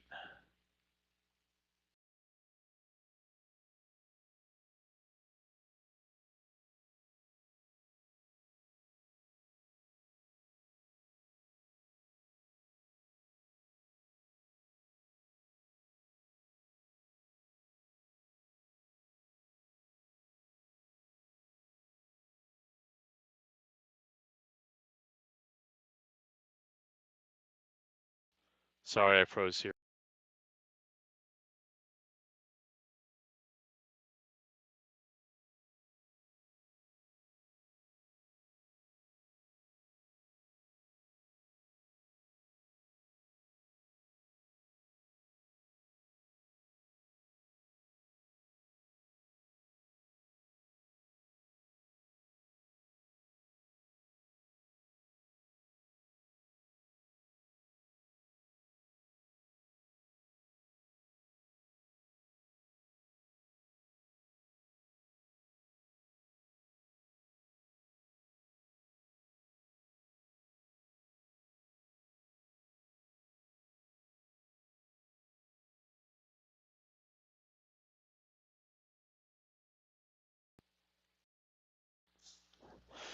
So here we are. Rain playing a little havoc with us a little bit, but we're getting back online. Here's the first CD semifinal. Lane 1, Arizona State. Lane 2, Bucknell. Lane 3, Villanova. Lane 4, Orange Coast. Lane 5, Clemson. Lane 6, Vanderbilt. And again, as we get into semifinal land here, the top 3 will go down into the C final. 4, 5, and 6 will go into the D final tomorrow. There's nice steady rain here, but it's not a storm, so we can row in it.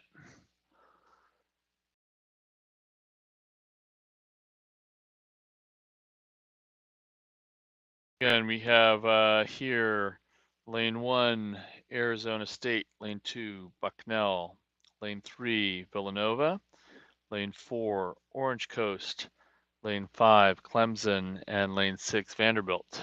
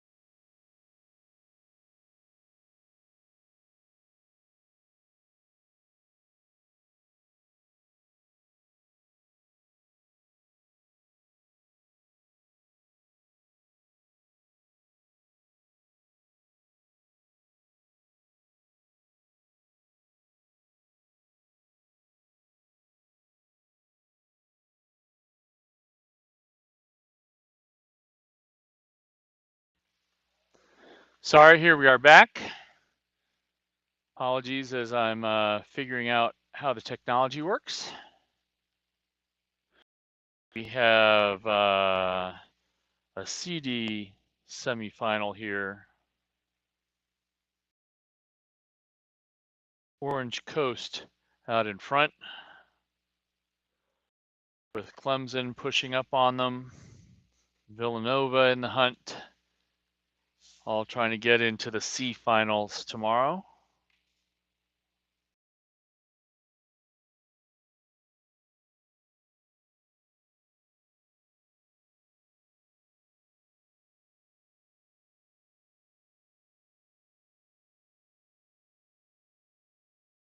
And Orange Coast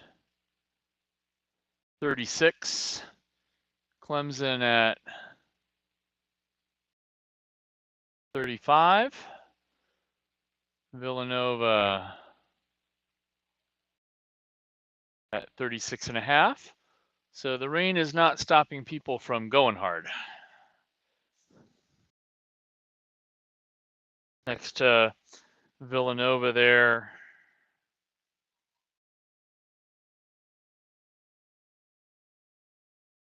we have Bucknell and then Arizona State. Bucknell trying to push up and get in front of Clemson. That would be the race for third, it seems.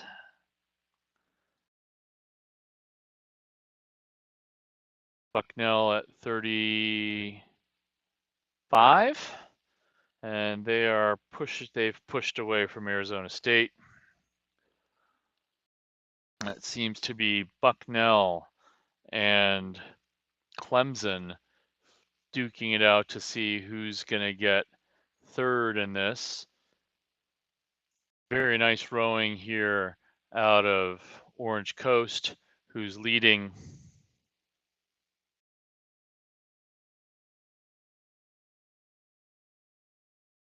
And Villanova right next to them. I think right now we have Bucknell just up over Clemson.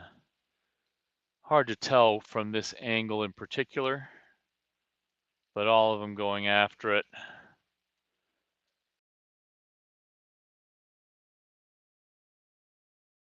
Bucknell at 35. Orange Coast, you can just see how nicely that hull's running out. So very flat, straight, cutting through the water. And you can see the blade work out of those guys is also equally very sort of flat horizontal, which is really nice, 35.5.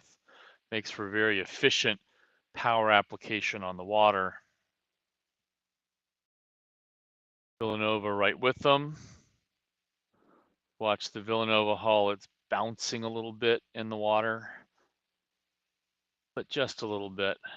Still running for them very nicely. Bucknell sitting up over Arizona State, but Arizona State is charging. Again, they're all trying to get into the C final if they can. Hard to see what's happening on the other side right now with Clemson and Vanderbilt, but very definitely Orange Coast. Gorgeous rowing in that bucket. The two guys matched very nicely together. And one of the reasons he's probably put them in a bucket, you can just see they're big, strong guys, and he's bucketed the boat to get his bowman, smaller guy in the bow. So that is Villanova second, Clemson third, Bucknell fourth. Arizona State fifth, and Vanderbilt sixth.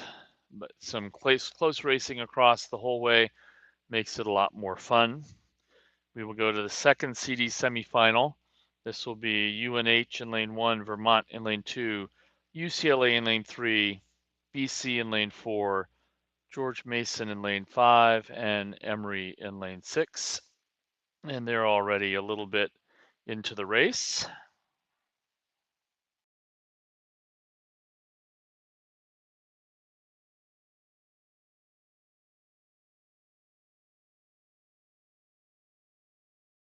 Again, it sort of remains the top 3 into the C final tomorrow.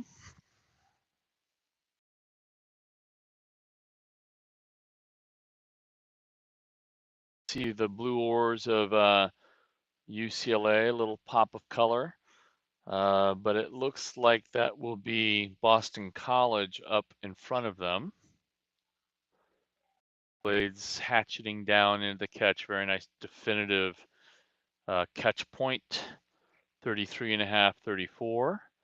And it does look like Vermont is up a little bit on UCLA, or at least fairly even. But out in front here right now, very definitely is Boston College. George Mason coming up nicely behind them. I think even or slightly ahead of UCLA. Boston College here rowing at 34.5. George Mason rowing at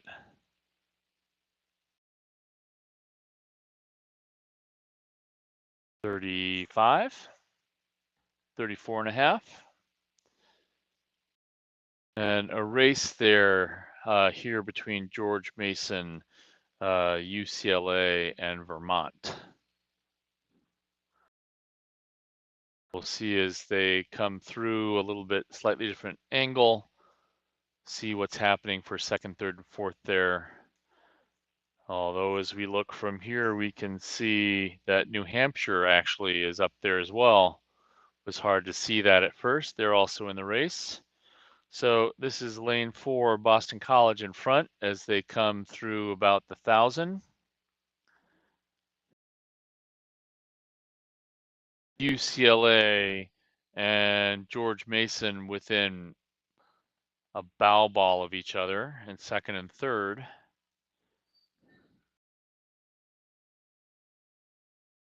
As the crews are coming through the 1,000.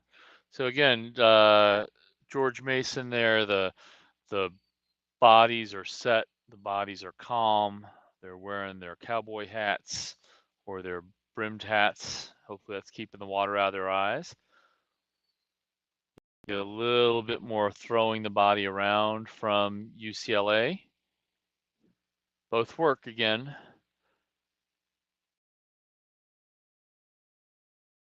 That seems to be the top 3 there going up, and as they're coming into this third 500, pushing through the middle of this third 500, I think that George Mason is putting himself in a good position. Again, Boston College out front. Very nice rhythm going. 34. The UCLA sort of throwing itself around a bit with the bodies. You can see the boat wobbling a little bit. 33. Out in lane 1, that's New Hampshire. Still seem to be in it. And actually a fairly nice sort of connected set of racing with the exception of BC that's out in front. The others seem to have some sort of contact, and 3 of them trying to go and be in the C final. So this is a great time for the crews to really be laying out what they have. They'll have another race in any case, but they want to be in the top race in the C final if they can. Top race that's available to them. The crowd here on the shore is starting to make some noise. George Mason putting a very nice move here. They're not waiting. They're at 36.5. They're up and moving, making sure, and very smooth, making sure that they're going to get into the C final they want to be in.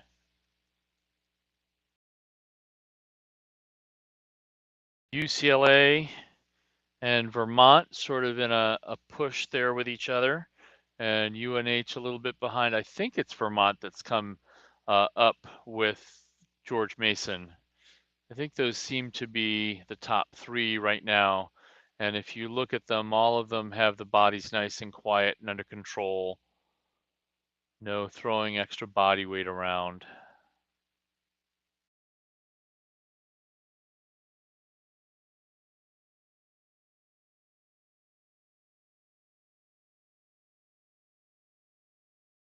Definitely they're in lane 2 here.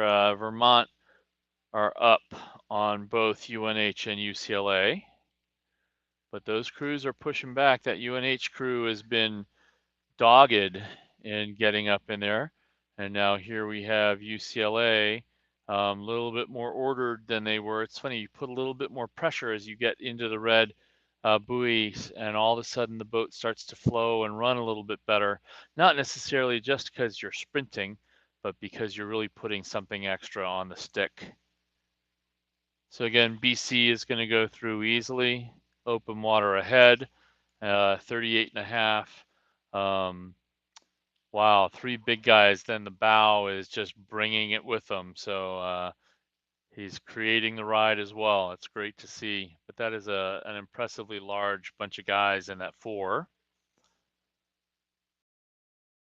And BC comes across easily. Lane 2, Vermont.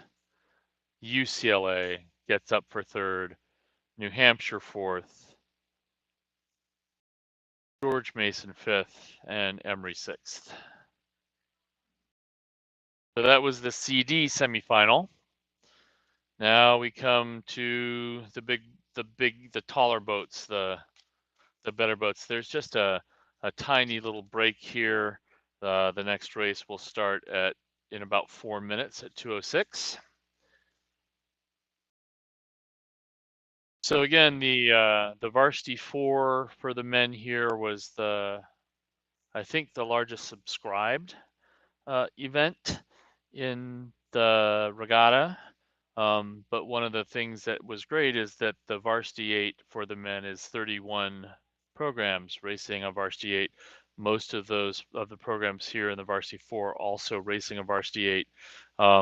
And so it shows that you can and sort of need to be able to do both. Row the bigger 8, and then some of them also on top of that would have a second varsity 8 in front of them. So if you look at Michigan and Bucknell, who we've seen race the 4s, they also have a 1V and a 2V8 in front of them. If you look at some other crews, this is their top boat. So it's sort of a mishmash in some ways of who you end up racing against. The varsity 8, on the other hand, in general, as we'll see them in a little bit. They should already have been launching. Actually, the E final is probably launching right about now. You'll see in general the even across the board top guys against top guys, top women against top women for each program. Clearly the geese are fine with the rain.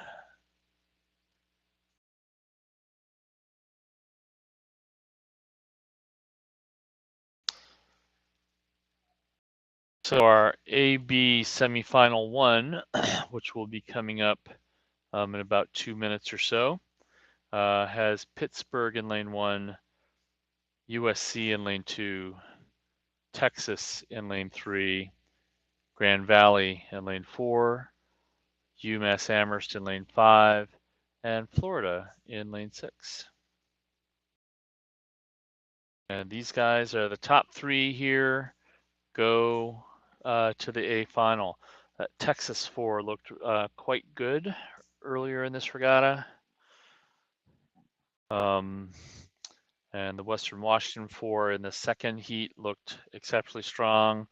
It's a good entry for Grand Valley and for Southern Cal and for UMass. So I think we're going to have a pretty solid race down the middle of the course here, and they're underway. Just in the first 30 seconds, so they're still up in their high sequence and getting ready to push out a little bit. The referees in their rain gear, watching things come down. So let's see what we got. It looks like lane 3, Texas is up right now. Try and get their rating. About 35. And up next to them, Southern Cal. And in lane 5, it looks like UMass, having stuck their bows out in front. And then Florida out in lane 6, just coming into view here. Again, that sort of orange color makes them pop forward a little bit visually. So you have to be aware of the bright colors when you're trying to call where people are and where it looks like they are. You coach a high school with bright red racing shirts, and it was great because I could see where they are, but also often had to remind myself that they might not be, the object in the mirror may not be as close as it appears.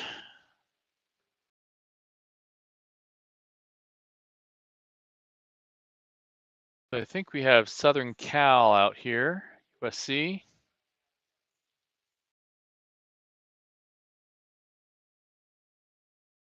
And going about 34.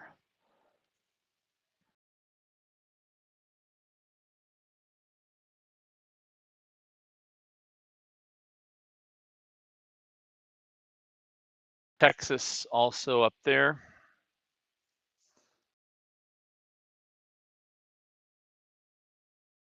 So Texas, and that's UMass actually seeming out in front. Sorry, I was a little bit backwards in my how I was reading the thing, how I was reading the heat sheet. Yep, UMass leading right now into the AB semifinal. Looked very nice. Shout out to Eddie Moog, the head coach for Manhattan at Roe, New York, who I have the pleasure to work with. Proud UMass alumnus. I'm sure he's watching and enjoying seeing this. The UMass guy is looking quite good, 33.5, 34, just pushing along nicely. Very strong connection. So easily out in front is nice if you can get it in an AB semifinal. So with UMass in front, and then Florida doing pretty well, Grand Valley doing pretty well, and Texas doing pretty well. So we'll see where they come up as we start to take shots from the finish line.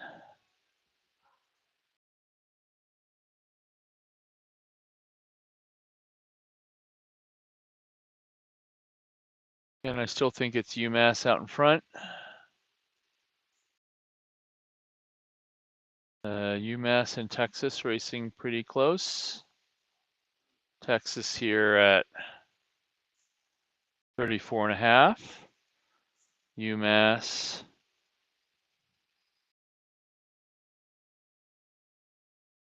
at about a 35, I think.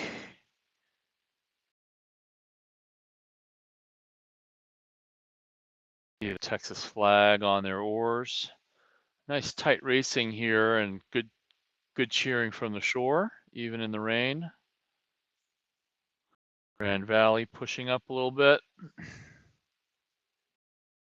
UMass out in front though. Over there in lane 2, Southern Cal is also up in the mix. And this is the point where they have to just start going. You just have to lay it out. These crews are too close together. If you just try and sit there and mark, you're going to find yourself hauled down a little bit.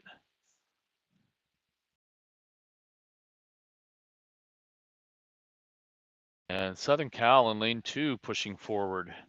Hard to tell right now if they're up on UMass or UMass is up on them. Grand Valley sitting in third.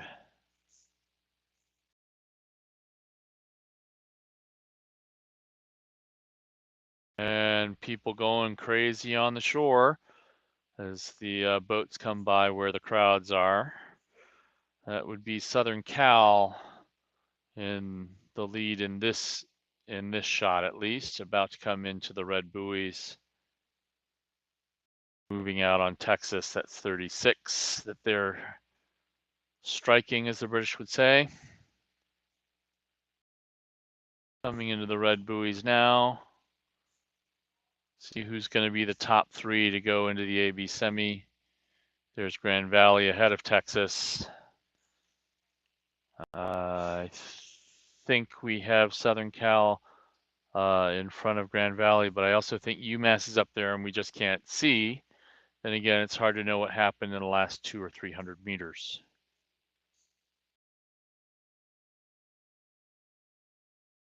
USC at 38.5, sprinting for the finish line. There's Grand Valley, about even with them. UMass just slightly behind. And oh wow, tight. So it ends up actually with UMass in 4th, and that was Southern Cal, Grand Valley, Texas, I believe, and then UMass in 4th. Very, very tight. Pittsburgh and Florida come across the line. So Southern Cal 655.0, Grand Valley 655.4 essentially. Texas 656.4, so a second back. And then it should be UMass 657.1. So really quite tight there. 4 crews in 2 seconds. Very tightly pushed, great racing. And Southern Cal, Grand Valley, and Texas go into the A final. So now we'll see the second of these AB semifinals, and that is going to be Virginia in lane 1, Michigan State in lane 2, Western Washington in lane 3, Bowdoin in lane 4, Delaware in lane 5, and Michigan in lane 6. There's some good rivalries in this race. Virginia and Michigan have had a healthy hate/love affair going on since the founding of the ACRA, and actually before. Michigan State, Michigan, obviously, legacy rivalry there. Delaware and Virginia see each other fairly often. Bowdoin, it will be interesting used to see Michigan and Virginia at the Dad Vale. Western Washington, sort of the one coming in from the other coast to see how they run, and we will see what goes on, how those rivalries play out. The crews are locked in. There's still 3 minutes to the start. They've gone here in these this afternoon into 10-minute centers, just to make sure they have the time to do it, but also just to make sure that any of these finals and these AB semifinals are running in nice, flat, clean water without having someone else to get there. So a little bit more time to fill as we get ready for the next race. So the rule is that you should be locked on. You must be locked on 2 minutes before the race, or you are assessed a false start. This is a 2:16 start, so by 2:14 they should be locked on, and they already are. The referee's flag, I believe, is up, or is that just someone with red in the background? No, it's just so we're looking. Yep, there's the referee's flag, the red that's up, and it goes, and they start. So the flag is used so that every athlete has the same opportunity to get a good start there. And you can go as soon as the flag starts moving. So as soon as you see uh, the flag start its arc down, you can go. Which also means that crews are not dependent on hearing equally across the starting line. So Virginia out there again, the orange sort of pushing visually very nicely up. They're at a 37.5. Michigan State next to them at 35. Western Washington seems to be pushing up nicely here. Also at a 36. Seems like a little back. We have Bowdoin and Delaware. Michigan coming now into the shot, or they were with that shot. Seem to be fairly even with Delaware.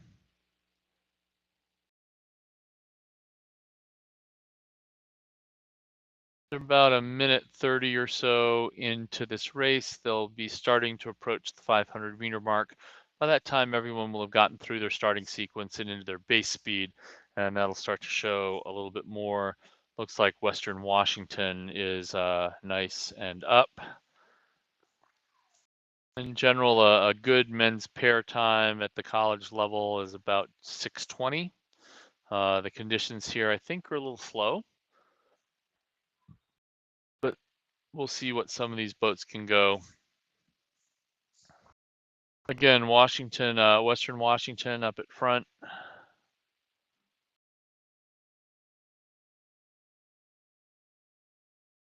At about a 36. You have Michigan and Delaware right next to each other. A little bit behind Bowdoin. Michigan State up and out at a 35. And they're about astern on Virginia.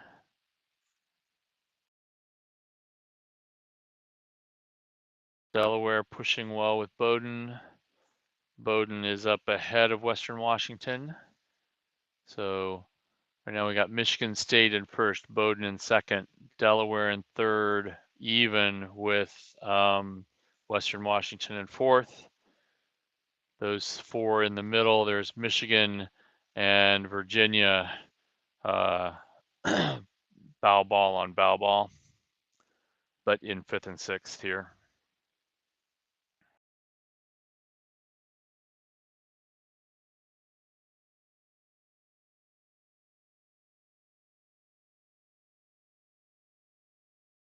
So coming through the 1,000, a little bit under 320, which probably means we're headed for 640 given the rain and the water conditions. That's not a bad time.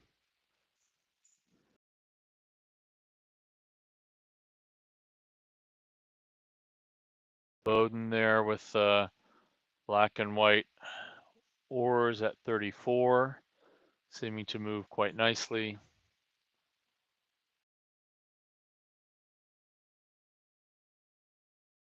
Now to 36. Oh, I'm sorry, I had the wrong crew. Bowdoin at a 34. Delaware pushing up.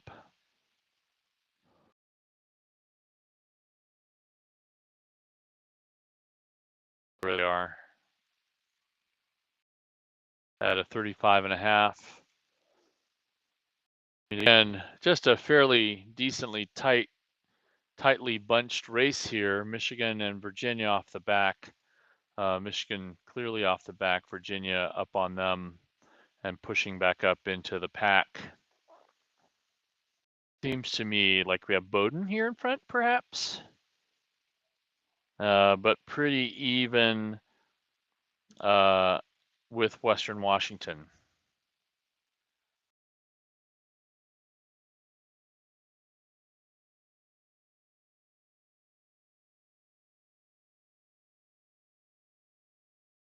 And then Michigan State still up in the hunt there.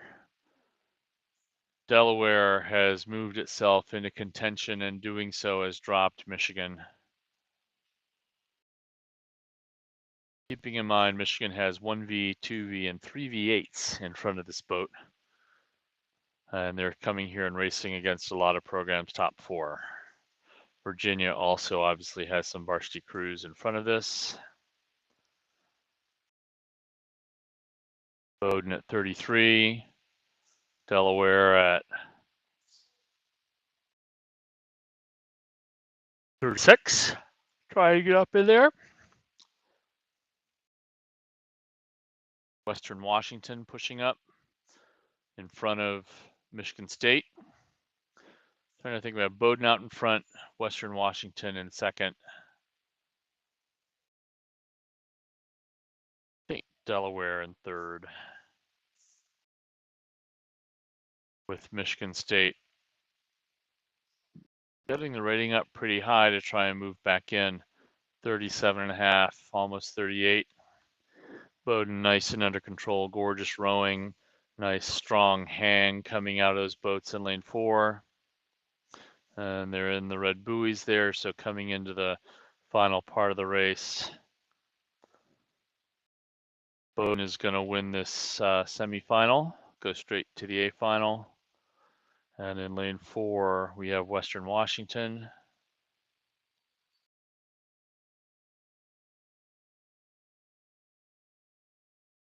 Very nice Bowdoin, nice rowing across there. Western Washington. Delaware comes up to take the third place over Michigan State.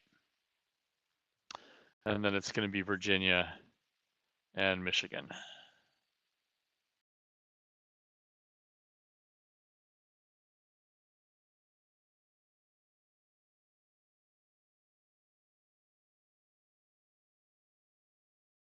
So that finishes our men's varsity 4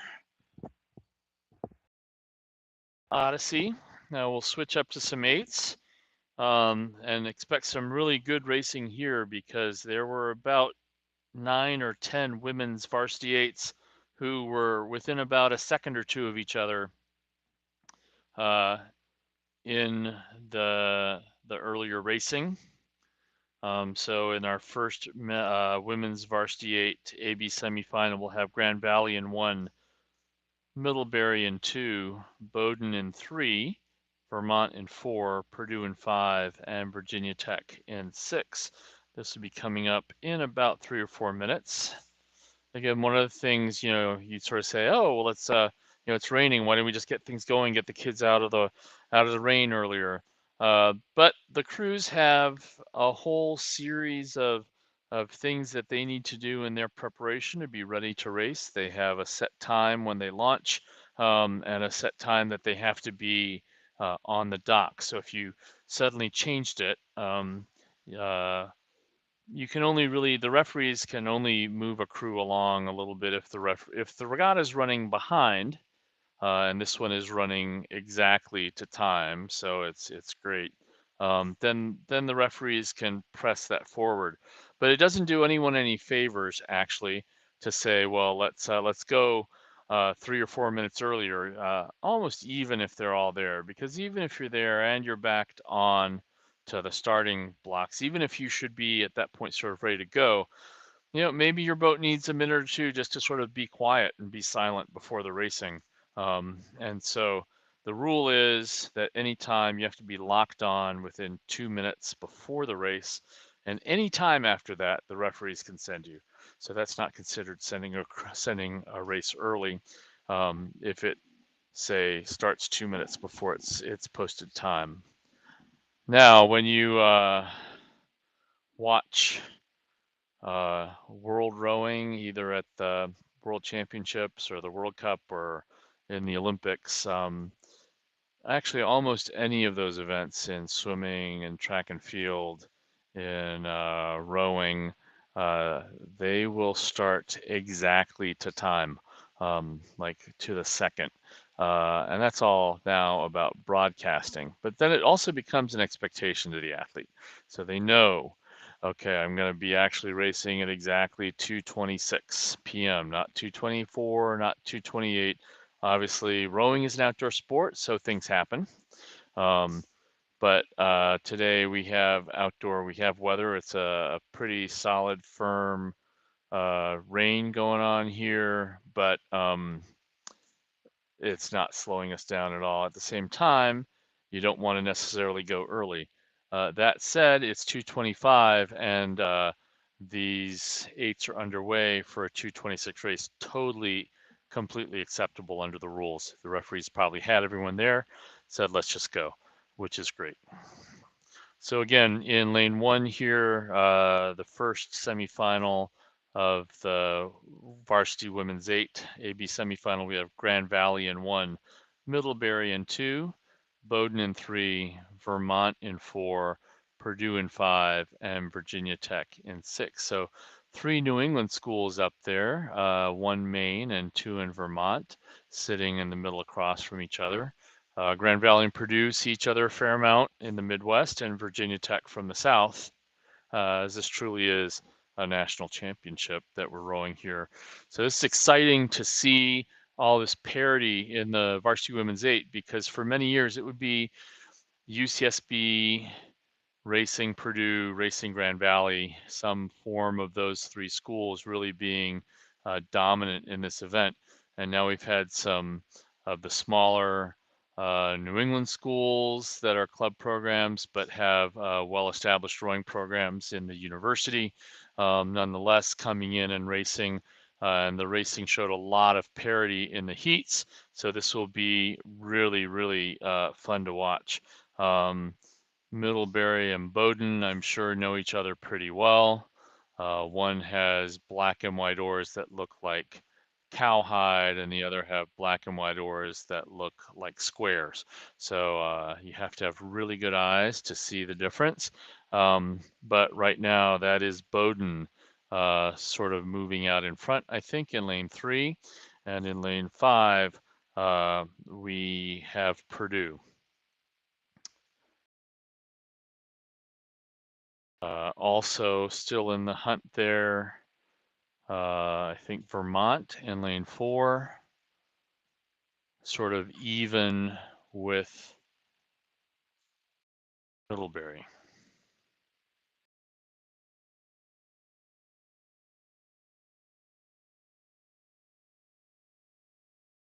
So I doubt she's watching, but shout out to my cousin Lida Winfield, sorry, who is in the dance department at Middlebury. Rowers, if you want to be good rowers, take a good dance class because it'll teach you a lot of bodily control. So, yep, here we have 2 and 4 out in front there.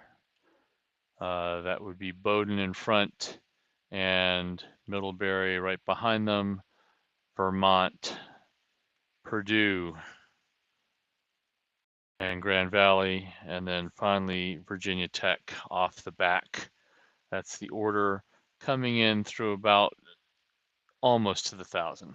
That big that big yellow buoy will be the 1,000-meter mark. Again, the Bowdoin women looking very nice and solid, sitting up, pushing, blades going right down to the water. Middlebury also getting the blades in the water quite nicely there. And so again, 3 crews get to go to the A final and hunt for the national championship, and we have 4 crews sort of overlocked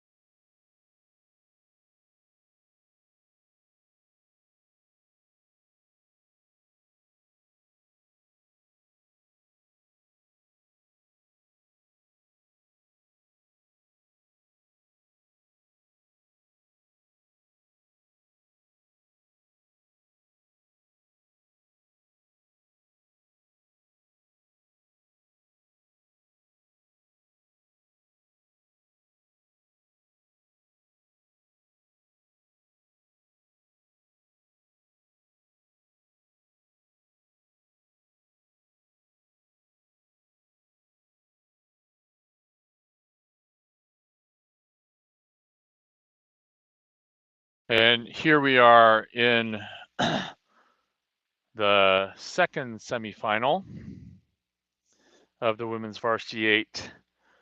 And this should be Colorado in lane 1, UC Santa Barbara in lane 2, Vanderbilt in lane 3, UC Irvine in lane 4, Northwestern in lane 5, and Central Florida in lane 6. Again, 3 trying to go to the final.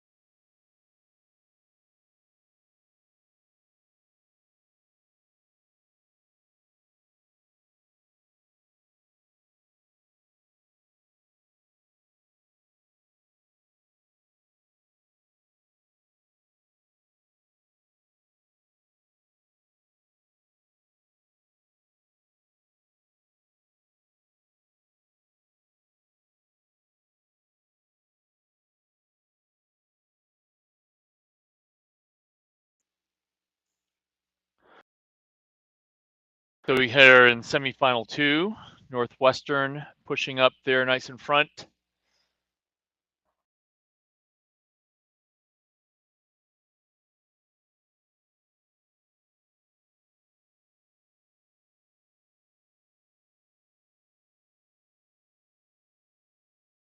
We also have Vanderbilt and UC Santa Barbara racing there hard. UC Irvine.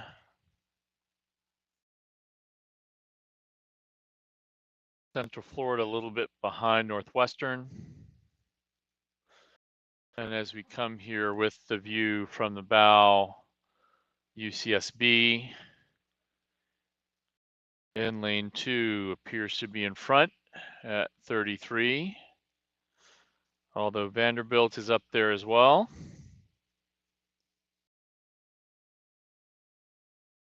Vanderbilt at 38.5. UC Irvine and Northwestern, all of those crews up there racing pretty hard for 3 spots that get to go to the final. Northwestern very direct, pushing through the water there, very nicely extended. UCSB getting the blades in, pushing along.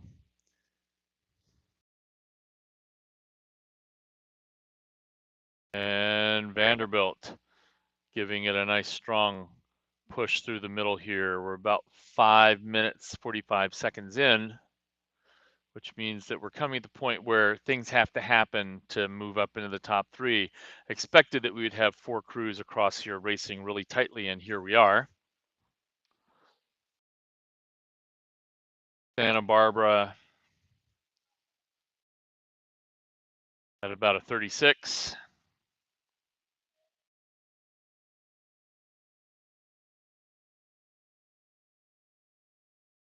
Vanderbilt coming hard at them. Very good racing. Hard to see what's happening on the other side, but Irvine is sitting in there. See their blade popping into the picture. And we had Northwestern also racing at this point. 3 of these get to go into the A final. 1 will have to go into the B final. Santa Barbara Coxon looking over to see where they are, turns back to tell her crew, just see her counting other crews to make sure that they were up where they hoped they would be. UCSB women have won this event before, several times.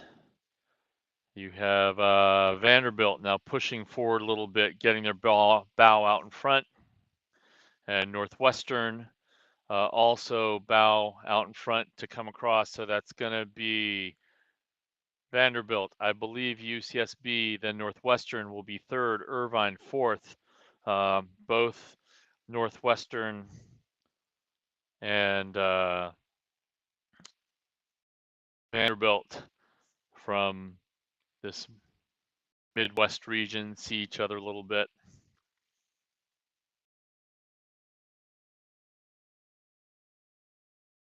So Vanderbilt 712, UC Santa Barbara 713.9.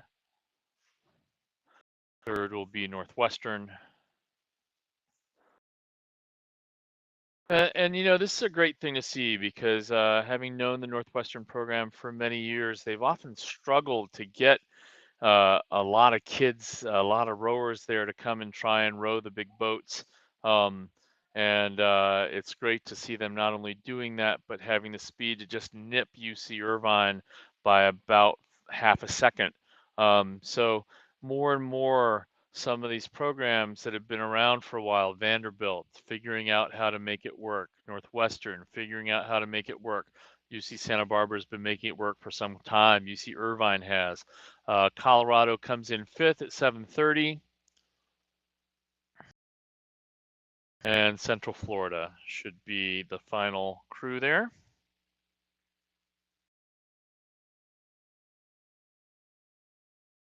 So now we will be going to see men's varsity 8E final. Northwestern in lane 1, Wichita State in lane 2, Colorado in lane 3, Virginia Tech in lane 4, Georgia in lane 5, Michigan State in lane 6. So the E final means that this is places 25 through 30. There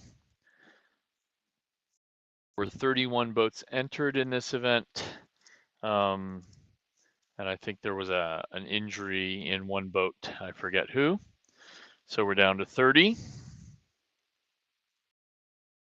And it looks like we have Virginia Tech out in front at a 38, pushing pretty hard. Next to them is Georgia. Earlier, we've seen Georgia rowers in bright red unis. Here, this Georgia boat seems to be in white in lane 5, but very definitely the Georgia oar. And in 3rd, Colorado. Michigan State, even with Wichita State for 4th and 5th, and then Northwestern sitting a couple of seats back behind them as we approach the 1,000-meter mark.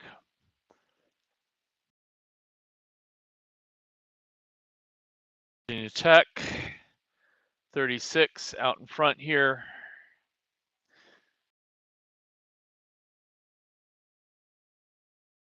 A little bit bumpy, but very dynamic, and just moving the blade through the water. That's a sign of good power application together, but maybe with the bodies popping around a little bit much.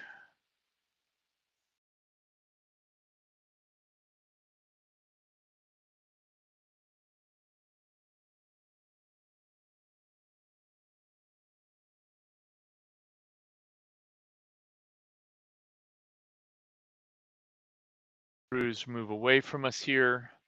Harder to read where they are.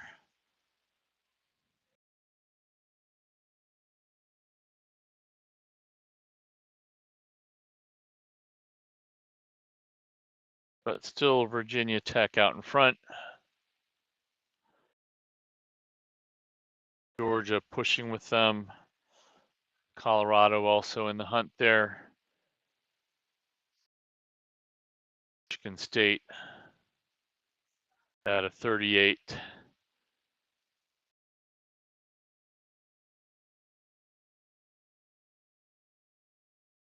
See, nice flat water here, absolutely glass except for the landing of the raindrops.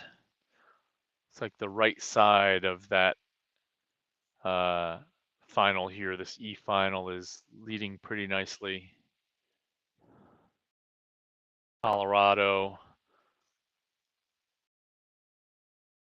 at about 37. Wichita State there following Colorado, the bright yellow oars at 37. All these crews going after it, and finally Northwestern trailing.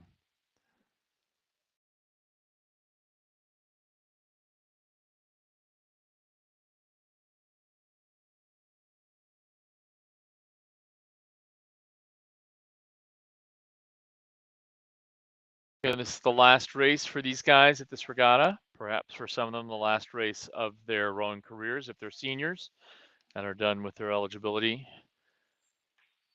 But it's great to see the varsity 8 invested in by so many of the programs here at the regatta. Northwestern, I know, has a strong novice 8. In fact, they tend to be able to beat their varsity 8 in practice right now as they're rebuilding some program. But here they are out racing in the novice 8, in the varsity 8 anyway, which is great. It just sort of shows where the value of the program is, that we're going to go and try and line up against the best crews at the regatta, and we're going to see how we do. And we're going to go down the course as hard as we can. And they're coming as a 40 as they come into the finish line. So that was the E final, brought to you from the 1,000-meter camera. Next, we will have CD semifinals.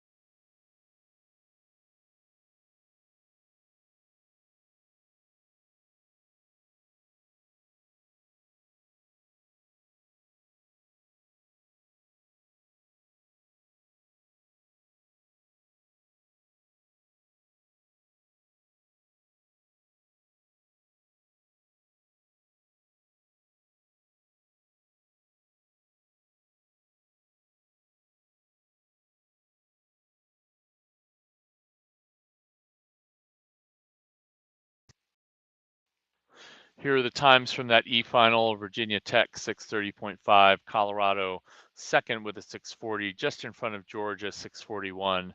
Then we had Michigan State 6:46, Wichita 6:49, and Northwestern 6:50. So some good racing across there.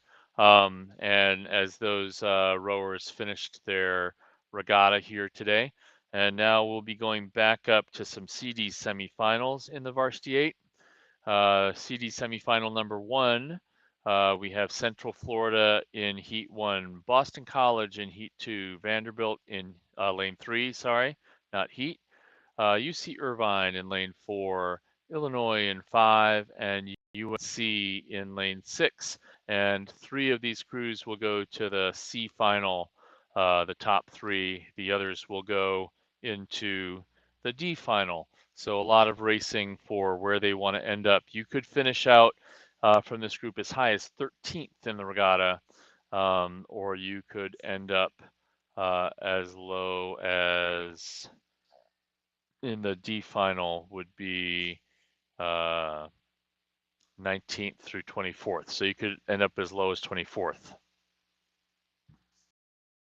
All depends on when you have to spend your gas, as it were.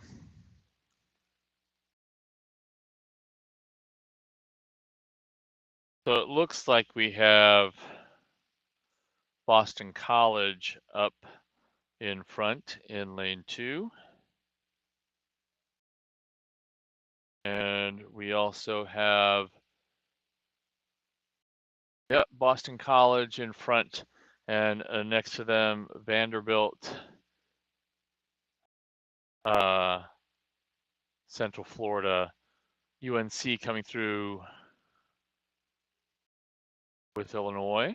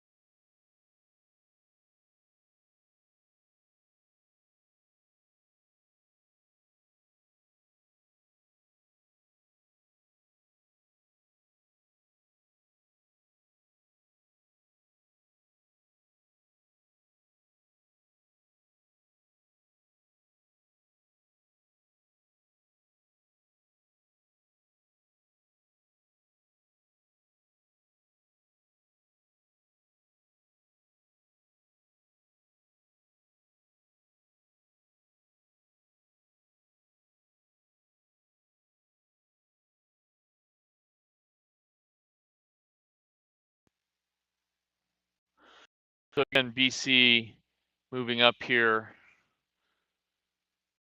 with Vanderbilt next to them.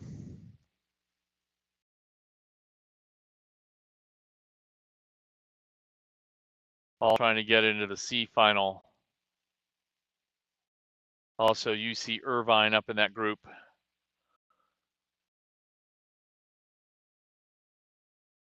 Boston College at about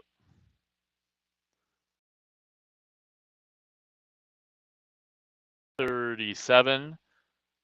5-man looking over. There's some big guys in the front of that boat.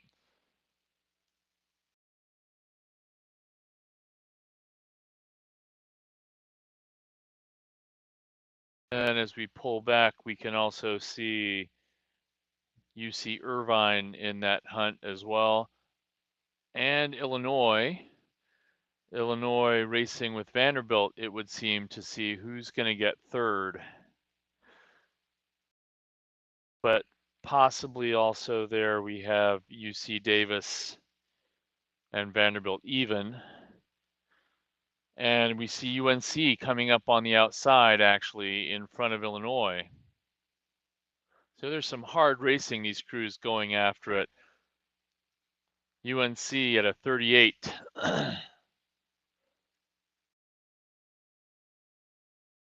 Irvine at a 38. Pretty even, it would seem, with Vanderbilt.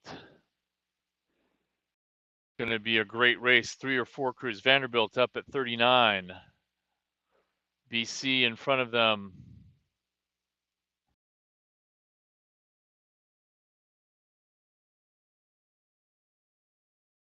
They're all pushing towards the finish here.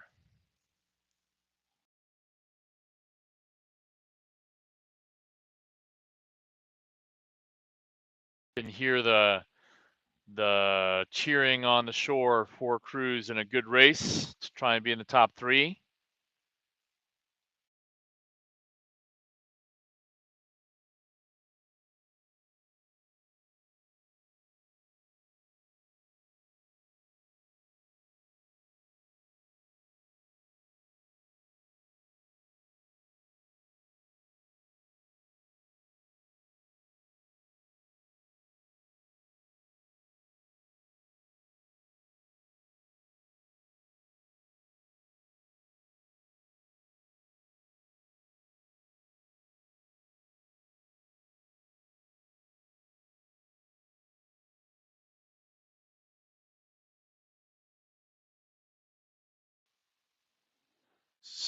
We had UC Irvine in first, Boston College second, Vanderbilt third, and UNC come in fourth,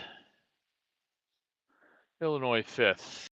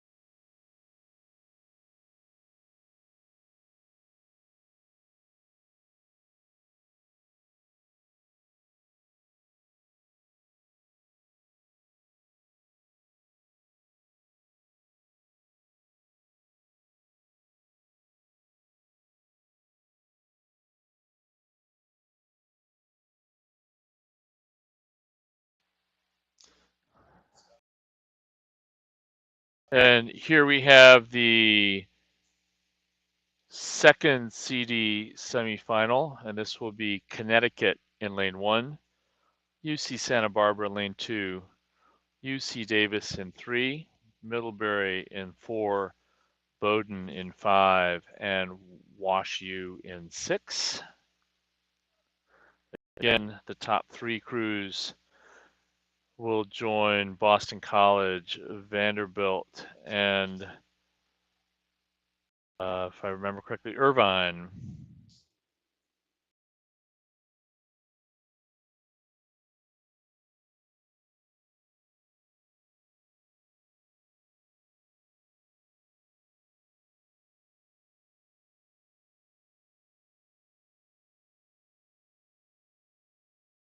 And as they come through, Santa Barbara in first, Connecticut in second,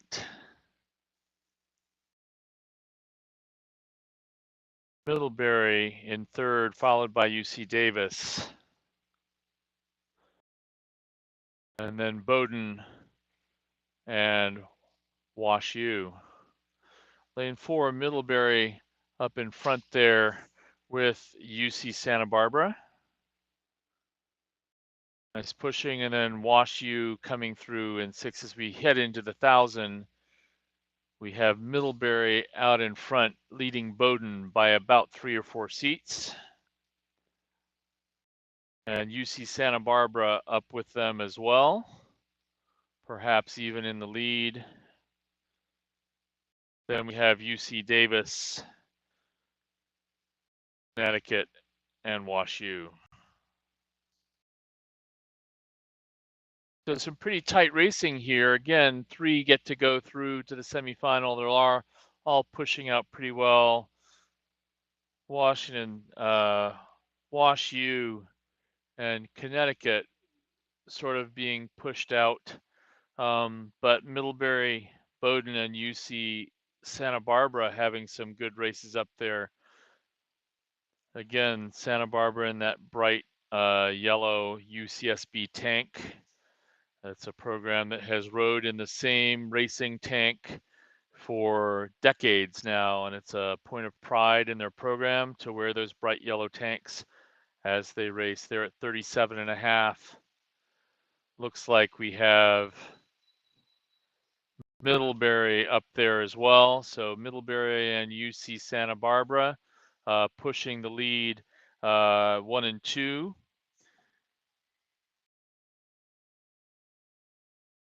And then Bowdoin and Davis following behind that. And they will be racing for the third.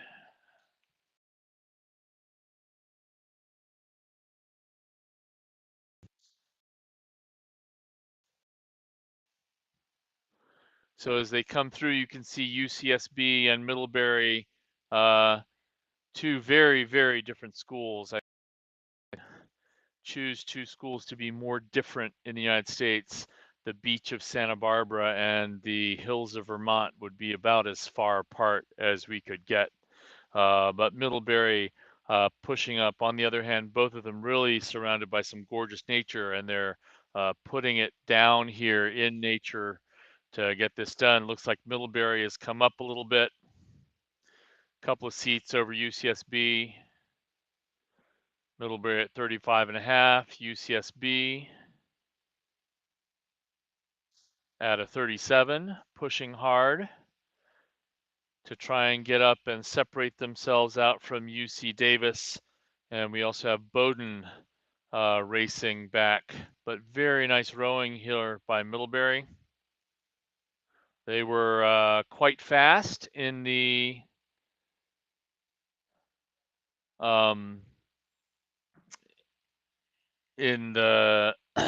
reps, and showing that they do have some speed here to lay out, pushing away over UCSB very nicely, and UCSB holding off UC Davis in that University of California UC battle. You know, they've seen each other, and that's how it does finish, with then Bowdoin coming in fourth. In fifth, we're going to have Connecticut, I believe, and then WashU.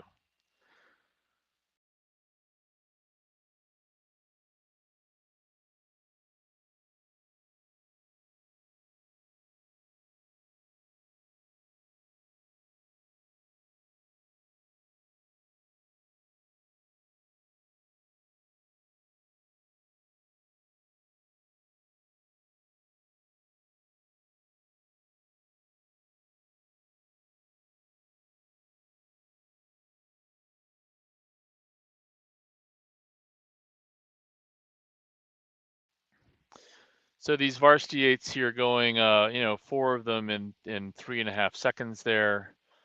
3 seconds, Middlebury at 6:17 and a half, UC Santa Barbara at 6:19 and a half, UC Davis just behind them about 4/10 back, and then another second, 1.4 seconds to Bowdoin. Fairly tight up there, all around 6:17, 6:20, which, and again, in these conditions, normally a varsity 8, oh, you want to see them down 550, 540s. And I think in flat water with the A boats, that might be what you would get tomorrow in the final, but we'll see what they have to do coming up in these AB semifinals coming up in about 5 minutes. This is going to be some of the tightest, most fun racing in this entire regatta. The varsity 8 AB semifinals, the top 12 crews in the major event on the men's side. And as we had the top 12 crews in the major event on the women's side a little earlier, this is really the premier event of the entire regatta, premier events, the varsity 8s there. And these guys are going to throw it, because you have some crews coming into this, George Washington, maybe Michigan, Notre Dame, Virginia, who have an expectation of coming to this regatta and racing in the A final of the varsity 8. Then you have some other crews, Rutgers, Minnesota, sort of pushing back into some speed they haven't had for a while. Um, and this is a new thing. Bucknell, small little school, mighty, mighty men coming up to try and sort of push in the way. Orange Coast, they're just freshmen and sophomores in a junior program, junior college program, right? So some people come to this AB semifinal with an expectation of, okay, we have to go through. And for others, they're like, making the A final is sort of the goal. Other people are coming to these AB semifinals with a goal of getting through so they can meet their other goal, which is to win or medal in the final. And so what's dangerous about that, just purely dangerous, is that for some crews, this is the race that they are coming. This semifinal is the race. And for other crews, they sort of have in the back of their mind that what they're really trying to do here is make the final. So if you don't, you have to go out hard no matter which of those two you are. Obviously, if your goal here is to come in and make the final and race in the A final, then you have to go hard. But if this is really like this would make our entire season to win this race or to be third in this race and kick somebody out of the race, you're going to lay it all down now, right? So two different approaches, and the speed is close enough that a crew that might be, quote, slower, unquote, uh, is going to actually then be better in some ways if they because of the effort that they're going to put out into this particular race right now coming up. And if you're going out with the idea of, okay, we have to go hard, but hopefully we don't have to spend everything, you might just get caught, right? So you may have a crew that decides, and I'm not going to name a crew here, but so let's take, if there were a crew who thinks that they're not quite able to get into the A final, and so they're just going to go down the course at 41 and spend all their energy right now, then they become pretty dangerous for a crew that's hoping to sort of row 36, 37 nice and hard and strong. And so we're going to have to see what happens as they take off these races. So the crews should be lined up in the start. It's 2 minutes before the race, and the race has just started here. We're about 30 seconds into it here. And again, this would be the semifinal AB, Purdue in lane 1, Virginia in lane 2, Notre Dame in lane 3, UCLA in lane 4, Orange Coast in lane 5, and Washington State in lane 6.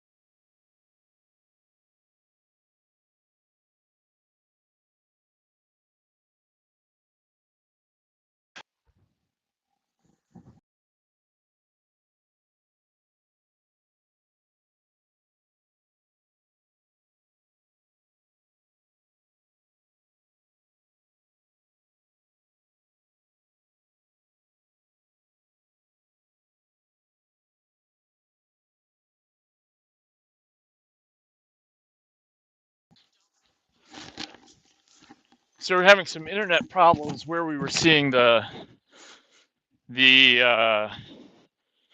where I was calling from the monitors. So I'm headed out into the rain and over to 500 to go to give you as good a call as I can give you from the shore itself. Seems like it's almost a little old school, but we'll see what we get from that. And as they fix the internet connection, then we will see. So we have lane 3, lane 2, lane 4. Sorry, I forgot to bring who's in what lanes with me.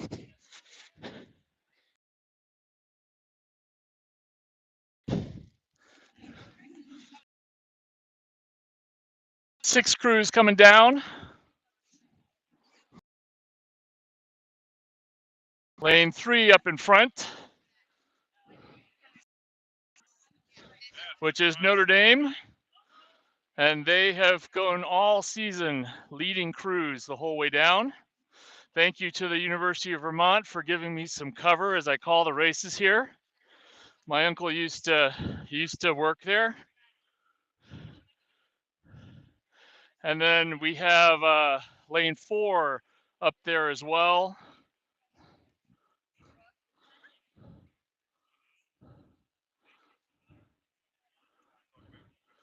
So Notre Dame out in front. George Washington, I think, in lane 4. Virginia in lane 2. Those three out in front, really racing hard to get up in front. Very nice rowing here out of lane 4.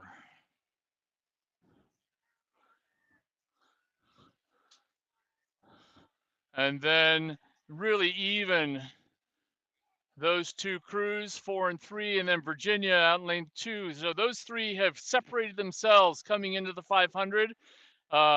There's going to be a great race here from those three. Again, nothing really to be gained, but they want to show each other. And then the trailing three crews, Washington State, Orange Coast.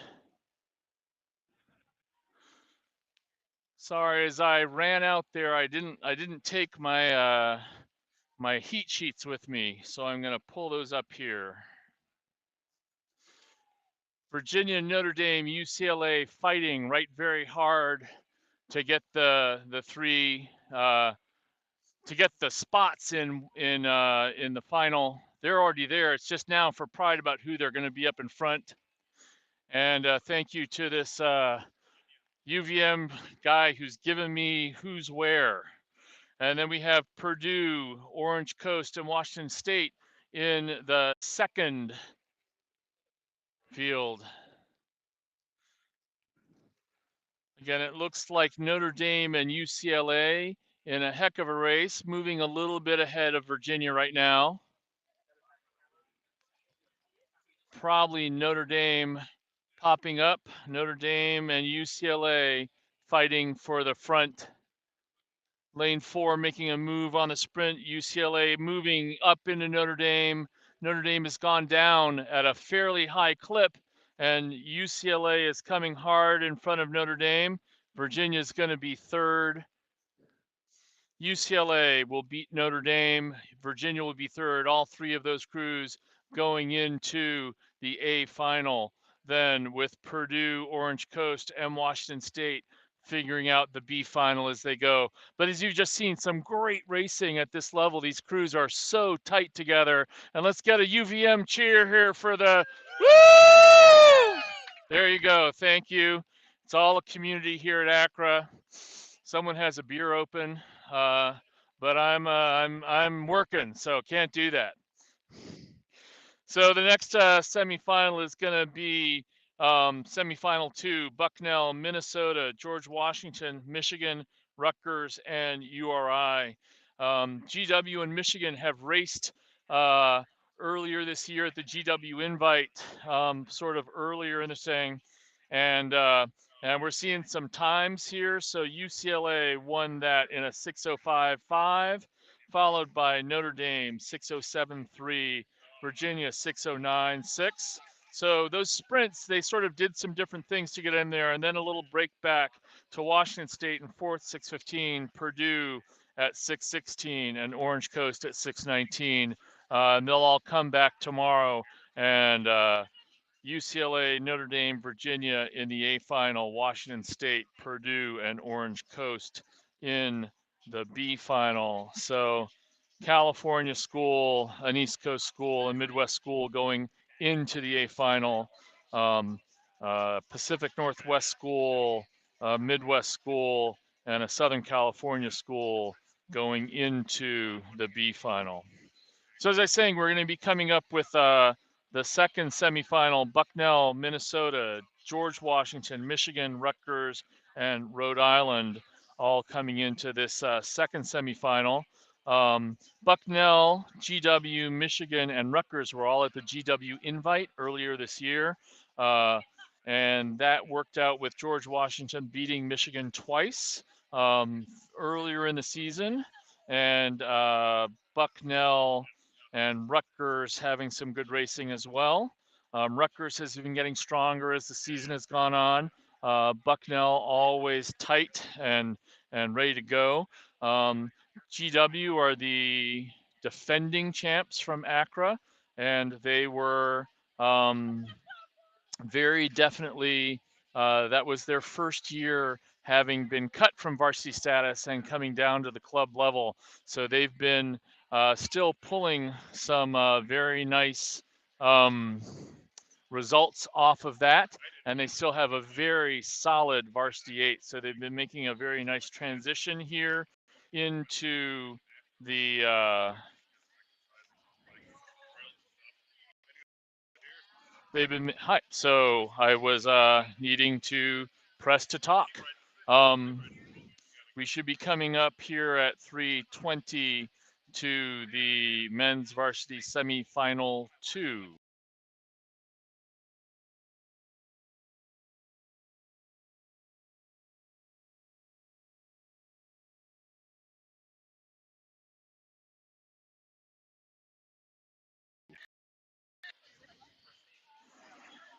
So we'll have Bucknell in lane 1, Minnesota in lane 2, George Washington in lane 3, Michigan in 4, Rutgers in 5, Rhode Island in 6.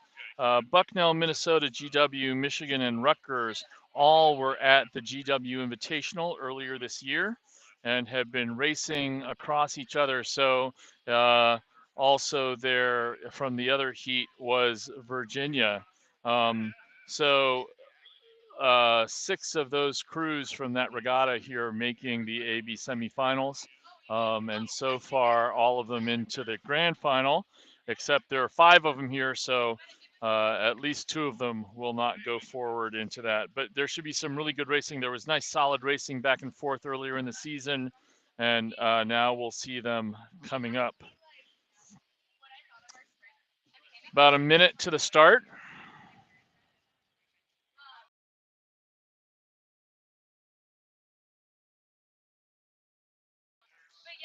And we're 30 seconds into the race. Very strong start across the board.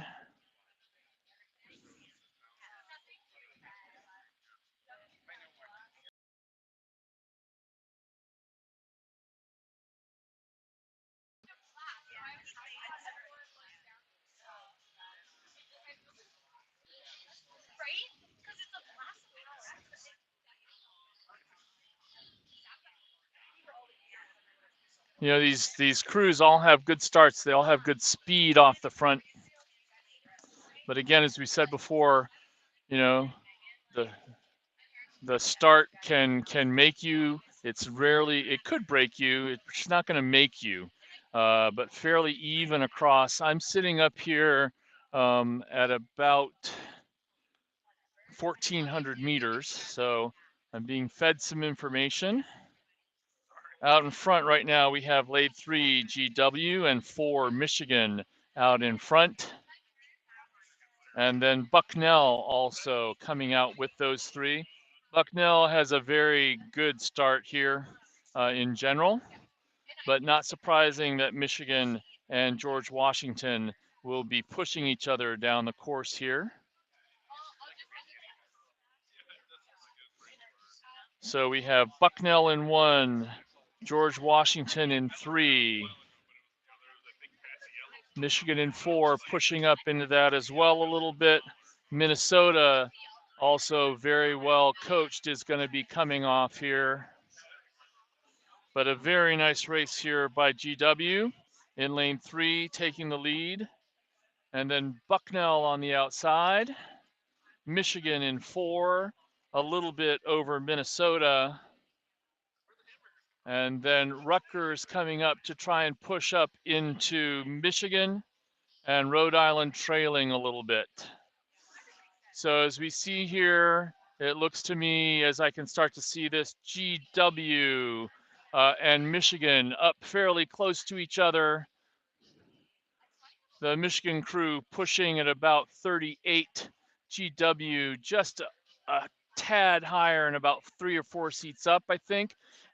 We have Bucknell pushing up on the outside, little outside flyer, getting in front of Minnesota. Big, huge point of pride. I know that the goal of this Bucknell crew is to make this a final. So GW out in front easily here, just being able to press and getting in front. Michigan still hitting in there in the yellow boat. Bucknell trying to push up on the outside, but there Minnesota's been making a nice move there too. And Rutgers coming in lane 5 as well up in Michigan. So GW, I'm going to say 5 or 6 seats up on Michigan. Michigan making a move to move solidly into second. Both of those crews looking about like they did relative to each other in the GW invite. Rutgers is the crew here that really is making a move and is about 4 seats back on Michigan. So GW's Coxon sitting up just in front of the bowman from Michigan. Michigan's Coxon sitting just on the bowman of Rutgers. Rutgers Coxon sitting just on the bowman of Minnesota. And Bucknell hanging right in there with Minnesota. And then we have Rhode Island not quite with the speed. So Michigan's pushing up again with 500 to go, trying to get back into GW. Again, it sort of doesn't matter to a certain extent which is first and which is second. They'll all come back with something that they're going to work on before tomorrow as they go. But both of those crews really pushing hard, wanting to be up into the A final. And Rutgers, Pop Warner, absolutely incredible coach who's had a long and illustrious career bringing these guys back to put them into the A final, it looks like. Again, GW just winding up here as they go into their start, into their sprint, about to hit the red buoys. Michigan going with them. Rutgers still up in front, but you also have Minnesota making a nice push to try and see if they can get it. That would be a huge accomplishment for Scott in his first year trying to bring Minnesota back. They clearly are going to be fast in the future. So just some really solid racing here. Everyone having to lay it out to get into the final, hitting their final sprints. GW up over Michigan. Michigan over Rutgers, Rutgers up over a charging Minnesota, and then Bucknell, and then further back to Rhode Island. So we'll wait and see. The times were just under 6 minutes here. UCLA won the first in 6:05. Notre Dame went 6:07, and we're here at about the same times for this race as well. So it was George Washington in 6:02, Michigan right behind them in 6:04, and Rutgers in third at a 6:06. So we have 6:02, 6:04, 6:06 from the second semifinal, 6:05, 6:07, 6:09 from the first semifinal. It's going to be a heck of a race there. And then Minnesota in at 6:08, which puts them with the top time into the B finals, at least right now. 6:13 from Bucknell also would put them second in the B final, given what Washington State, Purdue, and Orange Coast did in the first heat. But we'll have to see how that all plays out tomorrow. Now we're going to go up for the men's lightweight novice 4 grand final, and I'm going to walk back and see if we can find a technical fix to the rain.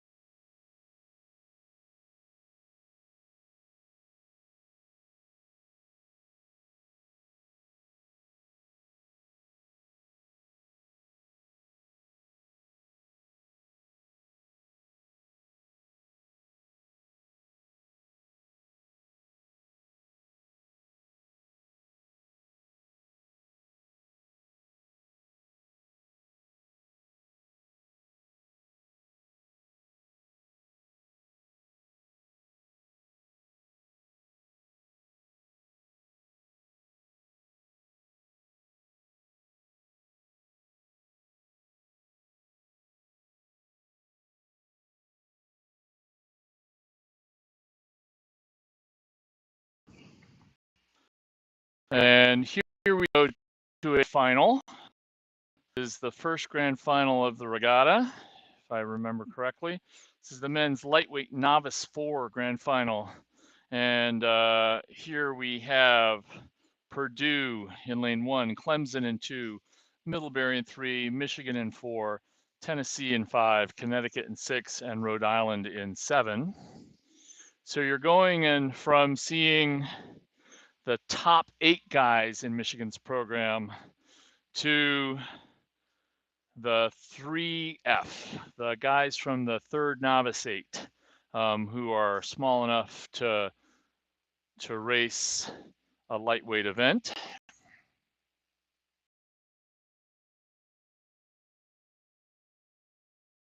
But there's a pride that they're going to go after it anyway. They've been excited, and it looks like they're actually out up in front here as we're about 2.5 minutes in.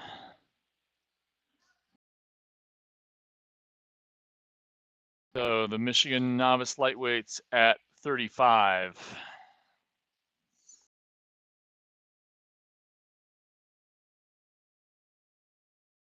Open water up coming in to the second 500. Next to them,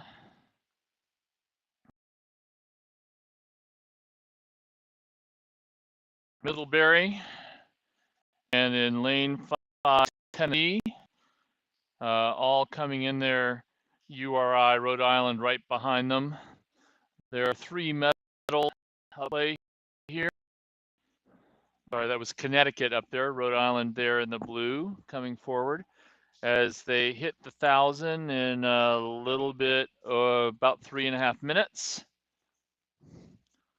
So 7-minute pairs. We can see if the varsity 8s were going just over 6 minutes, we're probably sitting about 15 to 20 seconds, 15 seconds slow here in the conditions off of what they would have as ultimate times.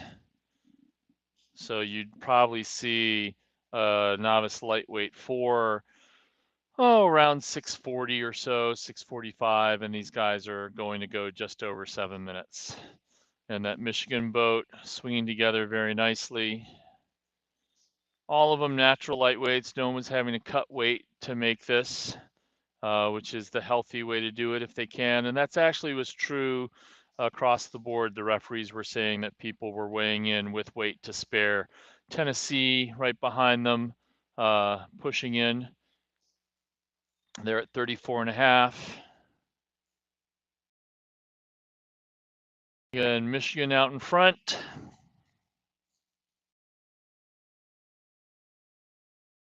Middlebury and Tennessee giving it a shot in the middle there.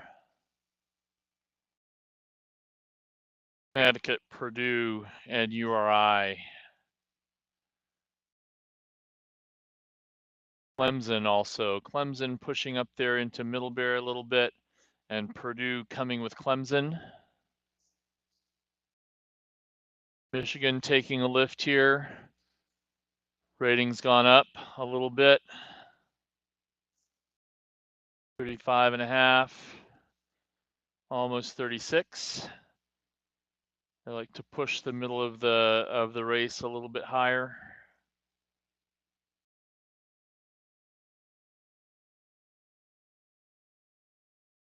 But a nice race behind them, a whole bunch of crews going across there.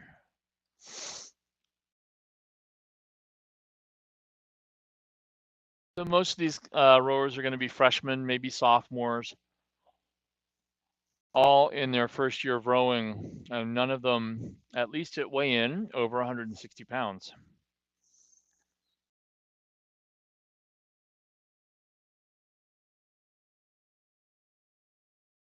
And crew really working nicely through there. They've now lengthened out a little bit to 34, but they have the race well in hand.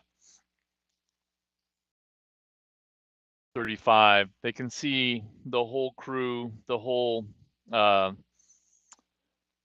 race behind them, and they're now just going to drive and see what they can get. Clemson moving up there nicely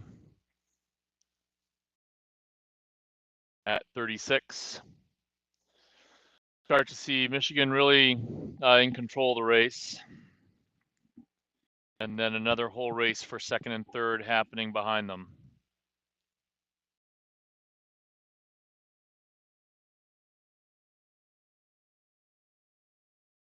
Coxon here, Catherine, is the younger sister of a former varsity rower.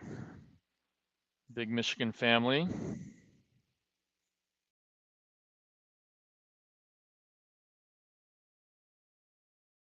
She will do something. I don't think her brother did win a national championship, so she will now join her brother in being a national champion. Very nicely done. In lane 6 here, we have Connecticut, followed by, I believe, Clemson.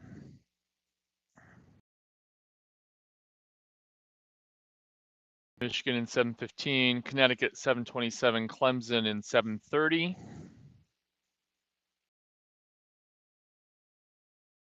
And now we'll catch the same event, but we will catch it with the varsity lightweights.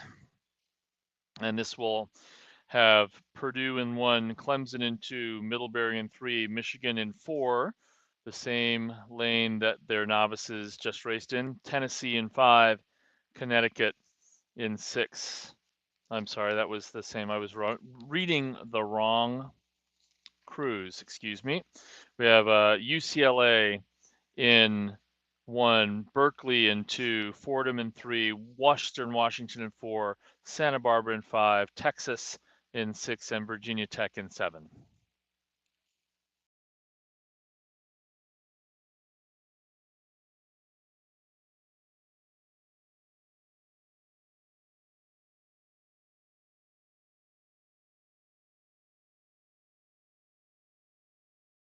Looks from here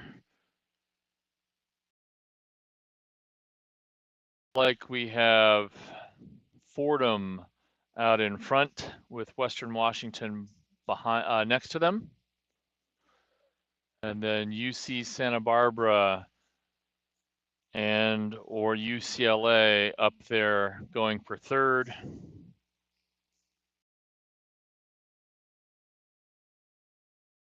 Very clearly Fordham out in front. They looked quite good in the preparatory races here for this event.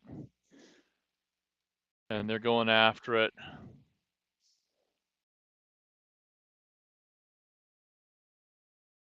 .36 or 37. UC Santa Barbara there. Yellow and blue oars.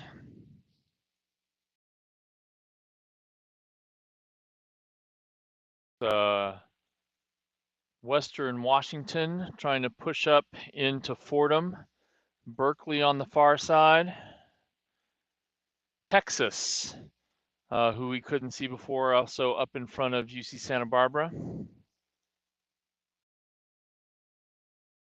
So Fordham out front. Easily open water right now, 37 pushing, and it seems like Western Washington in second. With oars from Virginia, I think. Then Berkeley out there as well, also, I believe, with Virginia oars. So some of the crews that come from the West Coast rent equipment out on from the East Coast and Midwest crews who bring their trailers. So Western Washington, you can see the WWU down the backs of their unisuits are really pushing here to get up into a medal, to hold on to the medal that they have. Cal lightweights pushing behind them, but it's Fordham out in front. UCLA trying to push up into Cal. Fordham from New York City.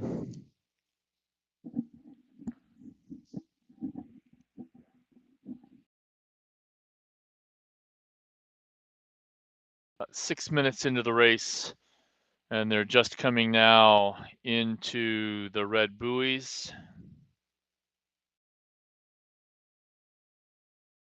Hitting their sprint.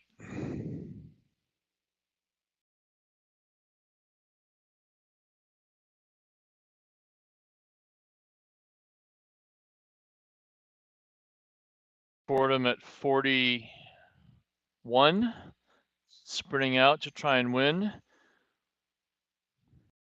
Little bit of technical challenge going right now. They're just so tired at the end of the race. They got it back. They were wobbling a little bit there, trying to empty the tank, coming in to the final push.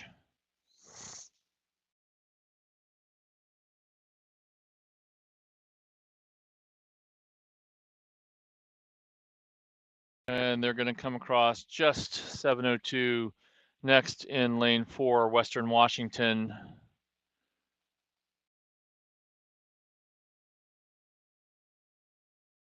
So Fordham winning. Texas, I think, in second, 7:06. Western Washington takes the bronze.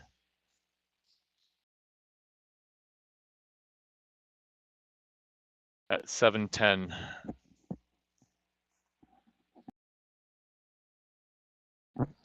So good to know that the varsity are faster than the fastest novices. Berkeley at 7:13.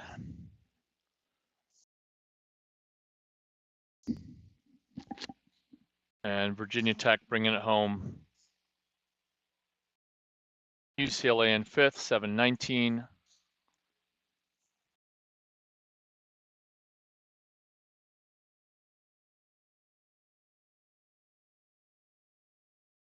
Santa Barbara in sixth.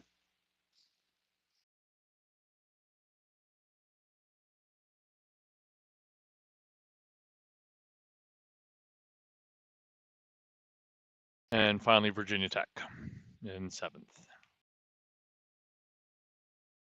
We'll go back to another grand final. This is the men's second novice 8. So we'll have UC Irvine in lane 1, Virginia in 2, Michigan in 3, Orange Coast in 4, Purdue in 5, Washington State in 6, and Santa Barbara in 7. So again, programs able to put out multiple 8s, varsity 8s, novice 8s, second novice 8s, third novice 8s. Those are the larger club programs. And they use the 8 and the seats available in them to build their programs.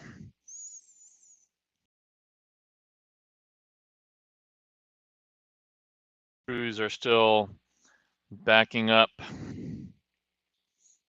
onto the start. A couple of minutes behind. Nothing big. Regatta will catch up.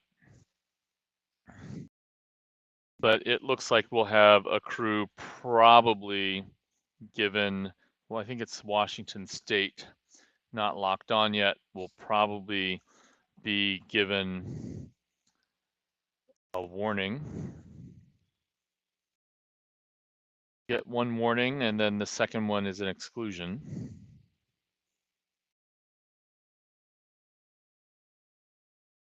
You can see the orange of Virginia there. So that'll be Michigan next to them and Orange Coast. Those 3 programs, along with Purdue next to them, 4 programs have done very well historically in the novice 8 events, first 8, second 8, and the novice 4.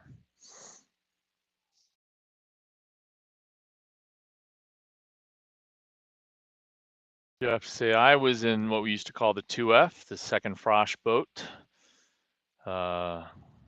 in college. And one of Michigan's Olympians, Tom Pezic, was in the 2F his freshman year, then went on to be a multiple national team athlete, including the Olympics in London. So you can do great things from the 2F.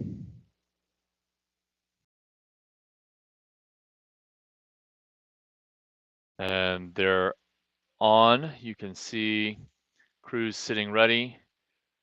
Can look for the referee's red flag. He's up on that platform, or she. Starter is up on that platform, and you'll see a red flag go up.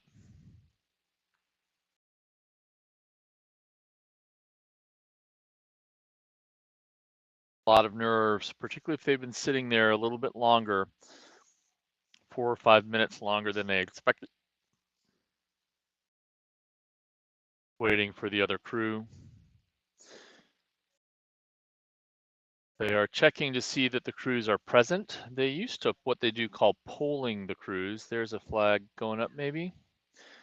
They used to poll them, which was sort of a chance for a crew to say, no, we're not ready yet. And the coxswain would put their hand up, and the referees would wait for that coxswain to get themselves set. But they've changed the rules now.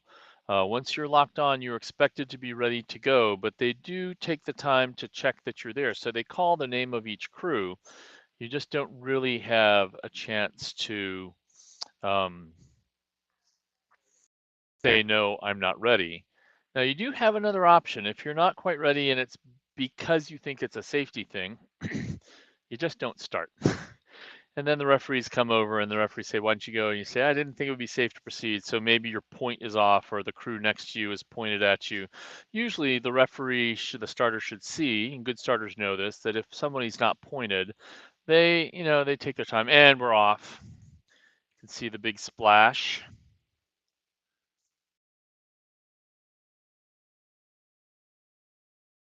As they're building up, they take 5 or 6 strokes to get the boat up to speed. A starting sequence, different people do different things, some shorter strokes, building strokes, and then they go in this mad sprint to open up, which is craziness physiologically, but it works in our sport because if you can get ahead, you're able to just absorb things. Michigan at a 43, Virginia coming here at a 39.5. Irvine at a 36.5.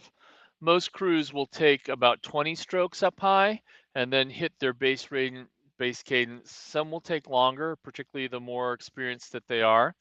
And it looks like we have Orange Coast here also really getting into a nice base.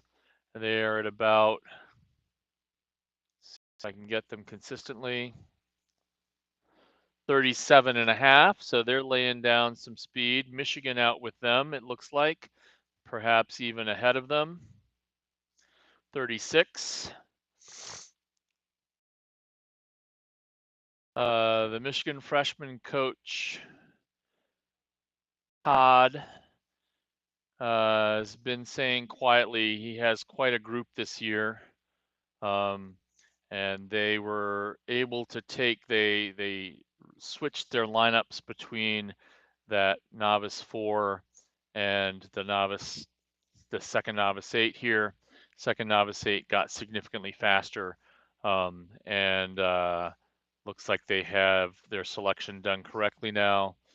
Michigan out in front here, with Purdue also up and Virginia, but Michigan 2 minutes in and some open water. Bodes well for the future.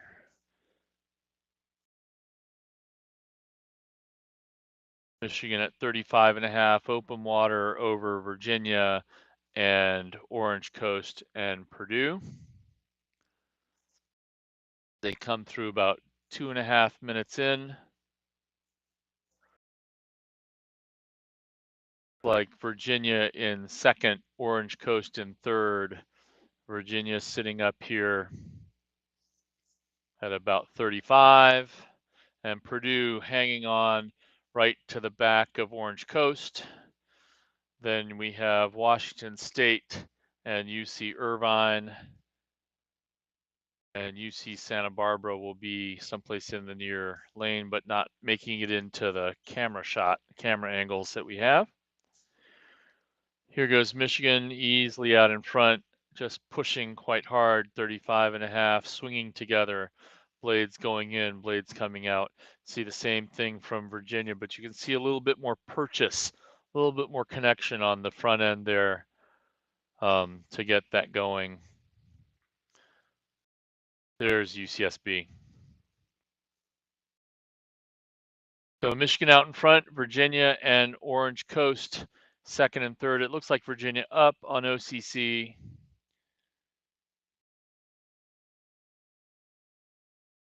Virginia 36.5, rowing Virginia blades. 36. Michigan here at about 36 also. Orange Coast putting trying to put a move back into Virginia, and Purdue maybe overlapped and coming with them. We'll see what happens in this third 500. See if Purdue can get back up into some medals. But right now, again, Michigan easily out in front. 37.5. So they're hitting their full race plan here. They're not going to back off.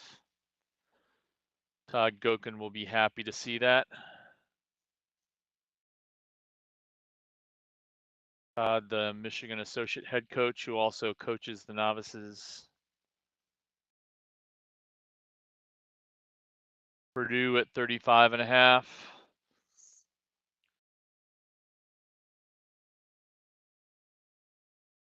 And they seem to be moving back up on Orange Coast. That's a great race going there.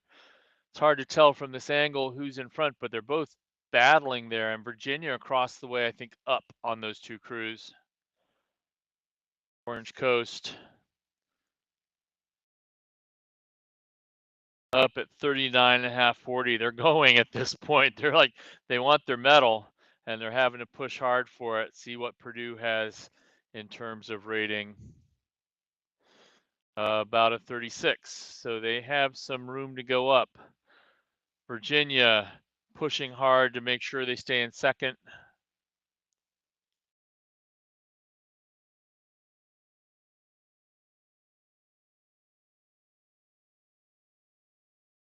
Check their rating.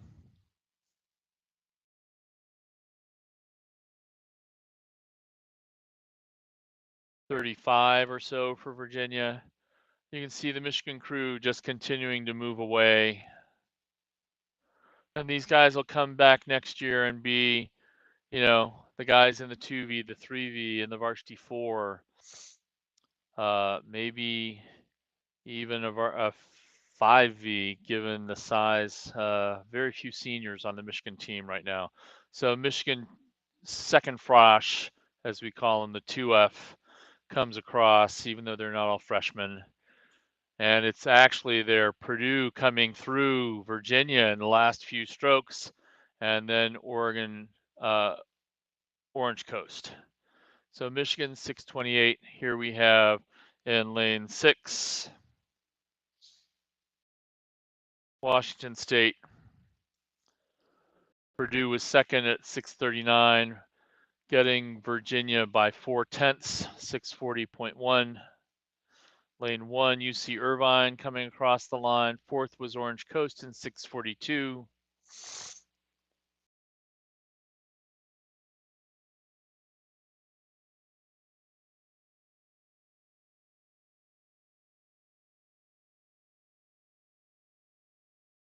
And here comes UCSB in lane 7.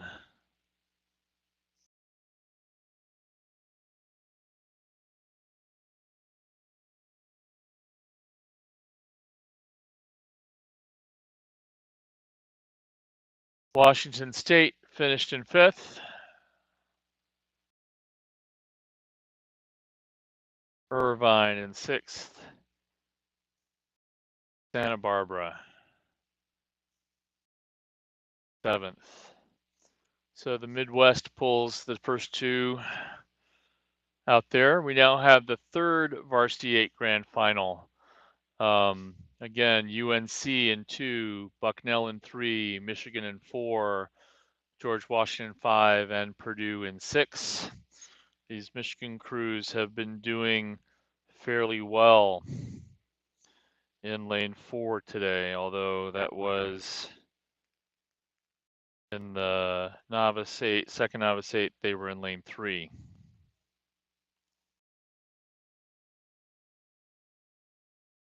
So we're going to see Bucknell and Michigan, who've raced each other a fair amount. And we also have GW. Looks like GW is up right now in this 3v8, rolling about 37. Very nice rhythm going.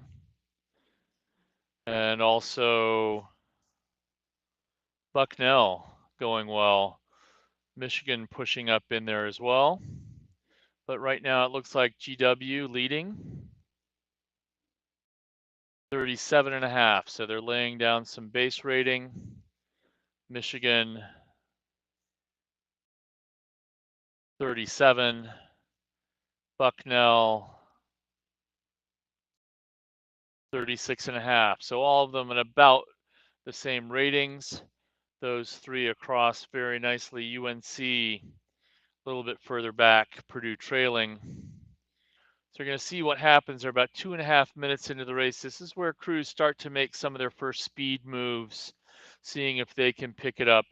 And it looks like we have Michigan a seat over GW, who's even with Bucknell. It's going to be a great race of those three, trying to figure out who takes what medals.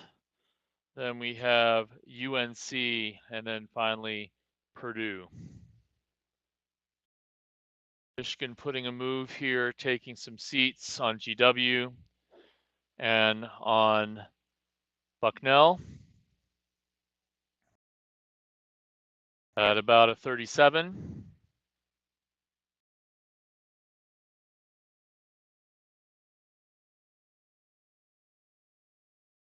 All the guys in this boat for Michigan coming back next year. All the guys, or most of the guys in this Bucknell boat coming back next year. Bucknell has 17 recruits coming in.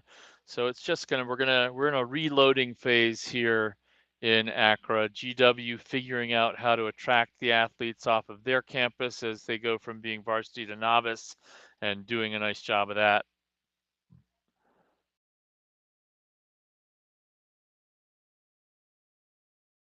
And the Michigan 3V out in front. And they're going 38 now, having lifted, making sure that they're putting themselves out in front as far as they can. Bucknell coming with them. 36. Hard to tell if GW's in front of Bucknell or Bucknell's in front of GW, so there's going to be a race here for silver between those two.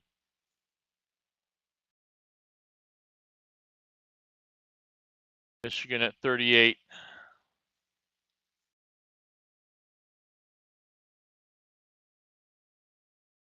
Again, 5 Michigan 8s here racing at this regatta, so they've been beating up on each other.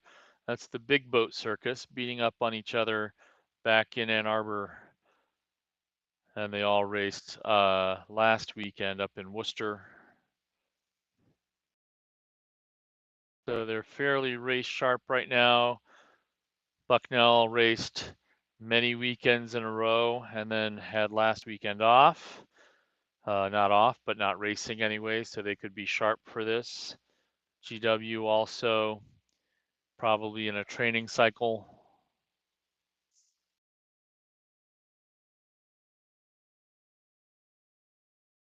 You see Irvine there still in the picture. And they are rowing,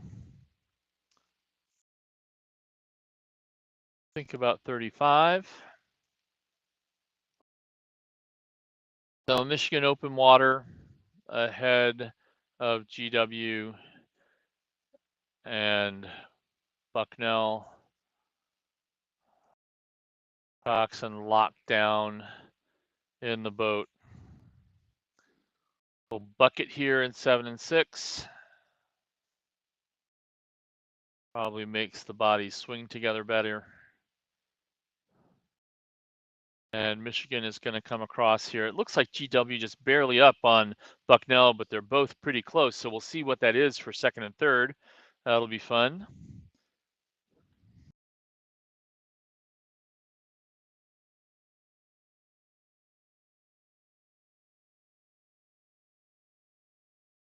Michigan 3V coming across around 621 or so. GW gets in front of Bucknell third. So gold to Michigan in a 622. Silver to George Washington in a 628. Here comes lane 2 UNC across the line. Bucknell third in a 630, second and a half back.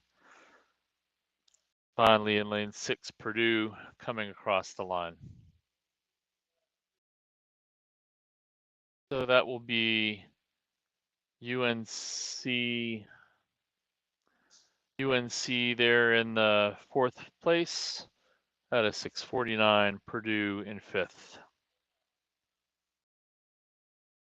Two more events for the day here. We have the women's second varsity 8 grand final. 5 entries here in the whole event, seeing each other having raced for lanes earlier. Grand Valley in lane 2, Middlebury in lane 3, Vermont in lane 4, Santa Barbara in 5, and Purdue in 6. So 2 from the Midwest, 1 from the East Coast, and 2 from the state of Vermont. Great to have Vermont and Middlebury here. Adding to this race, it's great that Vermont is becoming such a hotbed of ACRA rowing.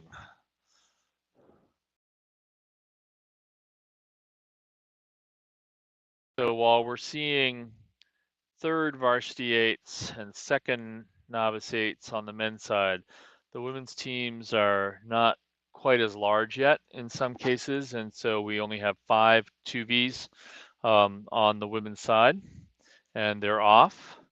But it's great that we do have 2 V8s, and it would be great for more of the women's programs to be trying to have 2 V8s, even a 3 V8, and just build the size of their programs.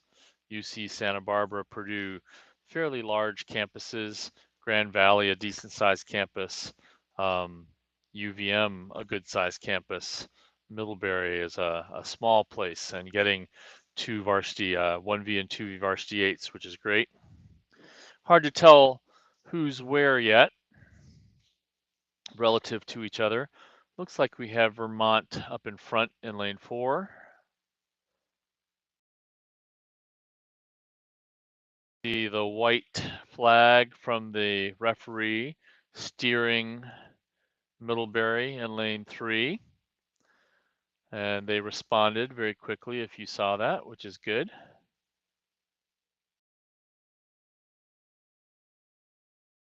Middlebury at a 34. Grand Valley next to them at a 35.5. Since I know he's watching, greetings to John Bencarey, who used to be the head coach at Grand Valley for a long time, now retired from coaching and watching from New Jersey where he lives.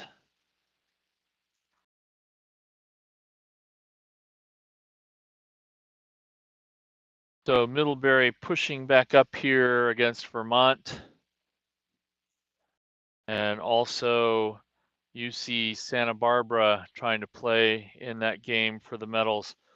Purdue trailing a little bit. So see if the Gauchos can get up into that race. ESB at about a 34.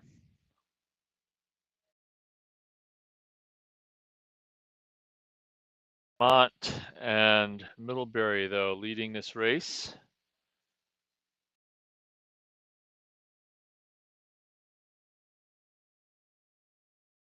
Good maple sugar, maple syrup driving them, perhaps.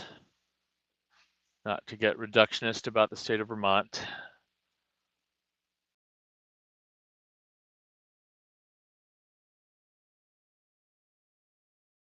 So you can see here Vermont pushing out a little bit, Middlebury in front, Vermont right with them.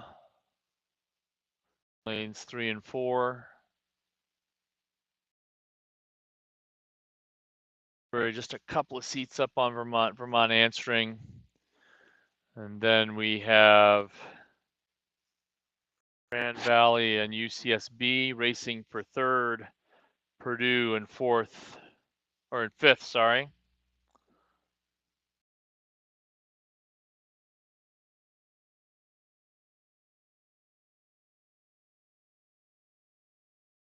So some nice solid racing here, 3.5 minutes in. Still time for some crews to make a move, but it does look like Vermont UVM is solidifying 3 or 4 seats over Middlebury. And you see the blades picking the boat up pretty well together.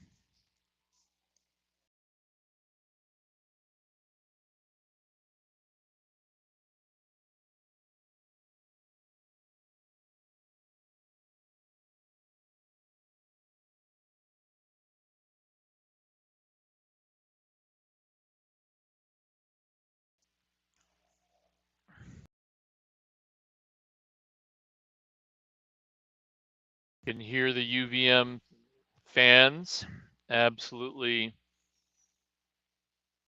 static from the side. See a nice little pickup going in that boat. Just it's lighter, it's moving so well there.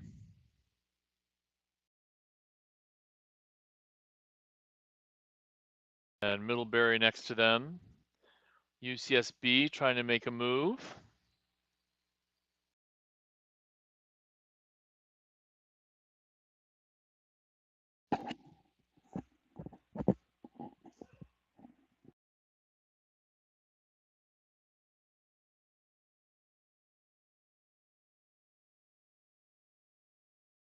Middlebury trying to press back up in there to see if they can get into UVM. And a good race going here. So they're sort of heating it up to push for the medals.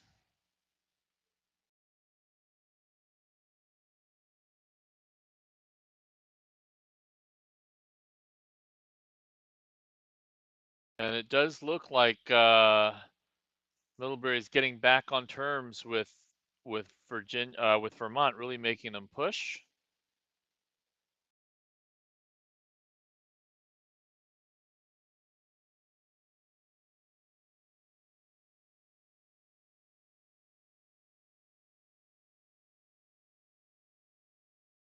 Great race here going between these two crews from the state of Vermont. Middlebury pushing back up. Some really disciplined rowing from Middlebury over the course of this regatta that I've seen. They stay calm and just keep pushing at what they're supposed to do. Grand Valley trying to push up on the outside as well. Hard to tell right now. I think we have Middlebury in front of Vermont. All the way to Tennessee to have their state championship in the 2v8. But I wouldn't say Vermont is out of it yet at all. They're now attacking as they hit the red buoys. And sometimes you need to call your sprint early. Sometimes you're confident you can wait to do it right as they come into the finish. Middlebury and Vermont. Looks like Vermont just a little bit up in front. Middlebury trying to push back. Vermont getting the blades in just a little and through just a little better. The finish is pushing the boat away just a little better. And that's going to make the difference here as they now have about 3 seats going to the sprint over Middlebury. Feels good and it feels terrible all at the same time. You've played everything out that you can, and Vermont comes across first. Middlebury second. Third looks like it's going to be Grand Valley.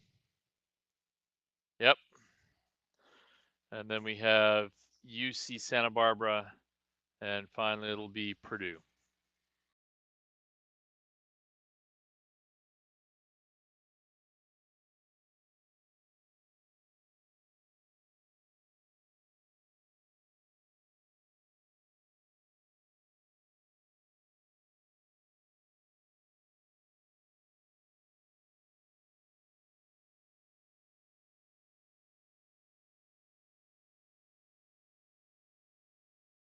So the last event of the day was set to go up at 4:20, but it looks like, and probably with the crew's permission, they they went off early on that last event, and have been catching up a little bit.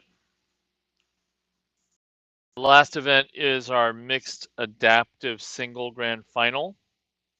We saw them have a race for lanes yesterday, and we'll come back and see them race again. It's great to be having adaptive events, para events in this championship final, something the clubs are able to do, but the varsity programs are not. So again, working on inclusion in the sport, working on making sure that people who want to row can come and row and be who they are fully in our sport.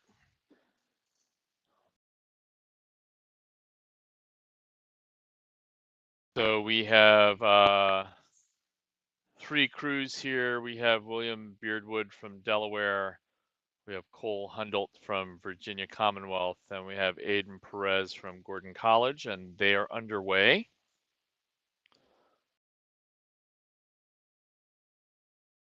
And these are all singles, except the single that's not the single. And how, you're wondering, is a single not a single? So William Deadwood, I believe, Beardwood, sorry, I think from Delaware, has use of a single arm. And so he has a partner who rows with him in a double. And we figured this out yesterday as we watched them rowing. It's actually quite ingenious. So he pulls a single sculling oar on his left side, and his partner has 2 oars, but on the left side, on the starboard, the blade is flat on the water, and he rows with the blade on the right side. So they only have, between the 2 of them, 2 oars in the water. The 3rd oar is there to provide some stability. So there's not extra blade surface coming to push them along.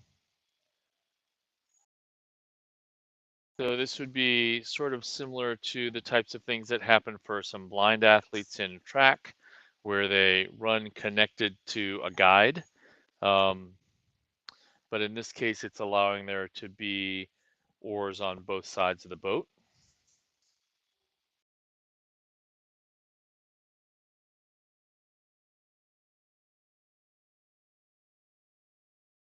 We also have a deaf rower here.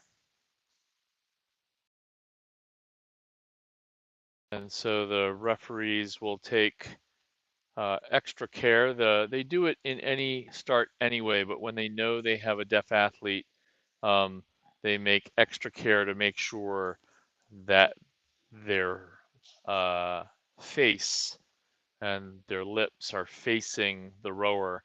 Then again, the start happens with a flag, so those rowers can see that, but making sure that any of the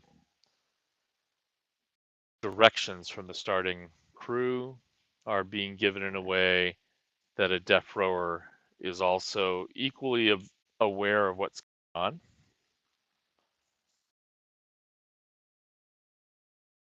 And they're off about 30 seconds into the racing.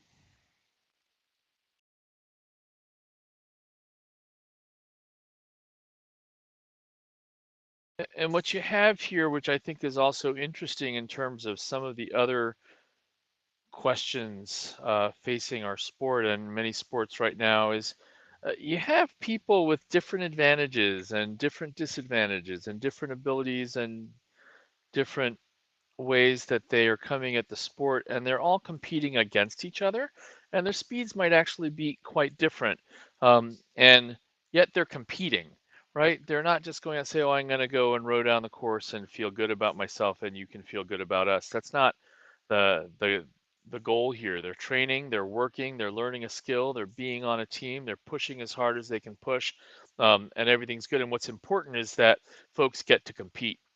So some of the motions in sport these days to keep certain athletes from competing where they should be able to compete. Just forget that, what do you do in the end? You just push harder. You just come up and you show up and you race who you race. And this is exactly why we'd want to be able to do that here. So you can see here in lane 3, William Beardwood rowing with his pair partner.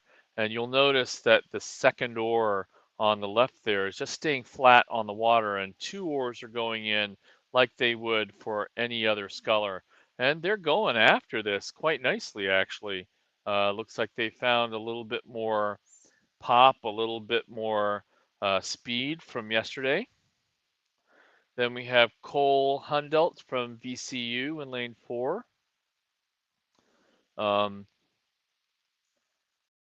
Who rowing the boat all by himself completely, obviously. Lots of high rating and shorter strokes, which may be an adjustment for what his capacities are.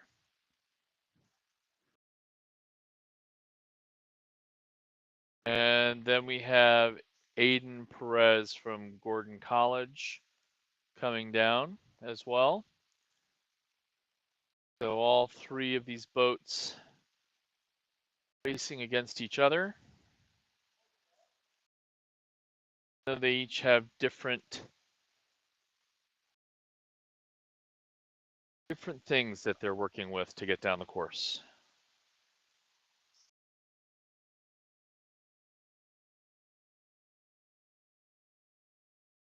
So increasingly, we're seeing there are some universities that have some very strong para histories. The University of Illinois actually has exceptionally good para sports as part of what they offer on campus. It dates back to veterans who returned from World War II. And so they've had a very, very strong, for example, women's wheelchair basketball program there, but a bunch of other things as well. There's William, and you can see he only has one arm there. The other one is tucked in, or he's only using one arm. The other one is tucked in against his body. And we see Cole coming up and giving some push. So these 2 are actually having quite a race here, which is great. Cole is going after it. Let me get a rating on him. And he's looking over. He wants to go after him. He's at 36.5. He is not holding back. The William looking over now and saying, "Oh, we got a race. Let's go." This is awesome. Aiden Perez from Gordon College.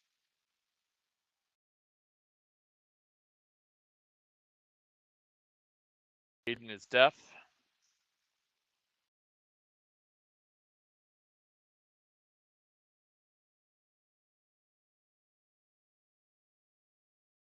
And the rain is just really starting to come down now for the last race of the day. Not unusual, but if it doesn't come till the last race, we're pretty lucky.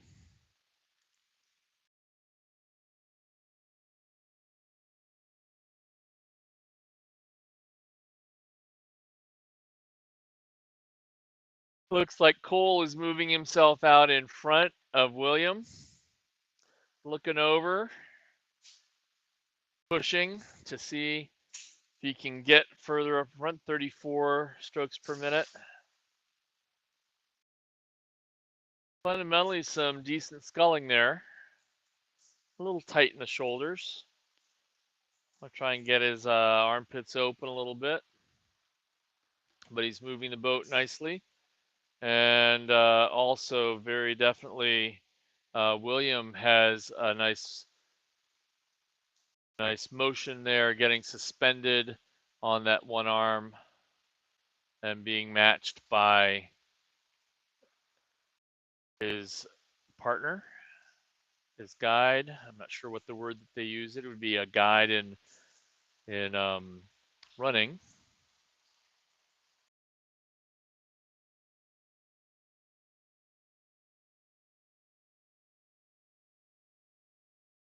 They're just pushing it. Aiden's going back there as well.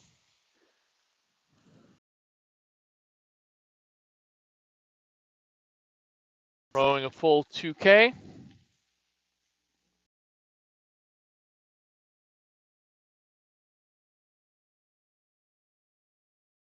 See the 1500 marker there up on the left. And here we have Cole absolutely pulling on it. Great race still going here between Cole and William. Pushing each other to go faster. Cole is definitely looking over. William looks over. Focused in on competing.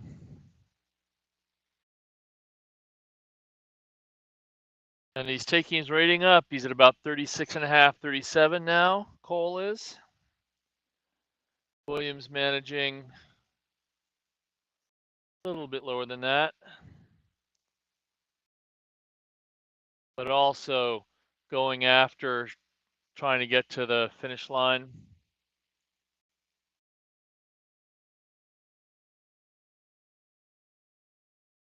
William at about 34. Pretty good rating here. Cole continuing to look to his right,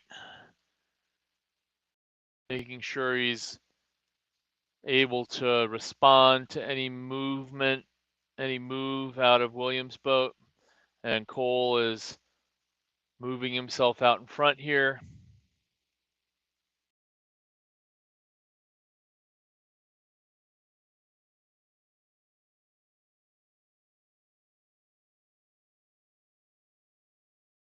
And hitting the red buoys.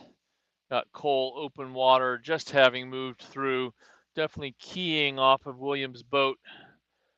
And now he's looking over his shoulder for the finish line. Same thing with William.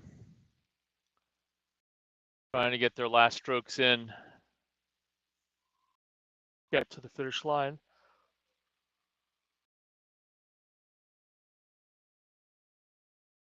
And Cole throwing a little sprint in here.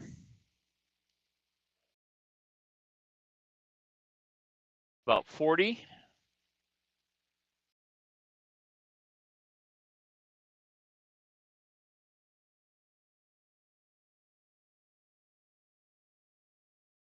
.42 now. Comes across the line, looking for the finish line there. And Cole comes across in first. Having put a nice sprint there. William coming in for second.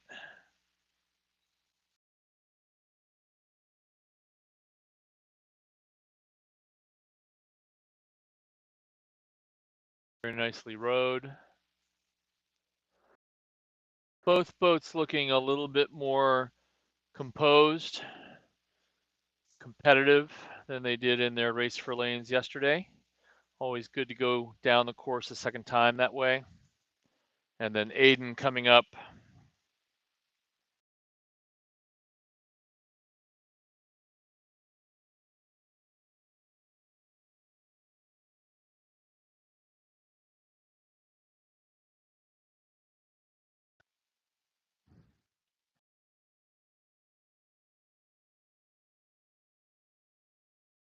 Coming into his last 10 strokes or so.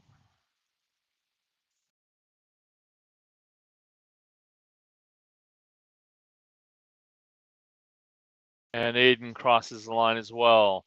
So this ends up our racing for the second day. We've had a few championships taken. Tomorrow we will come back and we will have A and B finals in many of the events, and finals all day tomorrow, national championship. So please join us. um, look for herenow.com, and you can find a wealth of information on the regatta, including uh, results and times for tomorrow, the schedule for tomorrow as it's finished out and will be available. And you can also find that linked through row 2K um, slash results. And we hope to see you tomorrow as we finish up the ACRA Championships from 2023. Thanks for joining us, and enjoy the day as we're going to all make our way home through the rain here in Oak Ridge, Tennessee.